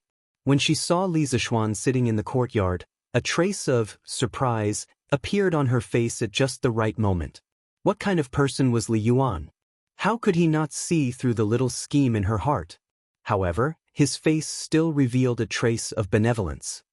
Chang'e has come? Come in quickly. It's cold outside, don't catch a cold. It just so happens that your imperial grandfather wants to play 2 rounds of bandit fighting with the Marquis Yong. You can learn from the side. After you learn, come and play with imperial grandfather often. Then Chang'e will learn well from imperial grandfather. Chang'e responded crisply, then turned her head to glance at Li Zishuan. A complicated emotion flashed through her eyes and disappeared. Brother Xiaoxian, thank you for saving me that day. Otherwise, Chang'e. Chapter 1182. Call Bandit. Don't call. Don't call. Super Double. Taiji Palace. In the palace where Li Yuan was, 3 people were sitting around a table and happily playing Bandit. Chang'e was at the side holding her chin and blinking her eyes at the changing game on the table. Of course, her little eyes would also glance at Li Zishuan from time to time. It was worth mentioning that there was already a pile of small notes with a red seal in front of Li Zishuan. This thing was something like a banknote that he made on the spot. One note was 100 strings of coins, and it was stamped with Li Yuan's private seal. Each person was given a banknote of 5,000 strings of coins, and they would settle the bill together after the game. After all, silver was not in circulation in this era. Their game was relatively big, and the base bet was 100 strings of coins. Sometimes, they would even raise it if they caught a bomb or something. Just 100 strings of coins could fill a cart. According to their way of playing, even if the room was full of coins, it would not be enough for them to play for half a day. Li Yuancheng, this unlucky child, was in pain and joy at the moment. He was happy because the fun of bandit fighting was far beyond his understanding, and he was completely addicted to it. Of course, he was in pain because he had lost at least 3,000 to 4,000 strings of coins. This was all his private money, and he was not like Li Tai and Li Qingqian, who had shares in Strange Interest Pavilion or Strange Interest Culture. He could enjoy dividends of tens of thousands of strings of coins every year. It was not easy for him to get money usually, and these 3,000 to 4,000 strings of coins had already hurt him a little. But if he shrank back and stopped playing at this time, he would feel weak and would be looked down upon by Li Zishuan. Therefore, he was really in pain and joy as he gritted his teeth and persevered. Besides, he still had a trace of luck in his heart, and that was to recoup his losses and even win some money from Li Zishuan. Hey, 3 with a pair, I only have 1 card left. Li Zishuan casually threw out 5 cards, then crossed his legs and looked at Li Yuancheng with a smile that was not a smile. Although he did not care about money, anything that could make the enemy suffer was worth him being happy. This kid deliberately tricked him before. No matter what, he had to make him bleed a lot today. Li Yuancheng opened his mouth, and a sense of helplessness suddenly overwhelmed him. This was all part of Li Zishuan's plan. Now, the remaining cards on the field couldn't control the 3 circles of a pair of 10. I can't afford it. Li Yuancheng sighed helplessly and shook his head. Li Yuan also shook his head. Without any suspense, Li Zishuan won another round and earned 200 strings of cash. Speaking of which, there were probably not many people in the entire Tang dynasty who could earn money faster than him. 1 round only took 1 or 2 minutes, and if he was lucky, he could earn 1 or 200 strings of cash. His wealth was simply amazing. This bandit fight was really interesting. Marquion, your card skills have also made us look at you in a new light. At the end of the round, Changel acted as the beautiful dealer and helped to shuffle the cards. Li Yuan laughed heartily at this time. Li Zishuan smiled slightly and said, Your Majesty, you flatter me. I just played more and am more familiar with it. In fact, after playing for so long, Li Yuan did not lose much money. Li Zishuan mainly focused his firepower on Li Yuancheng, so relatively speaking, Li Yuan could understand the fun in the card game more. Alright, it's getting late. Today's card game will end here. Chengel, go back and rest. Li Yuan raised his head and looked at the sky, then said with a smile. Chengel nodded. She had watched the card game from the side for the whole afternoon and also saw that Li Yuan had no malice towards Li Zishuan, so she had nothing to worry about at the moment. She got up and said goodbye. Then, Imperial Grandfather, Brother Xiaoxian, Chengel will go back first. Chengel, take care. Li Zishuan nodded and watched Chengel leave. Cixi, come over and calculate how much money should be given to whom for me? If you agree to bet, you must accept defeat. This cannot be sloppy. Li Yuan raised his eyes and looked at Eunuch Chao standing beside him and instructed. Li Zishuan shook his head. Actually, there was no need for Chao Cixi to calculate. He already knew the result in his heart. After all, he was a master of mathematics in everyone's eyes. How could he not have this bit of ability? However, although he knew in his heart, he did not say anything to stop it. Chao Cixi responded, then called over 2 little eunuchs to help count together. After a moment, Chao Cixi cupped his hands and said carefully, Your Majesty, the result is out. His Highness King Lu lost a total of 4,400 strings of cash. You lost a total of 1,200 strings of cash. Only Marquis Yong and won. A total of 5,600 strings of cash.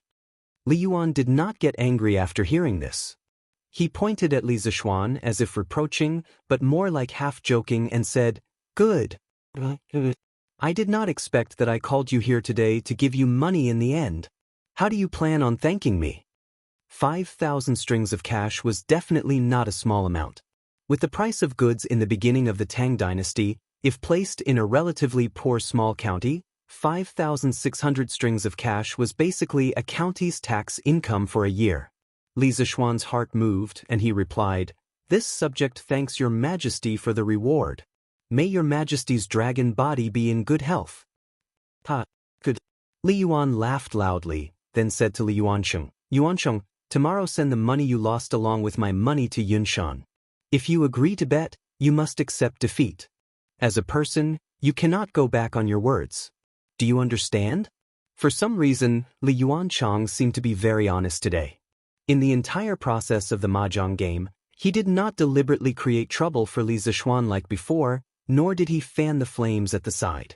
At this moment, he nodded obediently and said, Father Emperor, don't worry.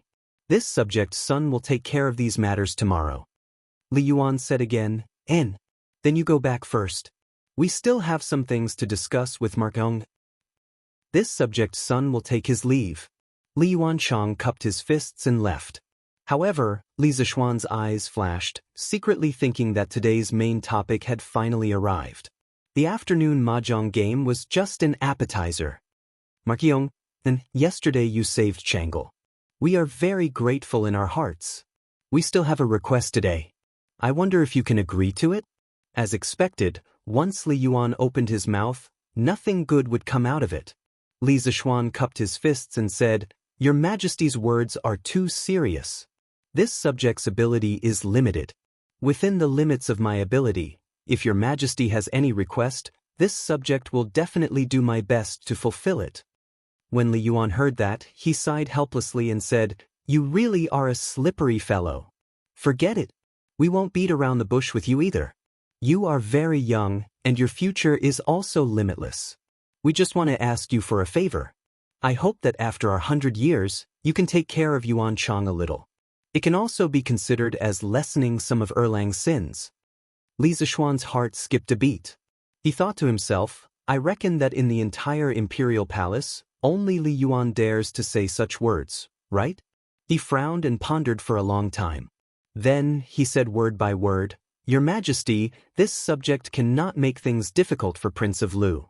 However, there is a saying, when the heavens commit a sin, it can be forgiven. When one commits a sin, one cannot live. His Highness Prince of Lu's future life and death is not in this subject's hands, nor is it in Your Majesty's hands. It is only in his own hands. Chapter 1183. Thinking about it carefully, Li Yuan had a good plan. Today, he first called Li Zishuan over to play cards, but there was another person at the table, Li Yuancheng. His goal was not as simple as it seemed on the surface. He wanted to use the card game to let Li Zishuan and Li Zishuan ease the relationship between each other, lose some money at the same time, and give some favors without leaving any trace. Finally, he would raise this request to Li Zishuan. The whole thing was one loop after another. Li Yuan's wishful thinking could be said to be well planned. Making this plan was nothing more than after hearing Li Zishuan's words yesterday, he realized the possible ending that Li Yuancheng might face in the future. As the saying goes, no one knows a son better than his father. Now in the entire Tang Empire, besides Empress Zhongxin, he was the only one who understood Li Er. He knew very well that with Li Er's style of doing things, when he rode the crane deity in the future, if Li Yuancheng still had the same temperament today, then it would definitely be an ending of brothers killing each other. That was why he said that his arrangement was to lessen Li Er's sins. But Li Zishuan would not fall for this old fellow's trick. Under Emperor Li Er's wise leadership, the Tang Empire would only become stronger and stronger. He had no need to help Li Yuancheng, this pile of mud. At that time, not only would it be a thankless task, he might even get himself into trouble. Not to mention that there was originally some unhappiness between him and Li Yuancheng. Li Yuan wanted to use this small favor from this afternoon to resolve the enmity between him and Li Yuancheng. That was undoubtedly a fool's dream. Li Yuan's gaze was like lightning, staring at Li Zishuan for a very long time. Then he muttered with a sigh, The newborn calf is not afraid of the tiger. Young people are indeed full of vigor. Actually, I don't have any other requests. I just want to entrust Ma Qiyong and to save Yuancheng's life at the crucial moment. You don't need to care about anything else. It all depends on his luck. If it was in the past, if someone dared to reject him, the other party would definitely not have a good ending. But today, his power had fallen, and he was past his prime. His heart no longer had the heroic spirit and domineering spirit of the past. Deep in his heart, he only wished for the safety of his children. The Black Tortoise Gate incident 2 years ago had not only dyed the imperial palace red with blood, it had also extinguished his lofty ambitions, causing his heart to turn to ash. Because in this world, there was probably nothing more tragic than seeing one's own flesh and blood being torn apart. It was precisely because he had experienced it that he felt fear in his heart. Li Zishuan's words a few days ago had awakened him from his drunken stupor after losing the throne. There were some things that could not be solved by running away. Li Zishuan shook his head and said, "Please forgive me, retired emperor. There are some things that I can help with, but there are some things that I really can't help with." King Lu's life was in his own hands. If he really did something outrageous in the future, no one in the world would be able to save him. "It's already late, I have to leave the city as soon as possible. I'll take my leave." After he finished speaking, he bowed, and then slowly retreated towards the outside of the hall. Li Yuan stared at Li Zishuan's back and didn't make a sound to stop him. His expression changed indeterminately, and after a long time, he lightly sighed with emotion. Brothers fighting and killing each other. Could it be that this is the destiny that I, Li Yuan's son, can never walk out of? "Your Majesty, that's all." In the Sweet Dew Hall, Zhao Song recounted everything that Li Zishuan had experienced at Li Yuan's place in detail to Li Er. Obviously, Li Er had also planted spies at Li Yuan's place. This kid actually came to the imperial palace to earn money today, and he even earned more than 5,000 strings of coins. He's really something. After listening to Zhao Song's narration, Li Er scolded with a pained expression. Li Yuan's life in his later years was extremely luxurious. That was all money that he, Li Er, had dug out from under his fingernails. Last year, when the Tang Empire's treasury was at its most difficult, Li Er did not reduce Li Yuan's expenses. Because even though he had seized the throne, Li Yuan was still his father after all. When it came to filial piety, Li Er never dared to be sloppy. Therefore, the money that Li Zishuan had won today could be said to be Li Er's money. Because most of Li Yuanchang's money was obtained from Li Yuan, therefore, in general, it was Li Er's loss. What else did Imperial Father say to Li Zishuan? Shaking his head, Li Er asked again. He valued Li Zishuan very much. Even though he was filial to Li Yuan, he still had a trace of vigilance in his heart. Now that Li Zishuan was getting closer to Li Yuan, it was inevitable that he would be wary. Zhao Song cupped his hands and answered, "Your Majesty, just now before the Marquis of Yong and left, I spent half an hour alone with him. However, as for what they talked about, this old servant has no way of knowing." Li Er closed his eyes and pondered for a moment, then waved his hand and said, "All right. We already know, you can leave first." Zhao Song cupped his hands and left. The hall fell into silence. Spent half an hour alone with him? Imperial Father, what did you tell Li Zishuan about? Li Er sat on the dragon bed, his eyes flickering as he muttered softly. On the afternoon of the second day, Li Yuanchang indeed personally brought people to deliver dozens of carriages of copper coins to Li Zishuan. The mighty fleet of carriages looked very spectacular. Han Yushi and Madame Li found out last night that Li Zishuan had accompanied Li Yuan to fight the bandits in the imperial palace and won more than 5,000 strings of coins. Therefore, today, the servants and accountants here were already waiting in formation, waiting for Li Yuanchang to deliver the money. Marquis of Yong, then, this is 5,600 strings of coins. Have someone count it. Li Yuanchang cupped his hands and said. His attitude had long since lost the rebellious attitude he had on New Year's Eve at the foot of the Cloud Mountain. Then I'll have to trouble your highness. Li Zishuan returned the greeting with a smile, then said, Your Highness King Lu keeps your word, delivering the money so quickly. This marquis deeply admires you. Come, quickly brew a cup of hot tea for His Highness to warm his body. Li Yuanchang's heart was both pained and angry, but he still concealed these negative emotions very well, not revealing the slightest abnormality on his face. There's no need. I was originally willing to bet, so there's nothing to say. On the other hand, I had no intention of offending you on New Year's Eve. I truly shouldn't have. Today I came to apologize. I hope that the Marquis of Yong and can let bygones be bygones. Seeing Li Yuanshang's refined and courteous appearance, Li Zishuan couldn't help but feel suspicious. If a person's temperament changed greatly in just a few days, then there were only two possibilities. Either his life suddenly changed and he had an epiphany, or he was forced by some external pressure to deliberately disguise himself. Based on his judgment, Li Yuanshang definitely belonged to the second situation. False feelings. This kid should have been taught a lesson by Li Yuan in private. Otherwise, why would he come to apologize today?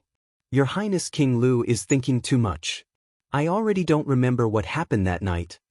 Li Zishuan couldn't be bothered to show off his acting skills with this little brat. He still had a lot of things to do. Right now, he just wanted to get rid of him as soon as possible. As long as Li Yuanshang didn't take the initiative to provoke him in the future, he definitely wouldn't take the initiative to find trouble with Li Yuanshang. Chapter 1184. San Bao, I will give you 2 bodyguards. Find a few reliable people in the residence and prepare well today. Tomorrow, you will leave for Bashu and help me find the vanadium mine. The reason why Li Zishuan didn't want to waste time with a brat like Li Yuanshang was because he had more important things to do. This more important thing was to continue building his industrial blueprint. Looking back at his actions in the first year of Xingguan, other than the big event of Yanhuang College, he had only done some experimental experiments, such as voltaic batteries, telegraph machines, electric lamps, generators, and so on. Among them, some things had already been created, while some were still in the theoretical stage due to various practical reasons. But in general, these things had yet to be mass-produced.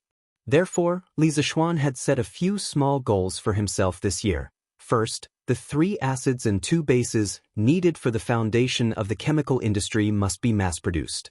Second, the hydropower station on the Ba River must be started. It could be completed, but it must be started this year. Third, the generator must be built successfully. Although the first-generation generator might be ugly, cumbersome, expensive, inefficient, and unstable, these weren't problems. The first-generation generator was just a transition. Once the first-generation generator was installed on a stone culvert or a small dam, it would be able to generate electricity. With electricity, it could be refined into copper, and this was the time to prepare for the second-generation generator. Once there was a stable and efficient second-generation generator, he could continue to develop technology. Fourth, he would start to focus on developing the metallurgy industry. In this year, he would send people out to search for all kinds of metal deposits. Then he would use the copper, iron, coal, and so on in his hands to produce crude copper, crude iron, and other metals. Then he would use electricity to refine all kinds of metals, and finally produce all kinds of alloy steel. Fifth, with the alloy steel and electricity, he could consider manufacturing the mother machine, the machine tool. At that time, Tang Dynasty's industrial foundation would undergo a qualitative leap. Then all kinds of advanced technological products would become possible. Well, from the looks of it, the second year of Xingguan was definitely a full year for Li Zishuan. His schedule couldn't be more full. Young master, what does the vanadium mine look like? San Bao frowned and asked. Before the new year, San Bao, Ah Fu, and the rest had stayed in the workshop for a period of time because they were making fireworks. It could be said that they had gained experience at the basic level. Most importantly, Fubin could not leave the Xianxia mine. Otherwise, that lad would definitely be more experienced in finding ores. Li Zishuan took out a small booklet and handed it to San Bao. I have recorded the appearance and characteristics of the vanadium ore here. Prepare well today. It would be best if you can set off tomorrow. San Bao took the booklet and flipped it open. There were colorful illustrations with textures and lines, as well as some descriptive words. It was really quite detailed. He closed the booklet, scratched his head, and smiled. Young master, it's a good thing that I've been learning to read since last year. Otherwise, San Bao wouldn't be able to understand a single word on this. Li Zishuan laughed and said, Young master, I told you to study more when you had nothing better to do. It was still useful, right? San Bao nodded and said, Yes. It was useful. This time, San Bao will bring a dictionary to Sichuan. If I come across words that I don't know, I can look it up myself. Now, because of the widespread distribution of the Tang Dynasty dictionary, more and more people in the Tang Dynasty could read.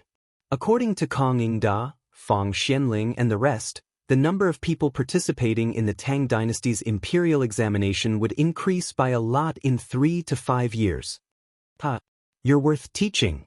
Li Zishuan laughed heartily and said, Sanbao, this mind search is also a kind of experience for you. In the land of Sichuan, all kinds of forces are tangled and complicated. You all need to be careful on this trip and try not to provoke the local forces. Once you have ascertained the location of the vanadium mine, come back immediately. At that time, this young master will naturally ask His Majesty for an imperial edict and then open the mine legitimately. The ancient Sichuan referred to the modern Sichuan basin and some of its neighboring areas. It was not only a geographical concept, but also a cultural one. The land of Sichuan was surrounded by mountains. To the north was the Qinling Mountains, to the northwest was the Qinghai-Tibet Plateau, to the south was the Yungui Plateau, and to the east was the Yangtze River. It was very inconvenient to travel outside. In the north, only the Baxi and Ziwu roads were connected to Guangzhou and Guangdong. In the south, there were many valleys, and in the east, there were mountains. The east sewer was also very dangerous, and only the western plains were slightly more convenient. Hence, the land of Sichuan became a relatively isolated geographical unit far away from the mainland. Although the Bashu region had been incorporated into the political system of the Central Dynasty a long time ago, due to the geographical isolation and the distance from the political center, as well as the large number of Di, Chang, Man, and Liao clans living in Bashu and around the basin, the land of Bashu had actually become the edge of the dynasty. In this place, sometimes, the words of a clan leader might be more useful than those of Li Er. Since the Han Dynasty, the Sichuan region had many separatist regimes and large-scale rebellions. Hence, it formed the impression that the people of Sichuan were chaotic, especially the local powers represented by the Sichuan tribes, which were said to be strong. At the end of the Sui dynasty and the beginning of the Tang dynasty, the world was in turmoil. However, the land of Sichuan was relatively peaceful. However, that was only relative to the outside. Inside, there were many powers. Especially between the various tribes, the relationship between the powers was really complicated. In the future, if a vanadium mine was found in Sichuan, how to mine it peacefully would be a tough problem. San Bao obviously understood the importance of this matter. At this moment, his face was not as happy as before. He nodded and cupped his hands. Young master, don't worry. I will be careful. Li Zishuan patted San Bao's shoulder and encouraged him. San Bao, do well. If you do well, I will be assured to give you more important missions. As for you, you will also be able to enjoy endless wealth. To his own employee, it was necessary to give him some chicken soup for the soul. As expected, San Bao was instantly pumped up. He held his head high and said, Young master, San Bao doesn't want wealth. As long as I can help you do your job, San Bao is satisfied. But stop sucking up. Go and prepare. Li Zishuan laughed and said, Young master. San Bao left. Li Zishuan was deep in thought. The metallurgy industry in Tang Dynasty was not very developed. The metals that had been mined were gold, silver, copper, and iron. This was definitely not enough. It seemed like he had to train a group of talents to search for ores all over the country. Chapter 1185. On the third day after the imperial edict was issued, Longtime County's county magistrate he personally came to Yunshan Villa to visit Li Zishuan. It wasn't a good time to have conflicts with Li Zishuan, but every year at the beginning of the year, whether it was the imperial court or the local government, they would be very busy, so Mr. He immediately came over when he was free. Greetings, Smart. At the beginning of the new year, the government office was very busy. After knowing that the entire Longtime County would be in theft, I didn't come to visit immediately. I hope that Marquis will forgive me. County magistrate he was a middle-aged scholar who was close to 40 years old. He had a small beard on his chin and his body wasn't as fat as most officials. His moderate and serious image gave people a good impression. Li Zishuan's initial fief was within the borders of Longtime County, and he had met County Magistrate He a few times. The imperial edict for the fief had already been issued 2 days ago, and County Magistrate He only came to visit him today. Li Zishuan wasn't angry, and instead, he felt a bit of admiration. He didn't like those officials who only knew how to flatter. His subordinates only needed officials who could do things. County Magistrate He is too polite. Official matters are more important. I'm grounded in Yunshan anyway, so I can't run away even if I want to. County Magistrate He smiled and said, he is joking. His Majesty grounded you in Yunshan not to punish you, but to give an explanation to others. Li Zishuan smiled and didn't say anything. He didn't dwell on this issue. He extended his hand and made an inviting gesture and said, "There's a lot of wind in the hospital. County Magistrate He, please come in and talk." "Marquis, please." County Magistrate He was obviously very sensible, so he modestly declined. Li Zishuan smiled and took the lead to walk in. After the two entered the house, Li Zishuan asked someone to brew a cup of hot tea for County Magistrate He. After the hot tea was served, County Magistrate He took out a gray package from behind him and opened it on the table. He then smiled at Li Zishuan and said, "Marquis, this is the name list of all the citizens of Longtime County, as well as the tax revenue of Longtime County for the past 3 years, including agricultural tax and business tax. If you have the time, you can take a look at it. If there are any problems, you can send someone to summon me at any time." After the entire Longtime County became Li Zishuan's fiefdom, not only were all the people and officials in the county under the jurisdiction of Li Zishuan, all the taxes collected every year in the county would all belong to Li Zishuan. It was not an exaggeration to call Li Zishuan the local tyrant of Longtime County. That was why County Magistrate He handed over the household registration of all the people in Longtime County as well as the annual revenue of the county government to Li Zishuan. This was because from today onwards, Li Zishuan would be the highest-ranking official of Longtime County. Li Zishuan did not look at the name list of the people. He opened the account book at the back and scanned through it. He could not help but frown. Longtime County alone collects about 100,000 dan of agricultural tax and 1,000 strings of business tax every year. County Magistrate He's eyebrows twitched. He thought that Li Zishuan felt that the taxes collected were too little, so he hurriedly said, "Marquis, the tax system used by Longtime County for the past 2 years was issued by the imperial court. In addition to the poor harvest, the people are already suffering. It is not easy to collect so much agricultural tax. I hope that Marquis will not increase the taxes on account of the people's suffering." Li Zishuan did not know whether to laugh or cry as he said, "When did I say that I want to increase the taxes? I was just lamenting that Longtime County's agricultural tax is so high, but the business tax is so little. 100,000 dan of grain, according to the current market price, was only 5,000 strings of business tax. But the business tax was only 1,000 strings of business tax. Was this not a joke? In the modern era, even if it was a poor county, the business tax would not be collected so miserably." County Magistrate He heaved a sigh of relief. He then looked at Li Zishuan with a strange gaze and replied, "Marquis, Longtime County is adjacent to Cheng. Merchants usually go to the east and west to do business. Although there are various shops in Longtime County, it is not easy to collect so much business tax in a year." Actually, what County Magistrate He said was only one of the reasons. The reason why the business tax was lower than the agricultural tax was because of the business tax system of this era.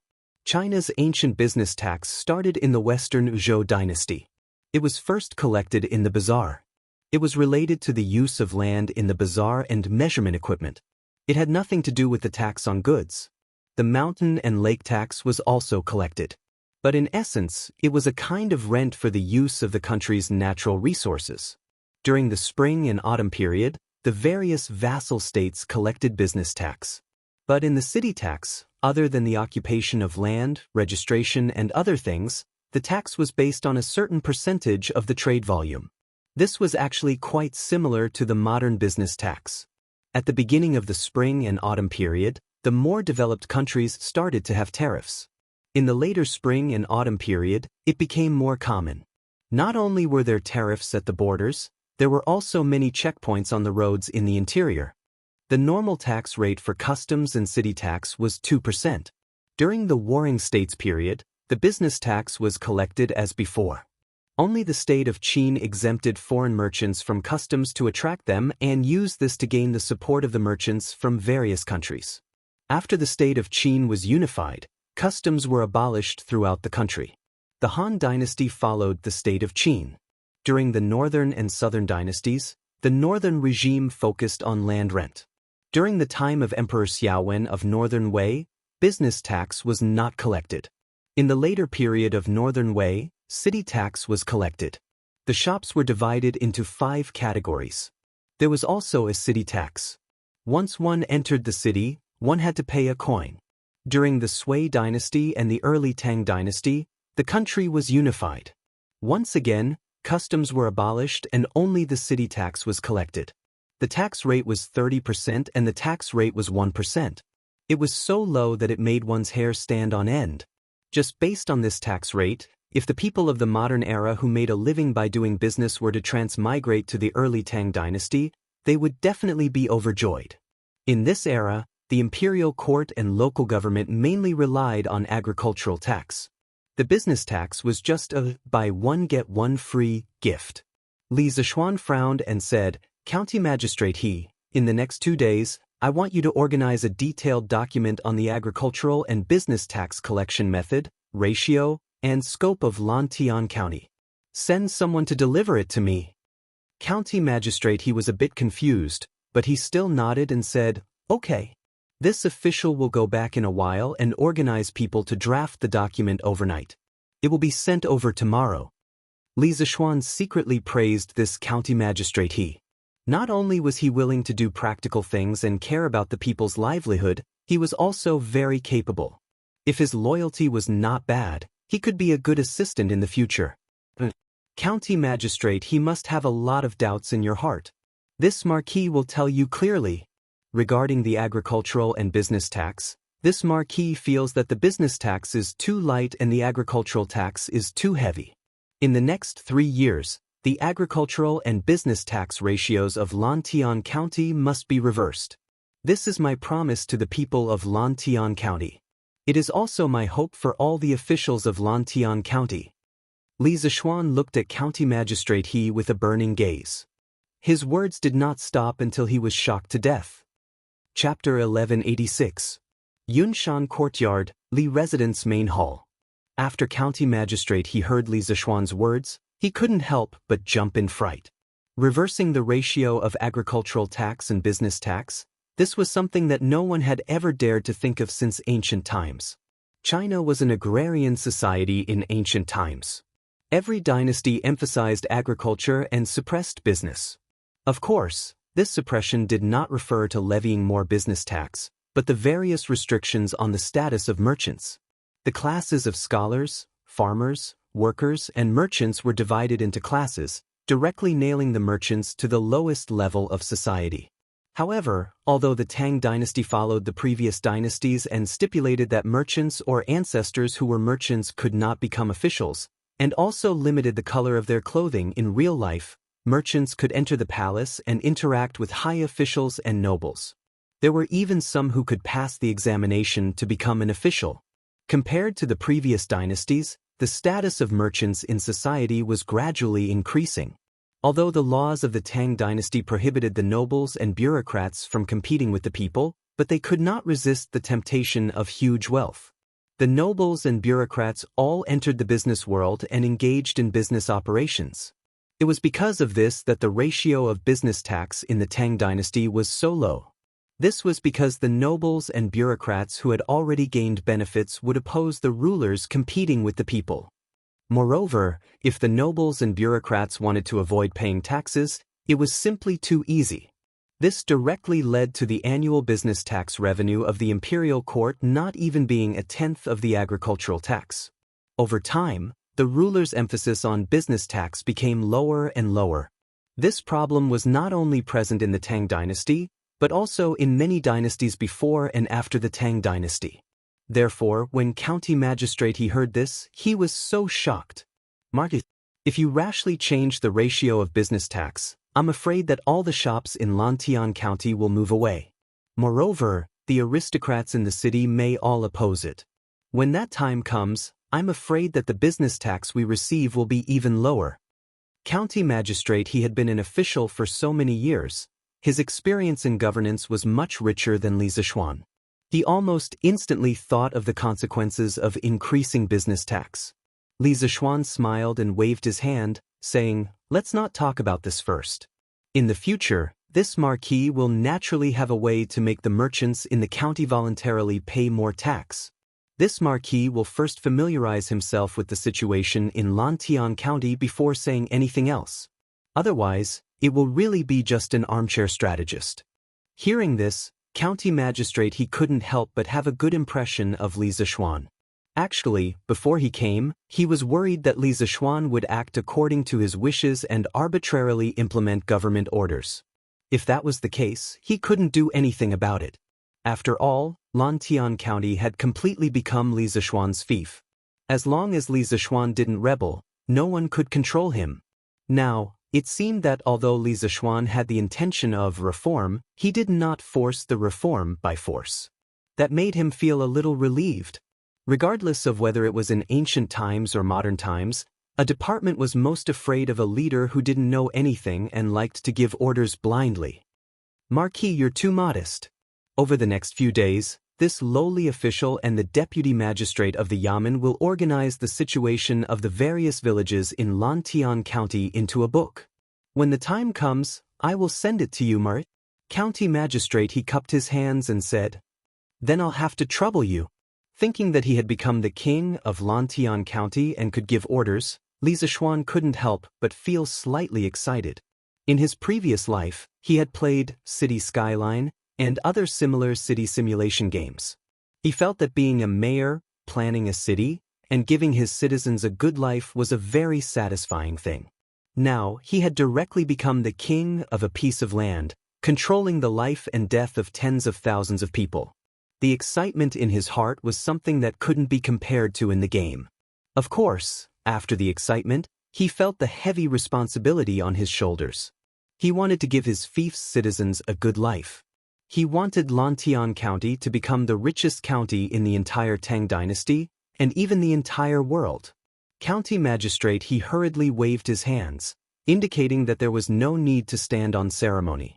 Then he seemed to have thought of something and said, "Right? The location of your residence in the county has already been planned. The county yamen will be recruiting craftsmen to help you renovate the residence. If you have any needs or requests, just send someone to inform this lowly official." Although Li Zixuan had residences in Chang'an and Yunshan, now that he had been granted the entire Longtime County, he had to buy a residence in the county. Firstly, it was to announce his identity as the owner of Longtime County. Secondly, it was to make it easier for the county yamen officials to report to Li Zixuan. Li Zixuan thought for a while and said, "There's no need for the county yamen to provide manpower or money. This marquis will send someone to build it myself in a few days.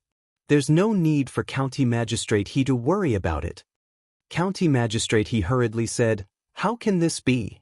Since marquis has been granted the title of Longtime County, renovating a residence for marquis is the responsibility of the yamen.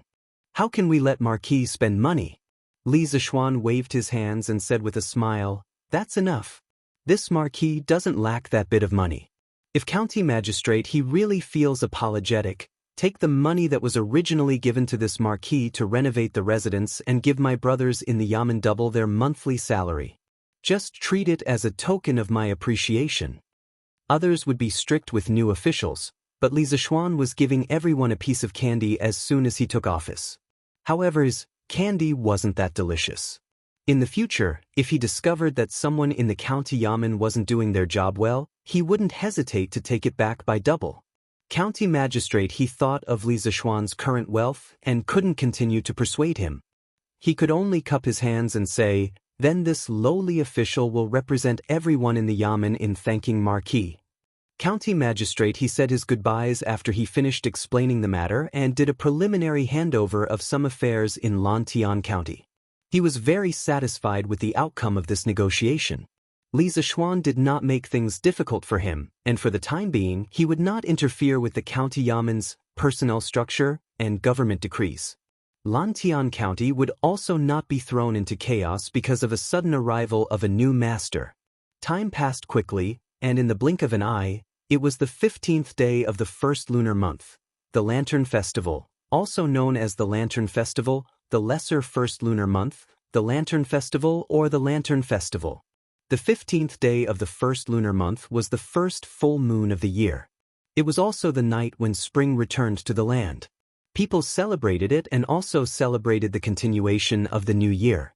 Sima Qian created the Taichu calendar and listed the Lantern Festival as a major holiday. Since the Sui, Tang, and Song dynasties, it had flourished. Fiery trees and silver flowers combine, the iron locks of the Star Bridge open. And Qin left with the horse, and Ming Yu chased after the man. The roaming horsemen all trotted to the Li, and the song ended with the plum blossoms. Gold doesn't stop the night, and jade doesn't rush it. From the Tang people's 15th night of the first lunar month, one could roughly see how the Tang people celebrated the Lantern Festival. Actually, since the 14th night of the first lunar month, Chang and city had already lifted the curfew. On the 14th, 15th, and 16th, the people in the city could go out to enjoy the lanterns for 3 consecutive nights. It was called night release. Therefore, in these rare 3 nights, from the nobles to the peddlers, everyone went out to enjoy the lanterns. As a result, the streets of Chang and city were filled with people and carriages. It was very lively. As for Li Zishuan, because he was trapped in Yunshan, he naturally couldn't feel the liveliness in Chang and city last night. However, early in the morning, someone rushed from Chang and city to Yunshan. Chapter 1187. Qingqian? Why are you here? That's right, Li Qingqian came to Cloud Mountain near noon. Little Xian, I'm here today to ask for a favor. Li Qingqian said with a chuckle after entering the main hall. Li Zishuan shook his head helplessly and said, Qingqian, just say what you want. I can't bear such words.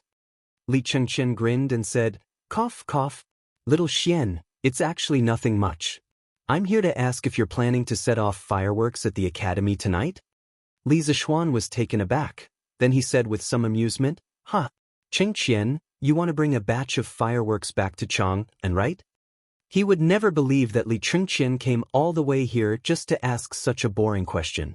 The only possible explanation was that this fellow was here to ask for fireworks.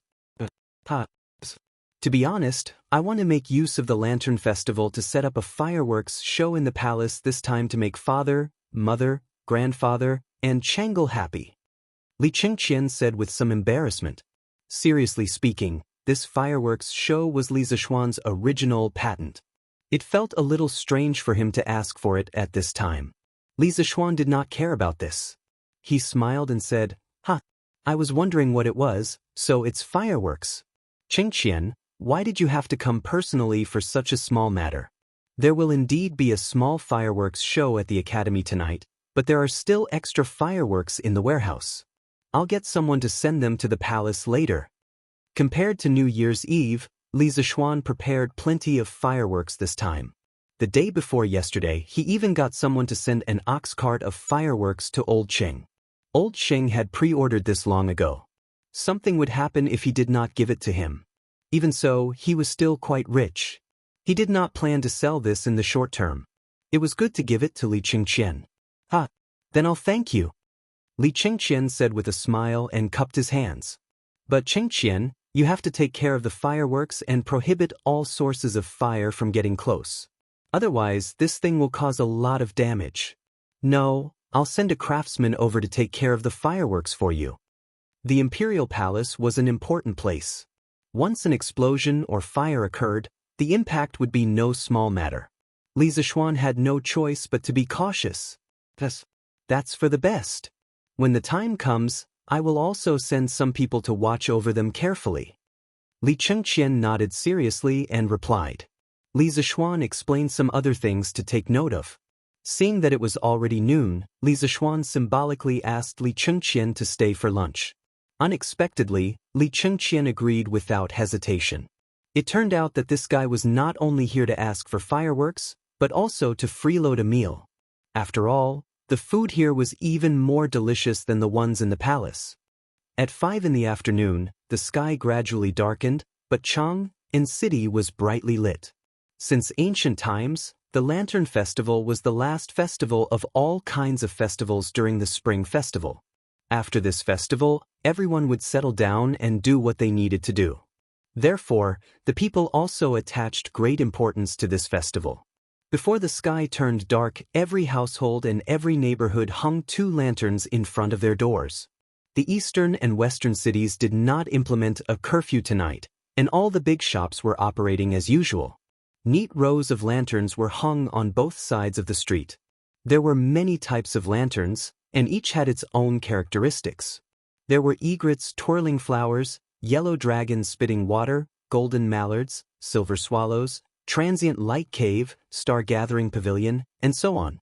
It was dazzling.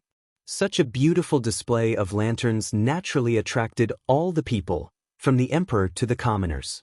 When the sky turned dark, the city was immediately filled with carriages and horses. No one cared about the people. The families of the kings and lords made merry on horseback, praising and competing with each other. The scholars all composed poems to record the event. After dinner, most of the commoners in Chang'an city brought their families out to shop.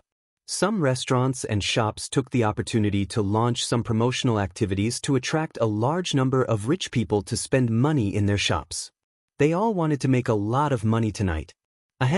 Except for the men who would go out, the women also went out tonight. According to records, on the night of the Shangyuan festival, Chang'an city was as bright as day. The mountain shed was more than 100 feet high. After the divine dragon, there were many decorations. Scholars and women all went out at night, and the roads were blocked by carriages and horses. The Lantern Festival was also known as the Valentine's Day in ancient China. The beauties in ancient times were usually very honest. Basically, they lived a monotonous life of not going out of the house, not going out of the house. They were watched too strictly. However, it was different during the Lantern Festival. Not only could they go out of the house, but they could also go out at night. This made the ladies very excited. Therefore, many Tang poems left verses of beauties playing and looking at the lanterns during the Lantern Festival. There are many beauties on the river and bridge. There are many fragrant carriages on the road, the South Mo black silk ride, the East neighbor pink dress, and so on. As a result, the night of the Shangyuan festival was even more lively. Everywhere in Chang'an city could be seen children chasing each other, girls playing, and single men giggling. On Yunshan Mountain, the festive atmosphere was also quite strong. Although the number of lanterns was definitely not as many as those in Chang'an city, the variety was not inferior at all. The entire Yunshan Mountain was decorated and surrounded by lanterns. Looking up from the bottom of the mountain, it was as if there was a dreamy fairy palace on the mountain. Chumo, why don't you go back to Chang'an for the festival? Maybe you can bump into a lady on the street. If you two catch each other's eye, Uncle Cheng will be very gratified. After Li Zishuan came to the brightly lit academy, he met Cheng Chumo, Li Tai, Sun Zifan, and the others who were fighting bandits on the lawn in front of Guanghua Building. He couldn't help but make fun of them. There was no other way. Cheng Chumo was the only leftover man among them. If he didn't make fun of him, who else could he make fun of? What lady? Pair of sharp. Cheng Chumo didn't hear too clearly. He saw that Li Tai in addition to a pair of Ks and quickly threw out a pair of As. Can't afford it. Li Tai replied subconsciously. Lady. Pair of As. Can't afford it. On the other hand, Li Zishuan was dumbfounded and almost laughed out loud. Because the unintentional conversation between these two guys reminded him of some modern jokes. Cough, cough. He coughed twice and shook off the nonsensical thoughts in his mind. Then he repeated the words just now to Cheng Chumo. Lady? Forget it.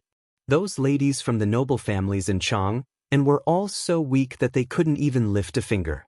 They were so weak that they couldn't even stand a gust of wind. Fighting bandits is more fun. 3, 4, 5, 6, 7 straights. Chung Chumo curled his lips and complained. In the blink of an eye, he continued to join the battle. Chapter 1188. Yamacho, will there be lanterns at the academy tonight? After the game, a piece of paper appeared on Chung Chumo's forehead. While the cards were being shuffled, Li Tai raised his head and asked Li Zishuan. Of course. Not only will there be lanterns, but there will also be riddles. The riddles will begin at 5:45 p.m. Li Zishuan nodded. Riddles?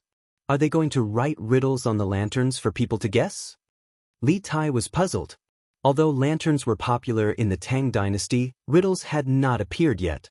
Riddles were riddles written on lanterns. They originated from China's folk and were later turned into riddles by scholars. They had a long history in China.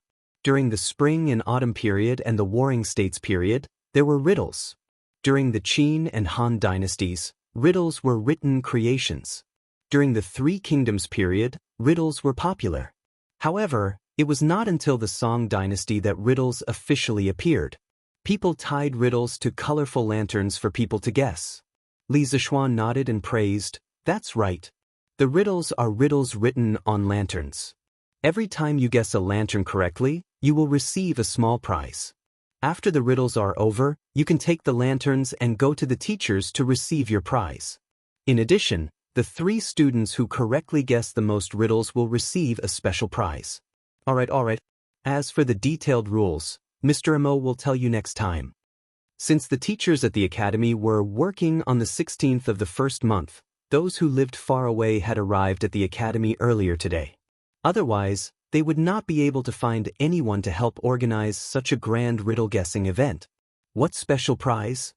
Cheng Chumo's eyes lit up as he asked. Li Zishuan rolled his eyes and said unhappily, "No matter what the prize is, what does it have to do with you?" He did not believe that this idiot could get first place in the riddles. Feeling Li Zishuan's contempt, Cheng Chumo said unhappily, F***CK. Yamacho, what do you mean by this? Although I'm not good at all subjects, I'm definitely better at guessing riddles than Qin K, okay? I've been playing with this since I was a child, and I'm tired of it. He didn't know if this idiot was bragging or not, but strangely, Li Tai didn't refute him. However, Li Zishuan definitely didn't believe this idiot. He curled his lips and said, "Enough. Brat, keep bragging. You guys continue playing, I'm going to look for Mr. Mo." At 5:45 p.m., the riddle-guessing competition began on time. There were 5 lantern matrices set up in 5 different places in the academy, which meant that tonight's riddle-guessing activity was divided into 5 teams. The students could choose any team to participate in the riddle-guessing activity. After all, there were quite a number of students in the academy at this time. If they were all placed together, it would seem very crowded. In every square array of lanterns, there were more than 10 teachers from the academy maintaining order and tallying the results. Li Zishuan was not bluffing when he said that the top 3 students with the best results would receive special rewards.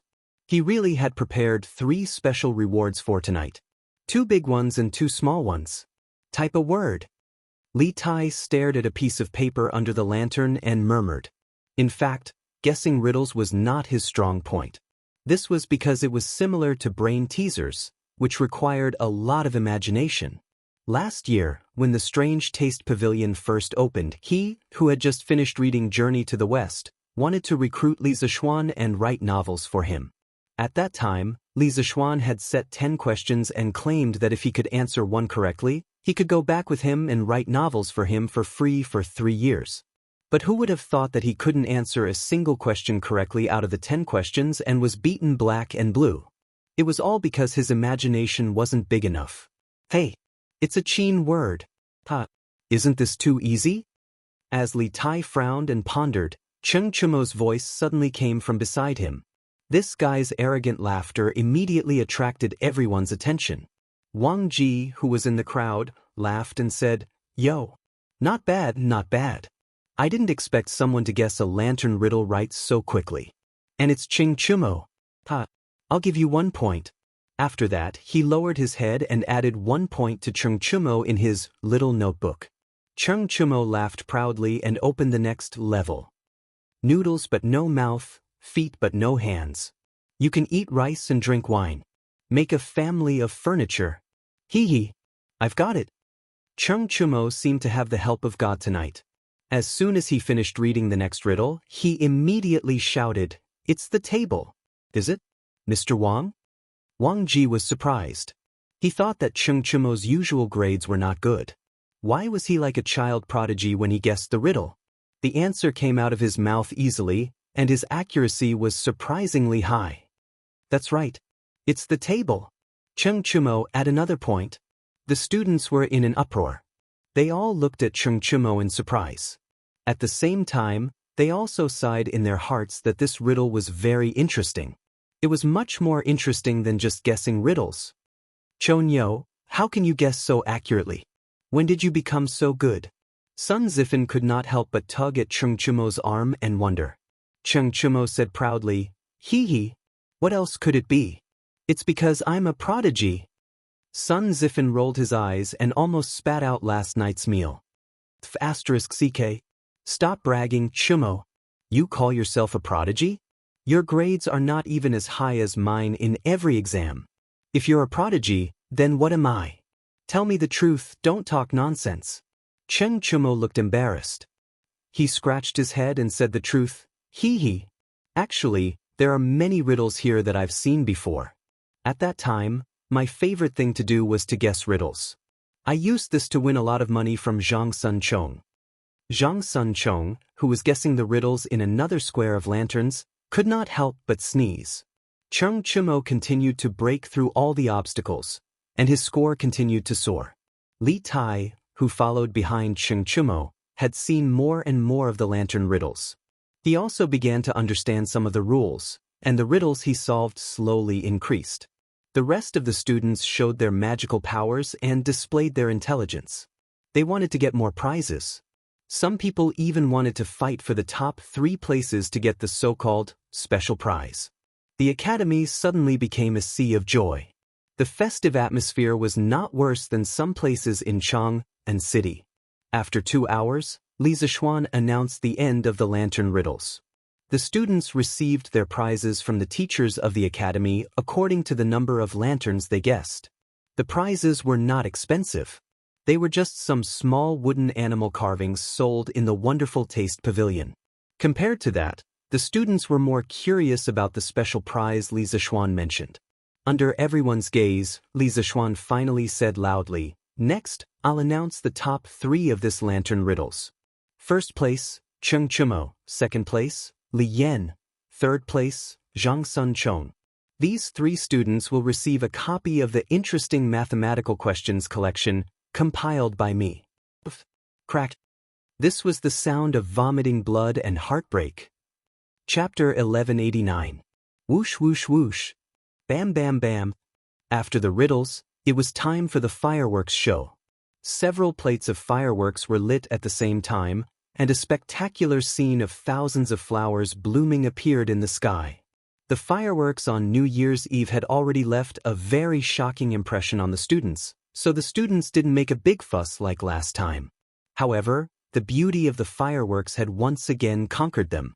At this moment, the students were all looking up at the colorful fireworks in the sky, dazzled and dazzled.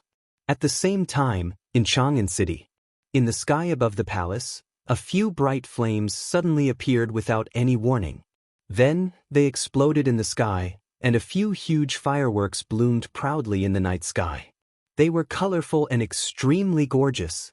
The ever-changing fireworks gracefully unfolded her smiling face in light yellow, silver, green, light purple, clear blue, and pink. It was too beautiful to behold. The petals fell like rain, falling one after another. People seemed to be able to touch them, but when they stretched out their hands, they couldn't touch anything.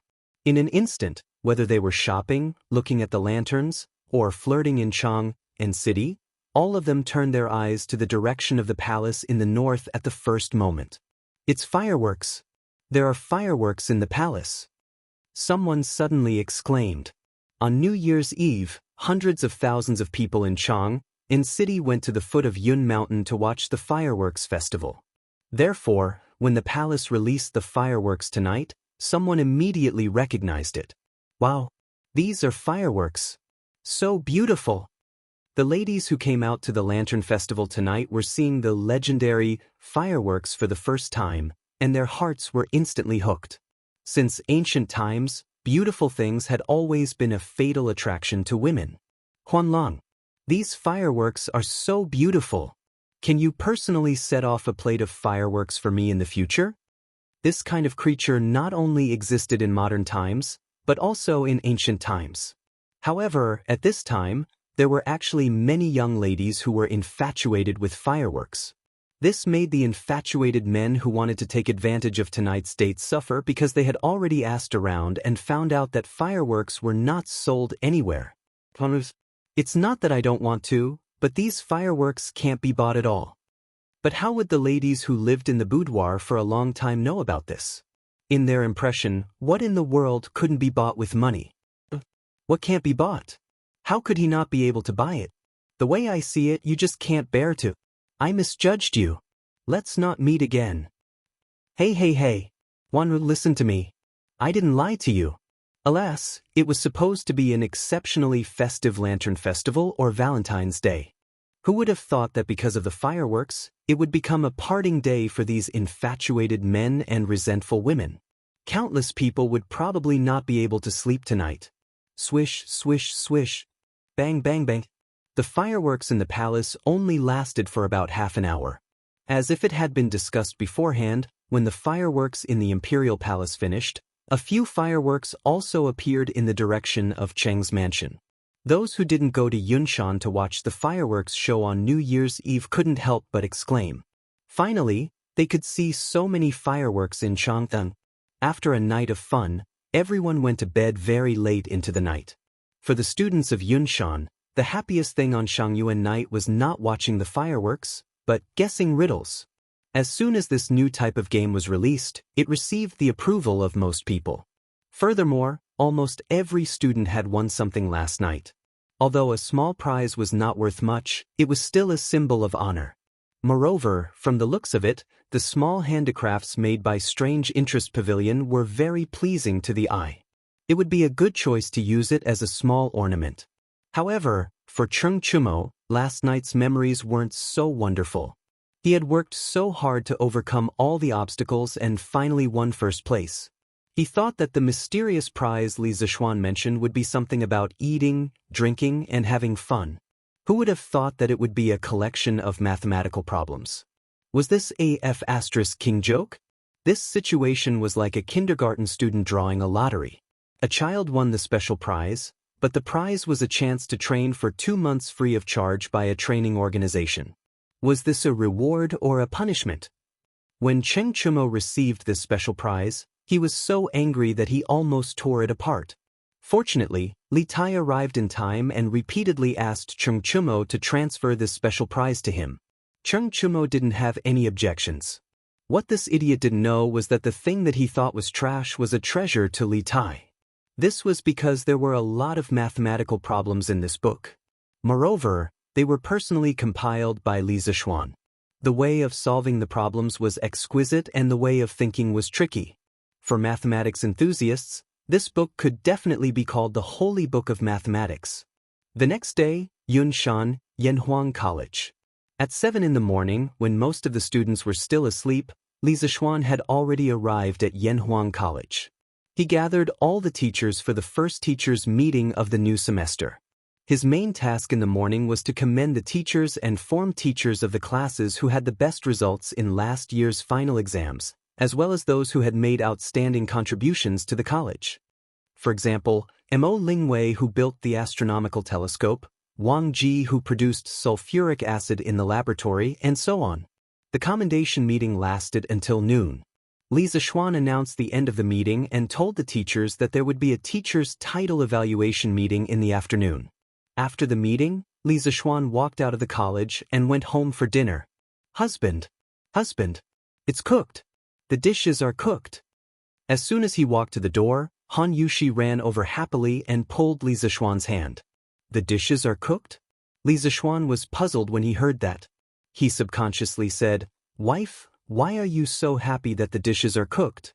Let's go in and eat." Speaking of which, he thought that the dishes for lunch were cooked. Unexpectedly, Han Yushi quickly shook her head and tried to explain to Li Zixuan in detail, "Husband, that's not what I meant. It's the greenhouse behind our courtyard. Most of the vegetables inside are already cooked. Especially the cucumbers, they've already grown so long." As Han Yushi spoke, she gestured with her hands.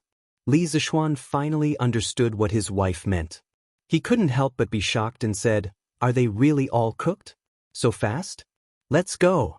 Wife, let's go to the greenhouse to harvest the vegetables." In his previous life, he was the son of a farmer. In this life, he still had a special feeling for the land. Now that he had grown vegetables in the greenhouse, it could be said that he was bursting with a sense of accomplishment. Chapter 1190. Not bad, not bad. Let's have a plate of cucumber salad with vinegar and minced garlic for lunch. It's delicious. Li Zixuan followed Han Yushi to his own greenhouse. What he saw was a patch of green. There were mustard greens, spinach, shepherd's purse, leeks, onions, lentils, eggplants, and cucumber sprouts climbing on the rattan frame. Seeing so much green in the middle of winter, his mood immediately improved. Spinach was brought back by Zhang Qian from the western regions during the Han dynasty. Lentils were originally from India and were introduced during the Han and Jin dynasties. Eggplants were originally from Southeast Asia and India and were introduced to China during the Jin dynasty. Emperor Yang of the Sui dynasty was especially fond of it and named it Kunlun purple melon. Although the variety of fruits and vegetables in the Tang dynasty was not as much as in modern times, it was definitely not a small number. Looking at the variety of vegetables in front of him, Li Zixuan was very satisfied. When they had hot pot before the new year, the vegetables in it were just bean sprouts and tofu. Now that the vegetables in the greenhouse had matured, they could finally have a good combination of meat and vegetables when eating hot pot later. Husband. Han Yushi nodded and went in to pick the cucumbers. Although it was cold in winter and inconvenient to eat cucumbers, for the Li family who had heating, let alone cucumbers, they could even eat watermelons. Wow! He was actually able to grow vegetables in winter. Xiao Xian, your greenhouse is really amazing. After knowing that some of the vegetables in the greenhouse had matured, Li Jingma, Mrs. Li, and the 3 members of the Yi family hurried over to take a look.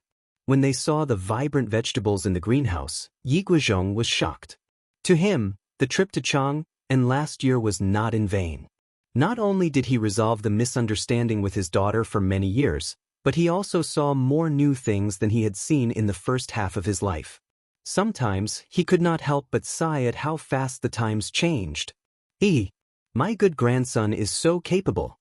He did all the things that others would not even dare to dream of. Mrs. Yi looked at Li Zixuan proudly and praised him. Yi Fashion personally went up to take a look at the vegetables in the field. He pursed his lips and didn't say anything. This old-fashioned brat still felt that Li Zixuan had violated the natural laws of spring planting and autumn harvesting. At noon, a hot pot was set up in the courtyard again. Lan, who used to have a special fondness for mutton rolls, only ate spinach, shepherd's purse today, especially the cabbage. The tender leaves were boiled in the hot pot for a moment, then dipped in the dipping sauce bowl and put into the mouth to chew. It could be said to be fresh and juicy, perfectly neutralizing the saltiness of the dipping sauce. At the end, there was still the sweetness of the cabbage juice at the root of the tongue. It was simply an endless aftertaste. Brother, this dish is too delicious. How come Lan has never eaten such delicious spinach before? It wasn't that the world had changed too quickly, but that the Great Tang didn't have any vegetables in the past during the winter. Li Zixuan smiled indulgently and said, Eat more if it's delicious. The cabbage in the greenhouse in our backyard is all yours. Lan smiled sweetly and very contentedly dipped some cabbage leaves into the hot pot with her chopsticks. Old master, how do the cabbage and spinach taste? Mrs. Li suddenly asked. She looked at Li Jingma, who was also busy dipping the cabbage, and smiled meaningfully. Fragrant. Really fragrant. Fragrant and sweet. This cabbage is much better than the cabbage at the end of autumn. And this cucumber, crispy and refreshing, it's really top grade. I didn't expect to be able to eat cucumbers in the harsh winter. It's really delightful. Li Jingma, who was eating very happily, didn't notice that Mrs. Li's smile was a little strange. He sighed a lot and didn't expect to be mercilessly interrupted by Mrs. Li. If I remember correctly, when Xian wanted to build a greenhouse to grow vegetables, someone said that if vegetables could be grown in the greenhouse in winter, he wouldn't eat a single one even if he starved to death. The room suddenly fell into a strange silence. Everyone put down their chopsticks and looked at Li Jingma with sparkling eyes. Obviously, everyone remembered who had said those words at that time. Cough, cough. Eat quickly. Eat quickly. Today's food is so delicious. Don't waste it if it gets cold later.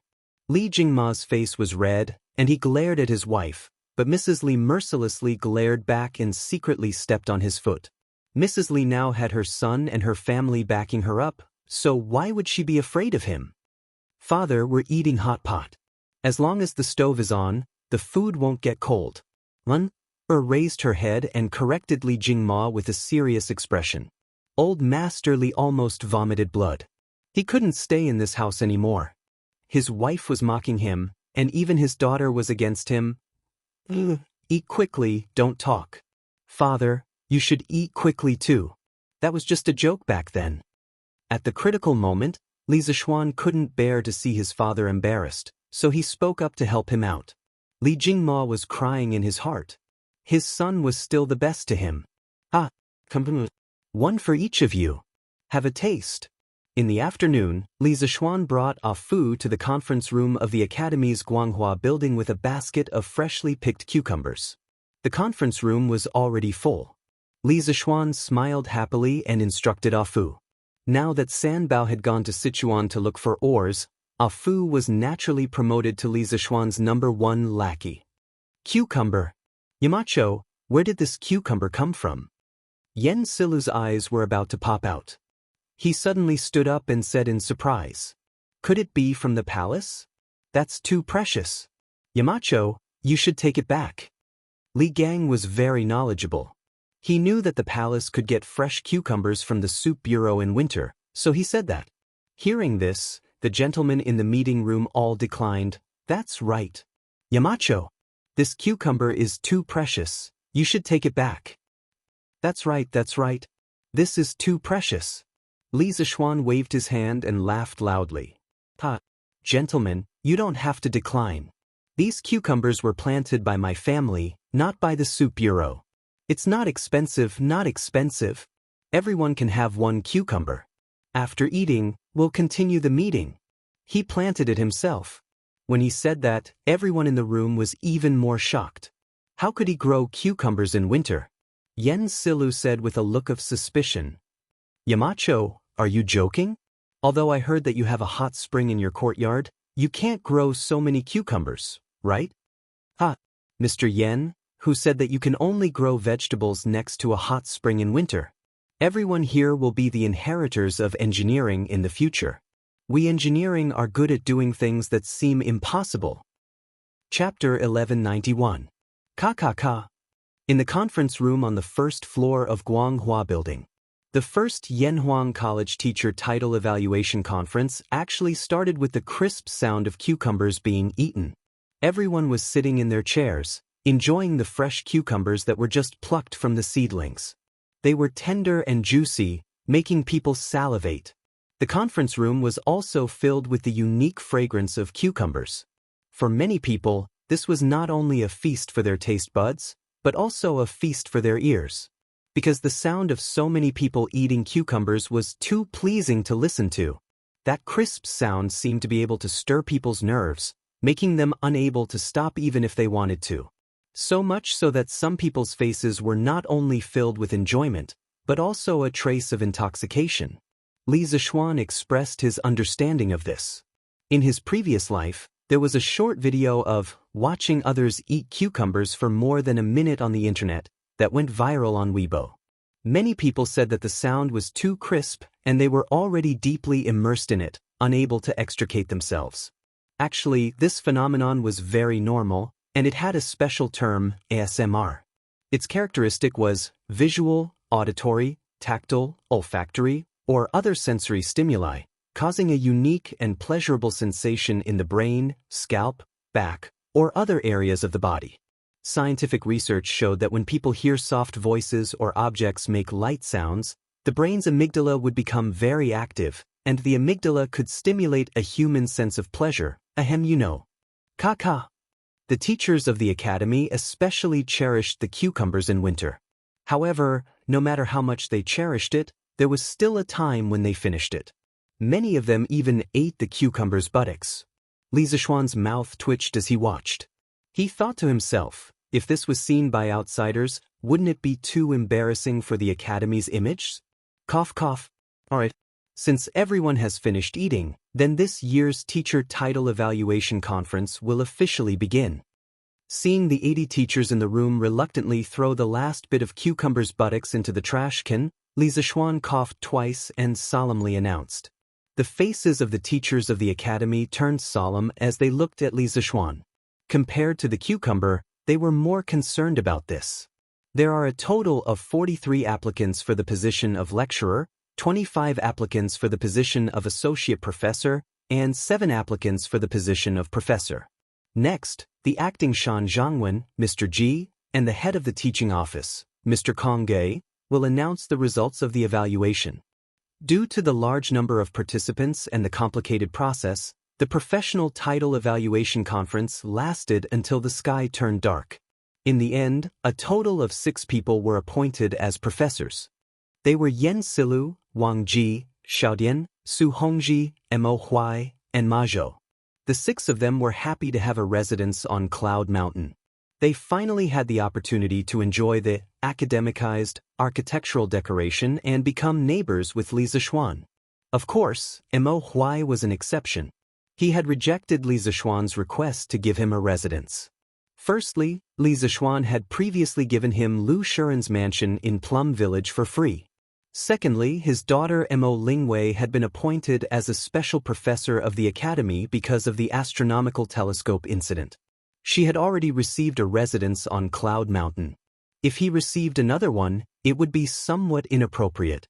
From now on, Ma Zhou no longer had to rent a house. At least he had a home in Chang'an, and it was an exquisite mansion that was priceless. As for Wang Ji, he no longer had to live in the academy's teacher's dormitory. After class in the afternoon, he could also warm 2 pots of wine at home. It was worth mentioning that Yen Xiaoning was not appointed as a professor, but only as an associate professor. This was because the strict and old-fashioned people like Li Gang and Yen Silla believed that Yen Xiaoning did not have academic achievements, like Mo Lingwei. Giving him the position of associate professor was already giving Li Zishuan face. Being a professor was definitely out of the question. As a result, the poor Yen Xiaoning was subconsciously suppressed by Mo Lingwei. There were a total of 20 associate professors in the academy. The rest were all promoted from teaching assistants to lecturers. Although this result was somewhat unsatisfactory for a small number of people, it was still a happy ending overall. The next day. In the morning, Han Lijing and Old Hu came to Cloud Mountain early in the morning to look for Li Zishuan. Father-in-law, Uncle Hu, come and sit. As the academy had officially started work, Li Zishuan did not sleep in today. He had already woken up at this time. Seeing Han Lijing and Old Hu coming together, he quickly greeted them. The 3 of them sat down in order. Han Yushi brought 2 cups of hot tea for Han Lijing and Hu Hanyun. Han Lijing took it, then looked at Li Zishuan and said, "Xiao Xian, I've already packed up yesterday. I plan to leave for Hedong Road today to buy all 3 estates and then start to treat the sewage." "Father, you're leaving so soon?" Han Yushi was a little reluctant. She looked at Han Lijing and couldn't help but ask. Yushi, it's not early anymore. It's already the 17th day of the 1st month. If we don't leave now, the sewage at the mines will affect the people's spring planting." Han Lijing said with a smile. Then, he said earnestly, "After your father leaves, you and little Xian will have to take care of Tai Dan. In any case, this kid is much more promising than before. I'm not worried about him. It's you. I hope that you and Xiao Xian can live a good life. I'll only be at ease if the 2 of you live well. Speaking of which, if I can become a grandfather this year, I'll be completely satisfied." Although Han Yushi also wanted to give Li Zixuan a boy or a girl, how could she say such words? She couldn't help but feel embarrassed. Father, what are you saying? It's still early. Ha! Good. I won't say it. This matter, you and Xiao Xian can do as you see fit. Han Lijing stroked his beard and comforted her. Since father-in-law has decided to leave today, this son-in-law will arrange for guards to pack up the money and escort father-in-law to Hedong Road. Once you've settled down there, this son-in-law will ask them to come back. Li Zixuan said with a serious face. That's good too. The money needed to buy a manor isn't a small amount. Xiao Xian, you can send some people to protect it. Han Lijing nodded, then patted Hu Hanyun's shoulder and said to Li Zixuan, Xiao Xian, other than this, I have another matter. This time, I'm going to Hedong Road and I probably won't be back in a short period of time. So, I'm thinking that it's better to let old Hu be the Han Manor's village chief. Otherwise, if I'm not around for a long time, I'll delay the Han Manor's affairs. Chapter 1192. No. Li Zheng, you can't say that. What capabilities do I, old Hu, have to be the Li Zheng? Only you can be the Han family village's Li Zheng. If you let me be the Li Zheng, wouldn't you be harming the entire Han family village? In Cloud Mountain First Courtyard, after Hu Hanyun heard Han Lijing's words, he hurriedly said. Looking at him, he obviously didn't know beforehand. Han Lijing waved his hand and smiled. Old Hu, you don't have to be too humble. Last year when I wasn't at the Han family village as the acting Li Zheng of the Han family village, you did everything very well. But the Han family village cannot continue to be without an official Li Zheng. Now that I am away for so long, old Hu, you will have to take on more responsibilities in the future. This is also for the good of the Han family village. But Hu Hanyun still wanted to argue. Being a straightforward person, he subconsciously felt that this was snatching the rice bowl from Han Lijing and it was very unethical. No buts. Apart from you, there's no one more suitable. Without waiting for Hu Hanyun to finish, Han Lijing directly interrupted. After saying that, he looked towards Li Zixuan and urged the latter to make a decision quickly. Little Xian, you should quickly consider this matter. I have to leave today, but the Han family village cannot be without a Li Zheng for too long. Li Zixuan frowned. He looked at his own wife's expression and realized that Han Yushi's face didn't have any special expression. He thought for a while and said, Father-in-law is right. How about this? After father-in-law has completely settled down at Hedong Road, I will hand over the Han family village's Li Zheng to Uncle Hu. What do you think? Now, the entire Lantian County was his fiefdom. So to decide on a village's Li Zheng was just a matter of a sentence to him. Hearing that, Han Lijing nodded and said, That's good too. After I have completely settled down there, I will get someone to send a letter back to you, little Xian. It's settled then, I will go back first. Little Xian Yushi, take care. Father-in-law, be careful. Li Zixuan stood up and cupped his hands towards Han Lijing. He said, In a moment, this son-in-law will have the manor's guards send the money to the Han family manor. After that, I will go with father-in-law to Hedong Road. Han Lijing nodded and took his leave. Only Li Zixuan, his wife, and Hu Hanyun were left in the room. At this moment, old Hu could not help but sigh. Han Lijing had stayed in the Han family manor for so many years. If the manor head knew that he was leaving, he reckoned that he would not be willing to part with him for the time being. To be honest, I, old Hu, am hoping that Li Zheng won't be able to buy the manor at Hedong. That way, Li Zheng will be able to come back and continue being Li Zheng for everyone. Li Zixuan sorted out his thoughts and said to Hu Hanyun, Uncle Hu, actually, what my father-in-law said is not without reason. It's not impossible for you to take the position of village chief of the Han family manor. Father-in-law still has other important matters to attend to in Hedong Road. So, from today onwards, you will have to take on all the responsibilities of the Han family manor. Hu Hanyun opened his mouth and after hesitating for a while, he could only say helplessly, Yes. Young master. The main hall was silent for a moment. Hu Hanyun then remembered the purpose of his visit. So, he said to Li Zixuan, Young master, a portion of the vegetables in the Han family manor's sheds are already ripe. 2 days ago, the manor heads were discussing with me if we should take a batch to Chang and city to sell.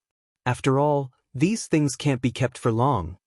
Li Zishuan smiled and nodded. Yes. Then let's sell them.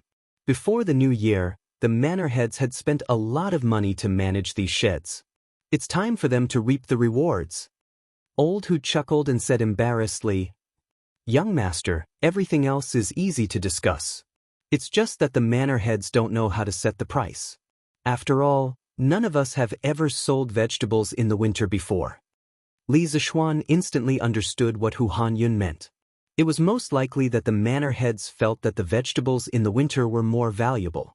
However, as they were used to being honest, they were too embarrassed to ask for too high a price. So, they asked Old Hu to come over and ask for his opinion. After pondering for a moment, Li Zishuan opened his mouth and said, I can't tell you the exact price. Uncle Hu, go back and tell everyone that they can refer to the price of each vegetable in autumn and summer and multiply that price by 20 to 30 times. In modern times, the price of the same type of vegetables grown in the winter in greenhouses was generally twice as high as the price of the vegetables grown in the summer under natural conditions.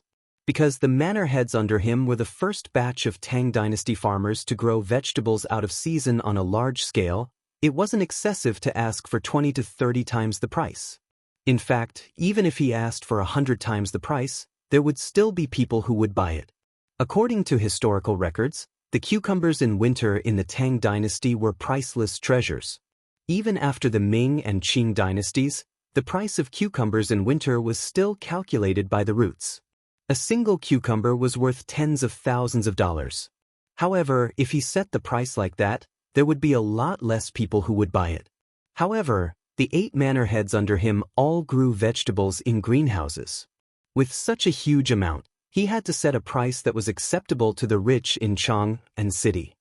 Although in the future, as more and more people knew about the technology of growing vegetables in greenhouses, the price would definitely decrease year by year. However, what did that matter? Anyway, it was fine as long as his manor heads could enjoy the first wave of huge profits. 20 to 30 times? Old Hu's eyes widened. He was tongue-tied and said, Young master, isn't this a little too greedy? What if we can't sell it? What should we do? Before he came, he had discussed with the manor heads. At most, the price of the vegetables in summer was 5 times the price. He didn't expect Li Zishuan to be so ruthless and ask for 20 to 30 times the price. Greedy? How is this greedy? Uncle Hu, don't worry. There will definitely be a lot of people buying at this price. You just have to listen to me. Li Zishuan waved his hand nonchalantly. Believe in the young master and you will be rich. This was already a principle that Li Zishuan's manor heads had long been engraved in their hearts. Old Hu was no exception. When he heard Li Zishuan's confidence, he immediately put away his previous doubts. That's fine. I will go and inform all the manor heads who have greenhouses. We are all young master's people. That means we are family. When we go to Chang and city, we have to maintain the same price. Old Hu stood up and prepared to leave. Li Zishuan laughed in his heart. He didn't expect Old Hu to be so meticulous. He even came up with the idea of a uniform price. This way, it would be very good to avoid the vicious competition between the manor heads and the manor heads. Good. Uncle Hu, take care. If there's anything, you can come to Yun Mountain to find me. Li Zishuan also stood up and said. Old Hu nodded his head and left. Looks like there are many people in the fief. This year, they can directly become well off with the vegetables in the greenhouses. Looking at Hu Hanyun's back, Li Zishuan was happy in his heart. Chapter 1193. Shopkeeper Lu, do you want spinach, cucumber, or spinach? The next day, before dawn, many farmers had already entered the city with 2 baskets of fresh vegetables. Of course, there were also those who directly pulled ox carts into the city. With the help of the cement road, the speed of the ox carts was naturally very fast. Unsurprisingly, the farmers chose the drunken Immortal restaurant as their first stop to sell their vegetables. In the past, when the bean sprouts were just grown, they also did this. Yo, Old Hu, coming quickly. The drunken Immortal restaurant had just opened when shopkeeper Lu saw that Old Hu had brought dozens of farmers with him. Second Master Lu didn't come today, but his sons did. This? Old Hu, the vegetables in your shed have all grown? As one of the few elders under Li Zishuan, shopkeeper Lu knew that the farmers under Li Zishuan were secretly cultivating vegetables. Seeing so many fresh vegetables, shopkeeper Lu was first shocked, then he said in realization. Old Hu grinned and said, yes. A portion of them have already grown. Everyone wants to bring some to Chang and city and see if they can be sold. Easy to sell. Easy to sell. Of course they're easy to sell. Shopkeeper Lu hurriedly nodded.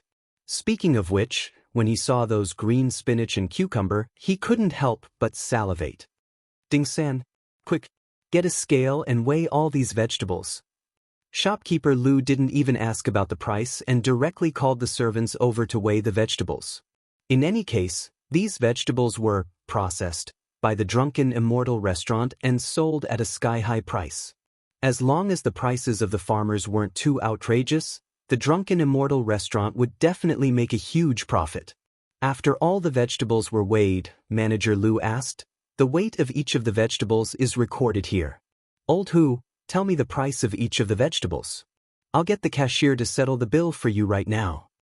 The drunken Immortal restaurant was backed by Li Zishuan and could be said to be rich and overbearing. Shopkeeper Lu naturally wouldn't owe the farmers money. Hu Hanyun scratched his head and said somewhat embarrassedly, Shopkeeper Lu, you also know that these vegetables were all grown in the greenhouse, so in terms of cost, it's much more expensive than growing vegetables in the summer. He was afraid that Shopkeeper Lu would misunderstand, so he spoke in advance. No matter how unreasonable Lu is, he still understands this. Old Hu, just name the price. Don't worry about it. No matter how high it is, the drunken Immortal will still make a profit. Shopkeeper Lu laughed and waved his hand carelessly. Old Hu breathed a sigh of relief and said with a smile, let's discuss these dishes. Shopkeeper Lu, you just have to pay us 10 times the summer price. Li Zishuan had clearly said that it would be 20 to 30 times, but Hu Hanyun had said that it would be 10 times. This was also something they had discussed in private before they came. Anyway, 10 times the price was already very profitable for them.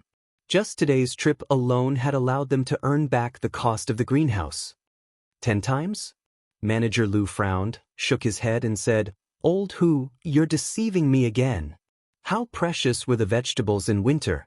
How could they sell them for 10 times the price? No matter what, it had to be 20 times. Ding-san, quickly call the bookkeeper over to settle the bill. Let's settle it at 20 times the price. Speaking of which, Shopkeeper Lu was also a person who had seen the world. Although Li Zishuan had never told him about the guiding price of the vegetables in the greenhouse, with his shrewd eyes, how could he not see that Hu Hanyun was deliberately lowering the price for the sake of the drunken Immortal inn? You can't. Shopkeeper Lu. These vegetables aren't worth this price. That's right. Shopkeeper Lu. 10 times is too much. Old Hu and the others were shocked and shouted from behind, but Shopkeeper Lu went straight to the backyard without looking back. Master! There are people selling fresh cucumbers, spinach in the East Market. Chongren Square, Chow family's courtyard. A servant girl ran in excitedly and said, What? Fresh cucumbers? How is that possible? Chow Wendong stood up in shock and said in disbelief. This servant girl was in charge of buying fruits and vegetables in the Chow family's kitchen.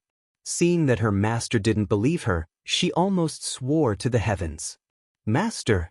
It's true. This servant saw it with my own eyes in the East Market. And there's more than one seller. Chow Wendong stared at the basket on the servant girl's arm and said in a bad mood, You saw someone selling cucumbers and you didn't buy them? Do you know how hard it is to get a cucumber in winter? That's something that can't be bought with money. That servant girl was about to cry. Master, that cucumber is too expensive. It's 30 times more expensive than summer cucumbers. This servant doesn't dare to buy it.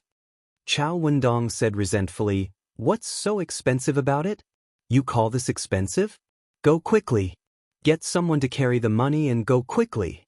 Buy as much as you can for this old man. Don't you know that your master likes to eat cucumbers the most? Master, this servant will go right away. Chao Wendong's family wasn't the only one who knew the news. Chang and city was a place where high officials and nobles gathered. With so many rich and powerful families, which family didn't have a servant in charge of purchasing vegetables? A large number of fresh fruits and vegetables suddenly appeared in the market in winter, which naturally attracted their attention. As a result, countless servants of rich families used ox carts to pull copper coins and hurriedly rushed to the East Market. After all, these fresh fruits and vegetables were in high demand.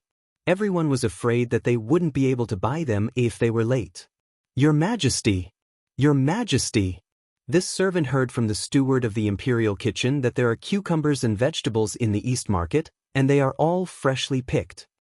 In the imperial palace's west court, a palace maid hurriedly walked in and said to Empress Zhangsun, "Oh, there are actually fresh cucumbers in the market?" Empress Zhangsun frowned and said doubtfully, "Could it be that someone in the imperial kitchen sold cucumbers to civilian merchants without authorization and used this opportunity to make a huge profits?" Thinking of this possibility, Empress Zhangsun's face became a little serious. The palace maid raised her head and replied, "Your Majesty, that's not it. The number of cucumbers in the East Market is more than the imperial kitchen, and those who sell cucumbers are farmers outside the city. Even if the imperial kitchen is willing to sell them cucumbers, they can't afford it." That's even stranger. How can these farmers have the conditions to grow cucumbers in the harsh winter? Empress Zhangsun's mind was full of doubts. At this time, even if her imagination was rich, she couldn't think of the reason. This was mainly because the farmers under Li Zishuan were very tight-lipped.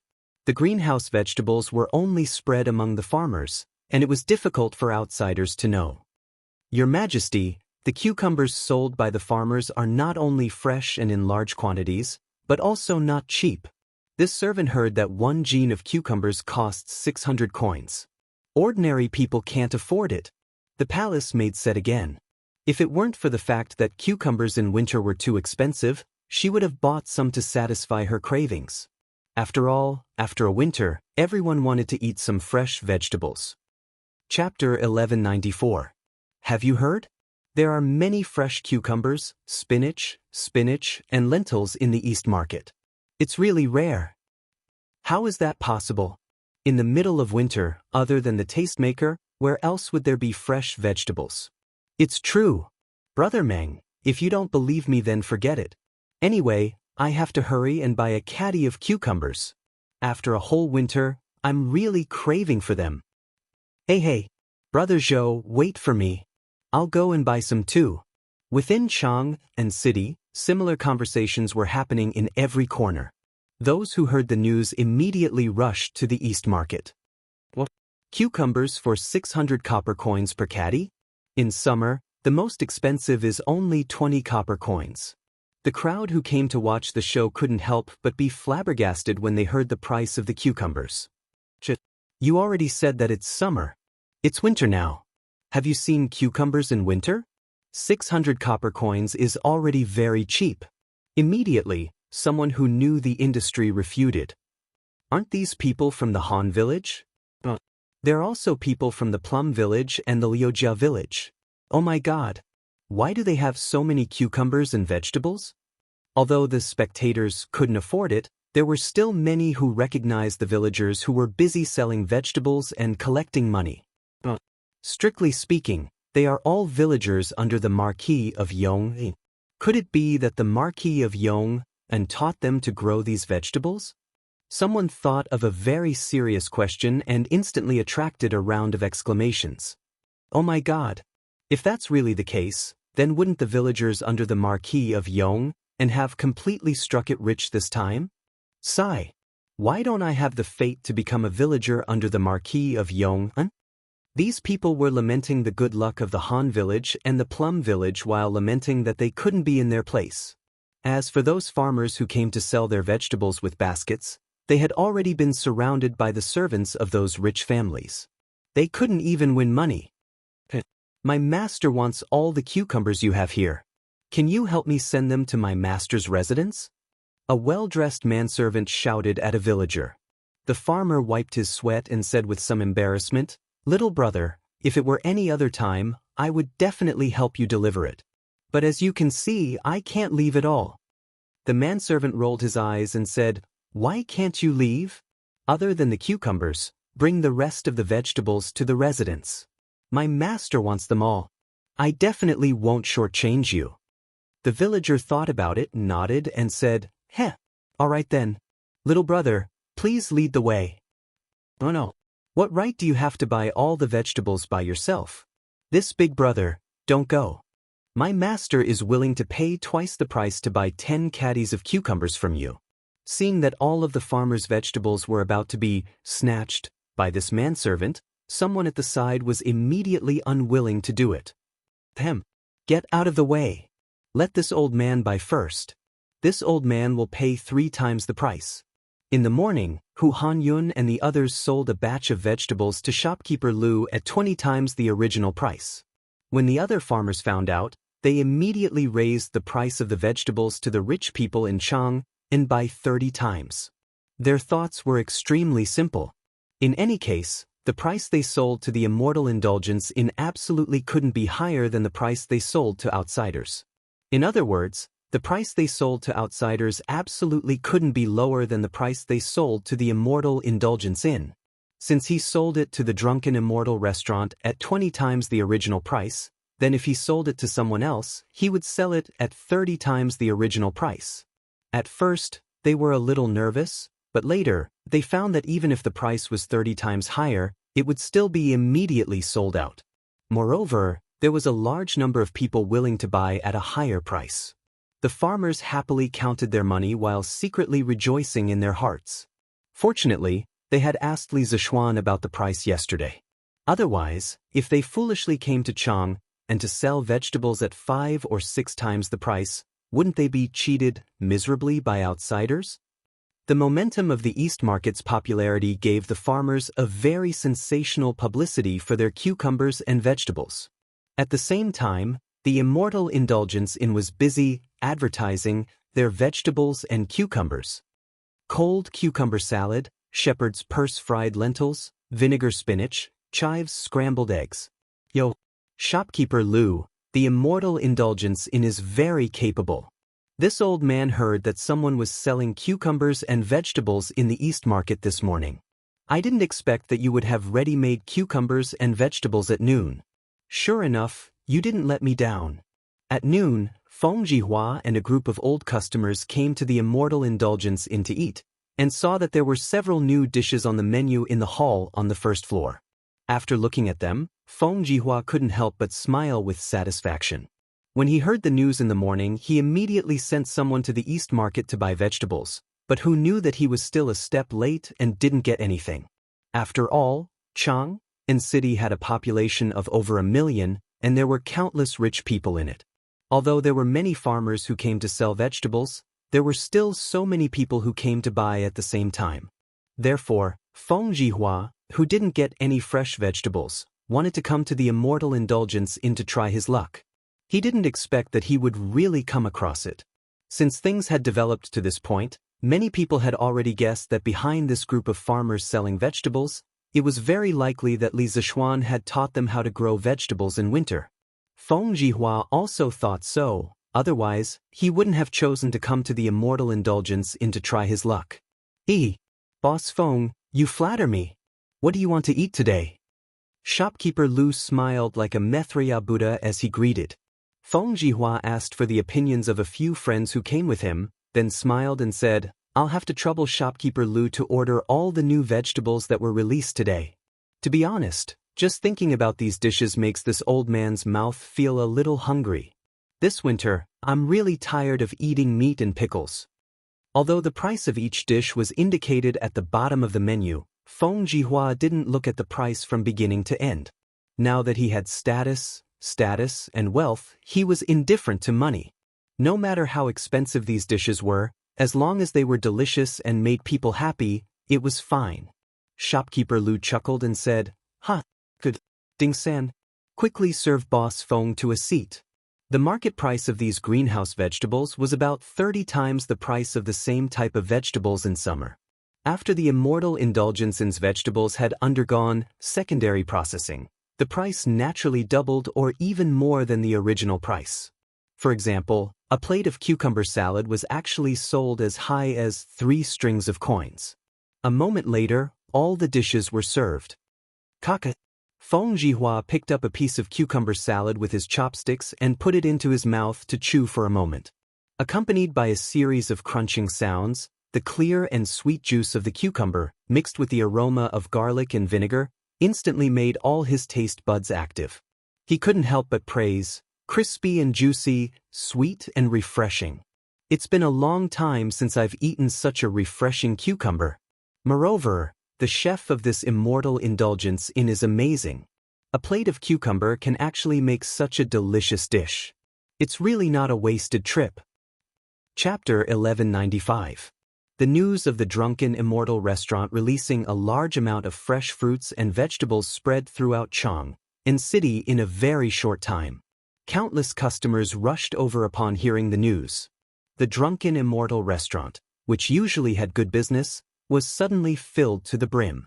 Although the vegetables released by the drunken Immortal restaurant were generally expensive, with a plate of cold cucumber costing 3 strings of cash and a plate of vinegar spinach costing 3 strings of cash, fresh vegetables in winter were exclusively provided by the royal family. It had always been difficult for the commoners to obtain them, so what if they were a little more expensive? And relatively speaking, this price was not outrageous at all. Those who were slightly wealthier were completely able to accept it. Thinking back to the grand occasion when the bean sprouts were first released, the diners standing outside the drunken Immortal restaurant had a bright idea and clamored for Manager Liu to provide a takeout service. Thus, the grand occasion from 2 months ago reappeared. The street in front of the drunken Immortal restaurant was packed with people. Some people carried the food they bought from the drunken Immortal restaurant and directly ate in the carriages parked by the side of the road or in the shops next to it. In an instant, the fragrance spread everywhere. The people near the West City could even smell the fragrance of the vegetables in the air. Li Zishuan's farmers are selling cucumbers and vegetables in Chang and City? In the Sweet Dew Hall, Li Er, who had just finished his morning court session, heard Empress Zhangsun come over to say this piece of news. His heart stirred, and he subconsciously thought that the vegetables sold by the farmers might very well have come from Li Zishuan's hands. Your Majesty, I feel that these farmers should have grasped the techniques of growing vegetables in winter, and the person who taught them these techniques is the Marquis of Yong. This concubine also asked Steward Zhao just now. The vegetables sold by the farmers should mature in 1 to 2 months. And a month ago, the Marquis of Yong only had 8 farms. Now, the farmers who came to Chang and City to sell vegetables almost all came from those 8 farms. Doesn't this mean that the Marquis of Yong taught the farmers the methods of growing vegetables in winter more than a month ago? Empress Zhangsuan's reason, although a little far-fetched, had her reasons. It was because Li Zishuan had only obtained the entire Lantian County this year that only the farmers from the original 8 farms knew how to grow vegetables in winter. Hearing this, Li Er nodded and said, "This kind of thing that no one else can do, it must be done by that kid without a doubt. In the whole world, only he has this ability. As for how he did it, I am very curious." Zhao Song. Your Majesty. Zhao Song, who was standing at the side, quickly came over and cupped his hands. Li Er asked, "Those 8 farms must have planted a lot of vegetables. Do you know how they grow vegetables in winter?" Zhao Song's face darkened, and he said carefully, "Your Majesty, in the past month or so, the manor under the Marquis of Yong did not have any big movements. This old servant did not pay attention to that side. So, this old servant has failed in his duty. Please punish me." This matter could not be blamed on Zhao Song. The main reason was that the villagers were too tight-lipped. Not only did they not tell outsiders, even when their relatives came, they were determined not to let them even half a step closer to the shed. This was a secret that the thousands of people in the 8 villages worked together to keep strictly. If anyone accidentally leaked this secret, they would become everyone's mortal enemy. At the very least, they would not be able to continue living in Longtime County. People who had experienced poverty, once they had the hope of living a good life, they would not easily destroy this prosperous state. The farmers knew that they were now farmers in Li Zishuan's fief. Just based on this identity, they were envied by countless people. They could not destroy this hard-won happiness. As for Zhao Song, he would definitely not send people to investigate the 8 farms that seemed peaceful on the surface for no reason. Naturally, it was even more impossible for him to know about the existence of the greenhouses. Li Er waved his hand and laughed. "Ha! You can't be blamed.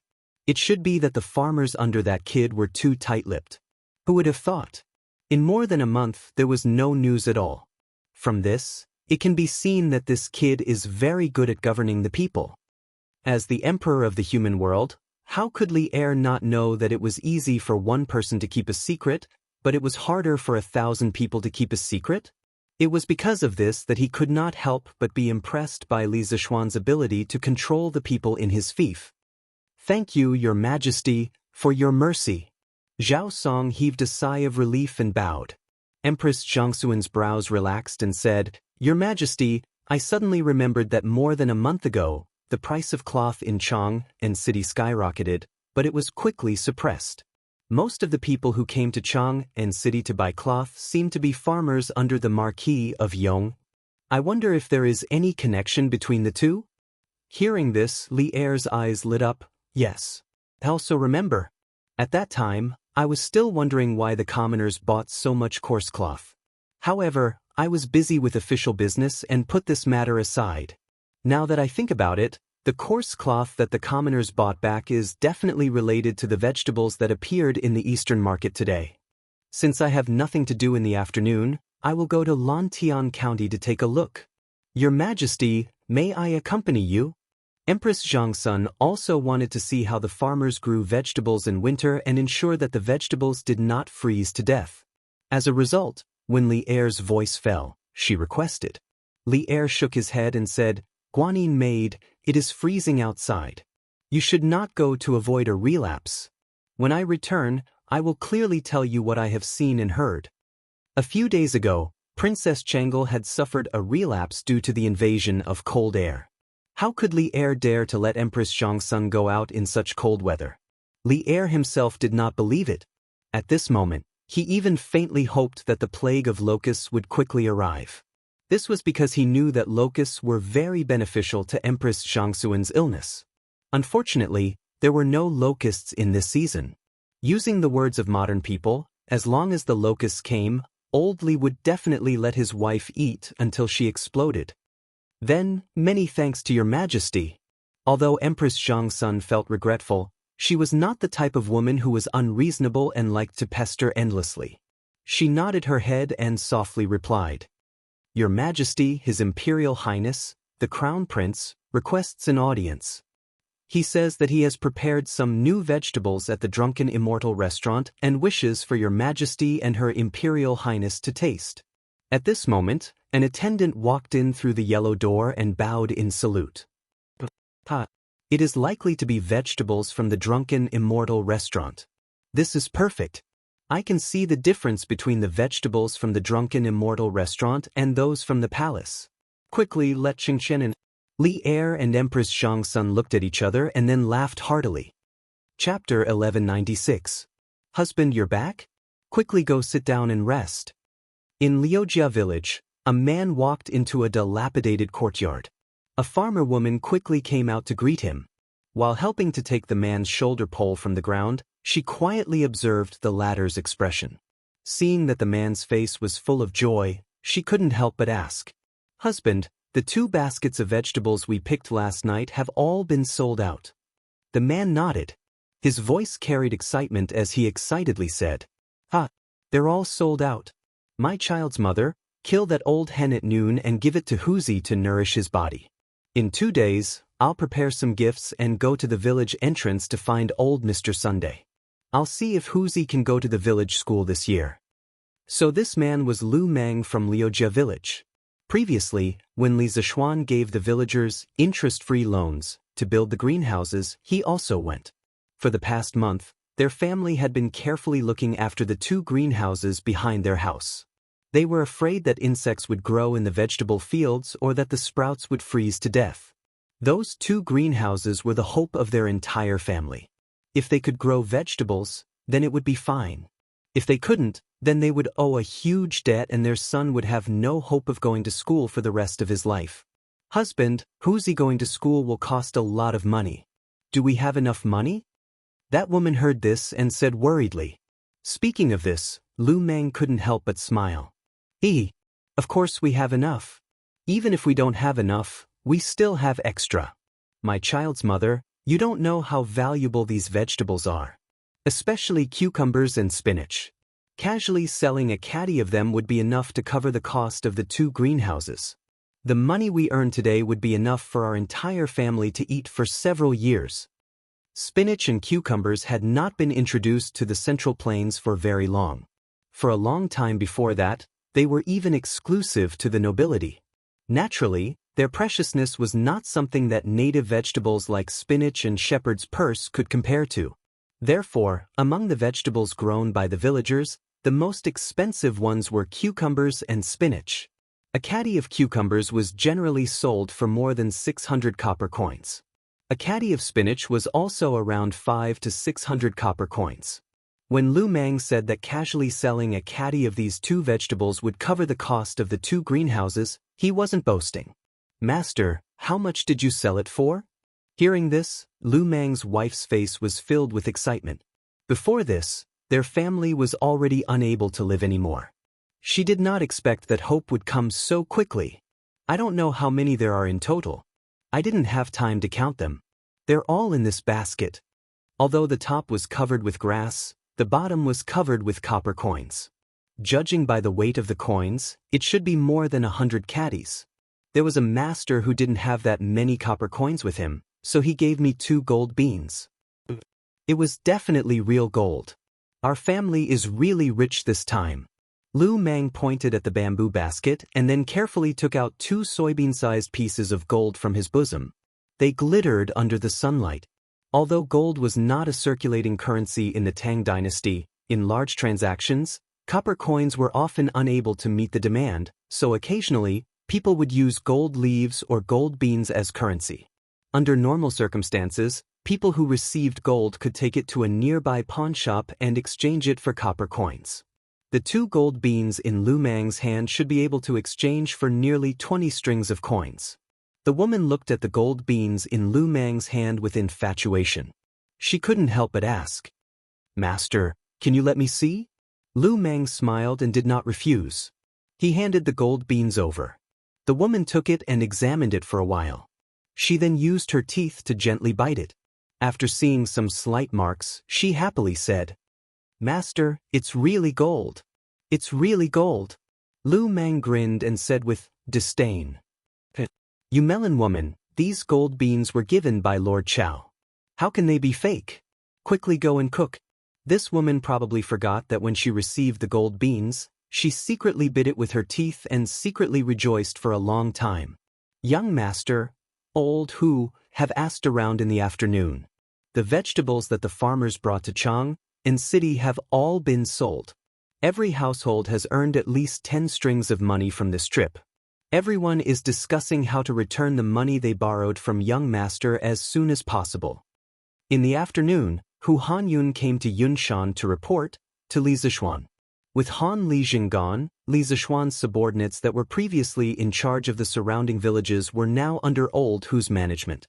Li Zishuan originally came to the academy in the afternoon to preside over the evaluation of the students' study plans for the next semester. Hearing that old Hu was coming, he had to take some time out to meet him. Uncle Hu, the matter of money is not urgent. Everyone can return it whenever they want. When the time comes, please help me keep it first. Right now, we need to make everyone pay attention to the safety of their vegetable fields.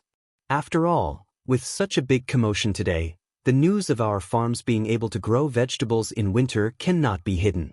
It is inevitable that people from other farms will covet it. Let every farm arrange for some people to keep watch at night to prevent others from entering the village to steal vegetables. Stealing Vegetables was an online game developed by an online company in his previous life that simulated the operation of a farm in real life. In the game, people could operate their own farms just like in real life, planting vegetables, fertilizing, harvesting, etc. Of course, the biggest joy in this game was stealing vegetables. For a time, stealing vegetables became popular, causing this game to quickly become popular on the internet. However, the stealing vegetables that Li Zishuan was talking about was definitely not the same as on the internet. It was also not that he was making a fuss over nothing. It was because the price of vegetables had skyrocketed. As the saying goes, profit moves people's hearts. When other people saw that the vegetables grown by his farmers were so valuable, it was hard to guarantee that there would not be some thieves coming to steal vegetables.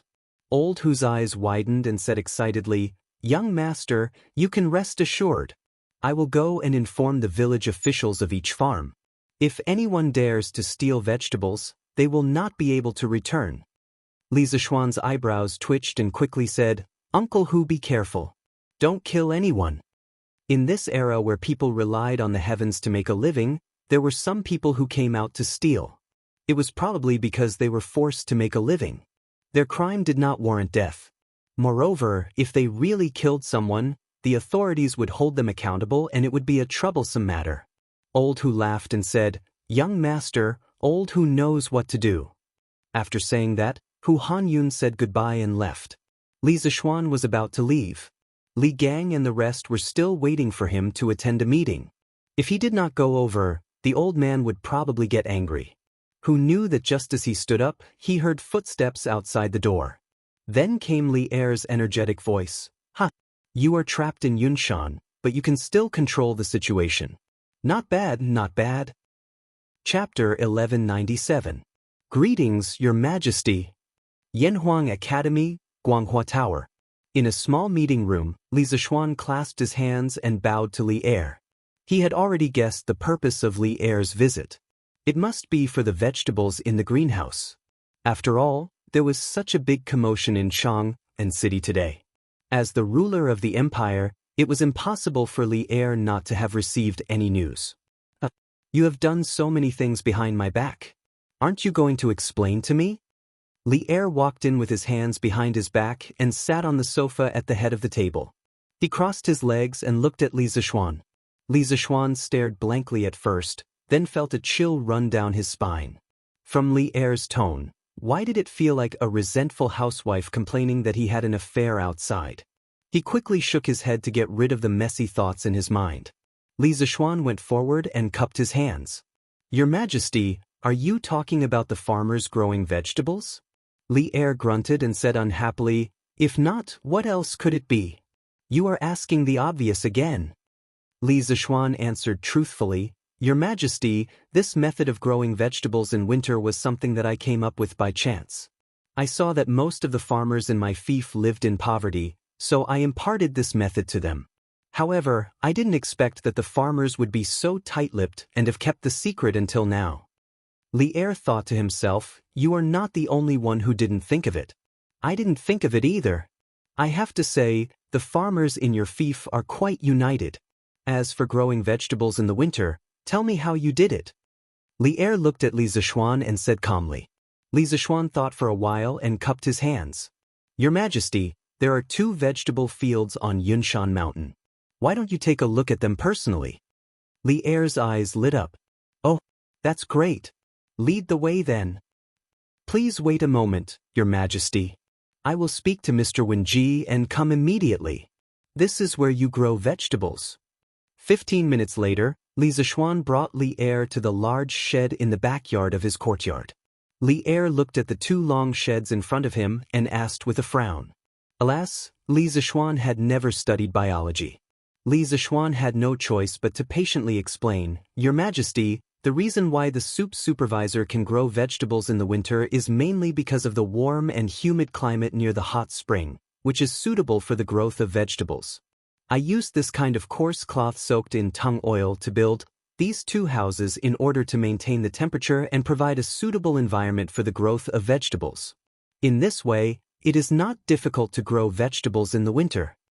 Li Er nodded in realization and said, Oh, so that's how it is. More than a month ago, countless people poured into Chang and city and bought coarse cloth wantonly, causing the price of cloth in Chang and city to soar. Presumably, this was the reason? Li Zishuan was not surprised that Li Er could think of this. He cupped his hands and said, "Your Majesty is wise. More than a month ago, the people did go to Chang and city to buy coarse cloth in order to build sheds." It was indeed so. Li Er could not help but secretly rejoice at his own brilliant foresight. After a while, he opened his mouth and said, "Let's go. Follow me in to take a look." "Your Majesty." Li Zishuan did not have any objections. He stepped forward and helped Li Er open the door to the greenhouse. He extended his hand and said, "Your Majesty, please." Li Er nodded his head and walked in. Inside the greenhouse, when Li Er saw the tender green vegetables in the field, the shock on his face could no longer be concealed. After taking 2 steps, he suddenly felt a little thirsty and wanted to pick a cucumber to quench his thirst. But when he walked into the cucumber vine and saw the bare cucumber sprouts, his head was filled with question marks. "Marquis Yong, and did your house get burglarized recently?" When Li Zishuan heard this, he was a little confused. But when he followed Li Er's gaze and looked at the cucumber vine, he suddenly understood and hurriedly replied, "Your Majesty, it was not burglarized. It was just that the cucumbers on the seedlings were all plucked yesterday." Then he explained to Li Er in a few words. Yesterday, during Yanhuang College's first teacher title evaluation conference, Li Zishuan treated each teacher of the college to a cucumber. Although 1 cucumber per person did not seem like much, there were many teachers in the college. In the blink of an eye, 40 to 50 caddies of cucumbers were gone just like that. His greenhouse was only so big. It would be strange if the cucumber vine was not bare. Teacher title evaluation conference? When Li Er heard this, his eyes flashed and he said lightly, "Tell me the results of the evaluation in detail." "Your Majesty, there were a total of 6 people who were evaluated as professors yesterday. They were respectively."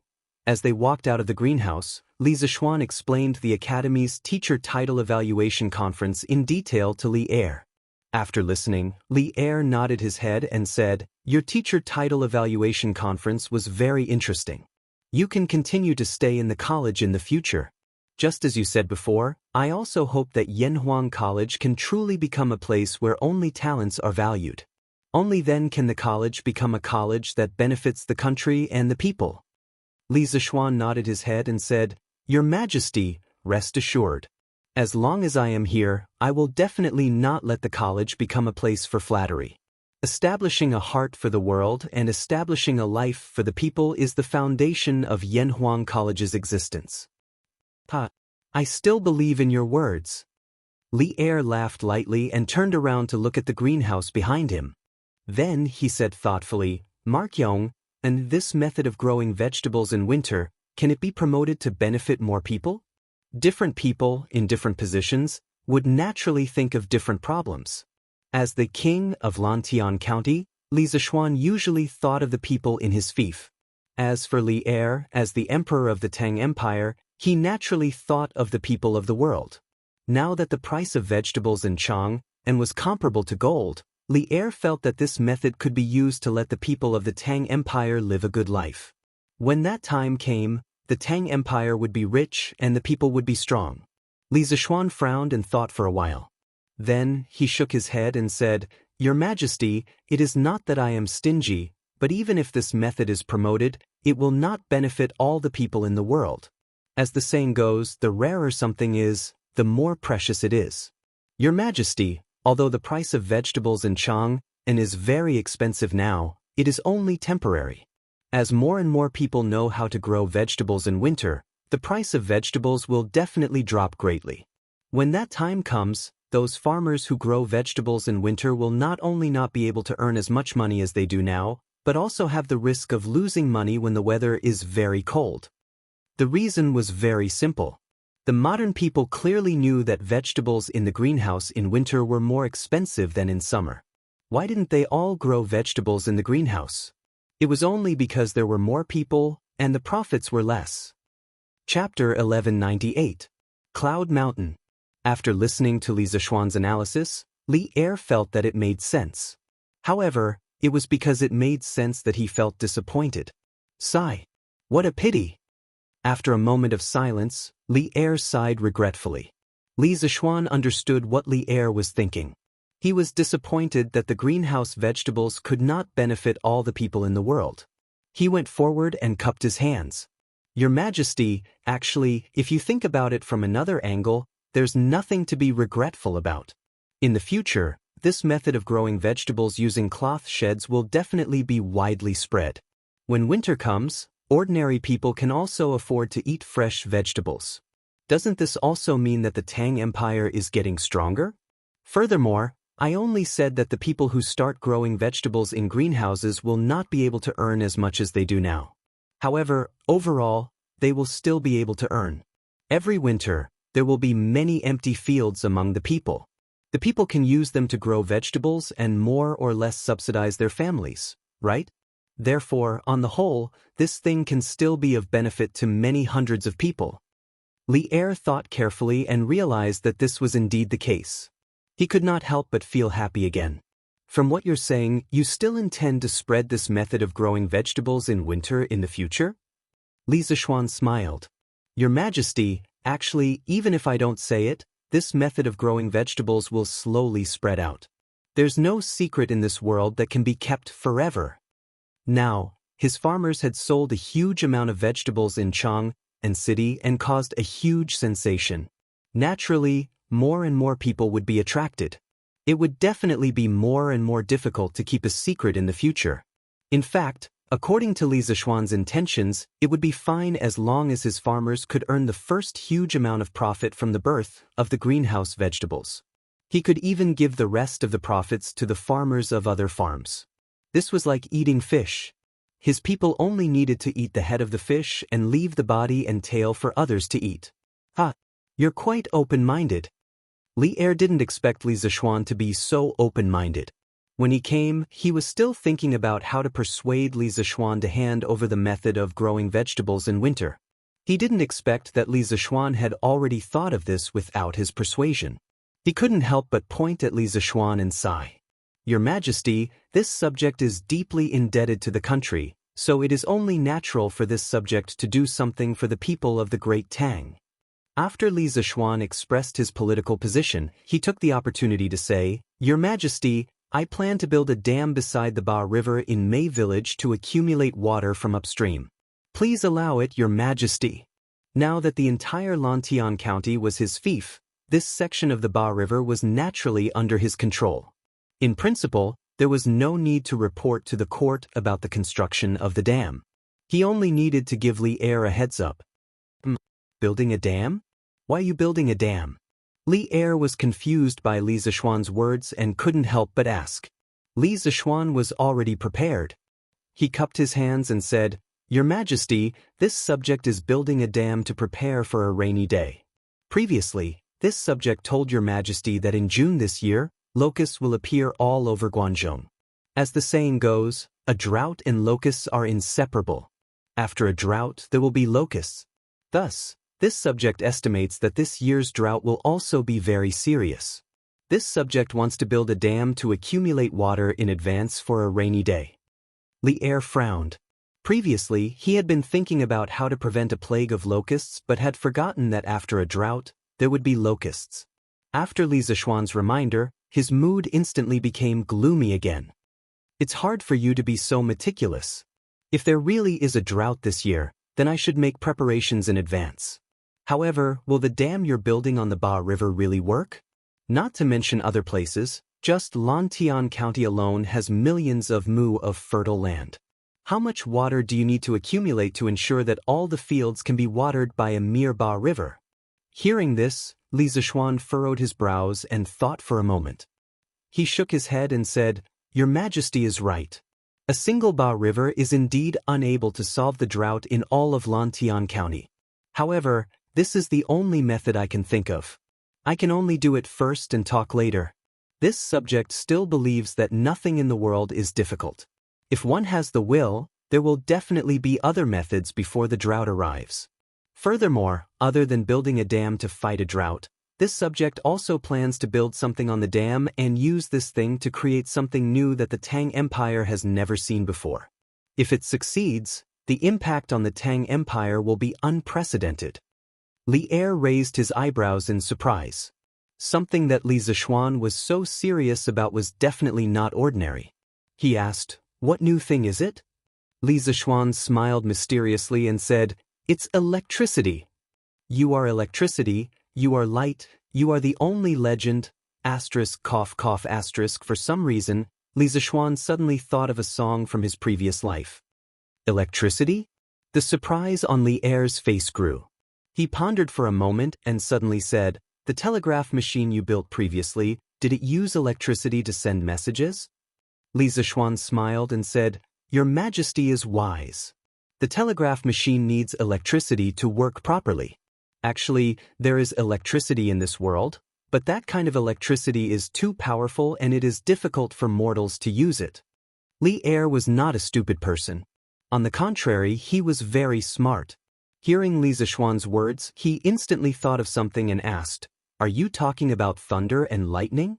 Li Zishuan nodded and replied, "Your Majesty, it is indeed thunder and lightning.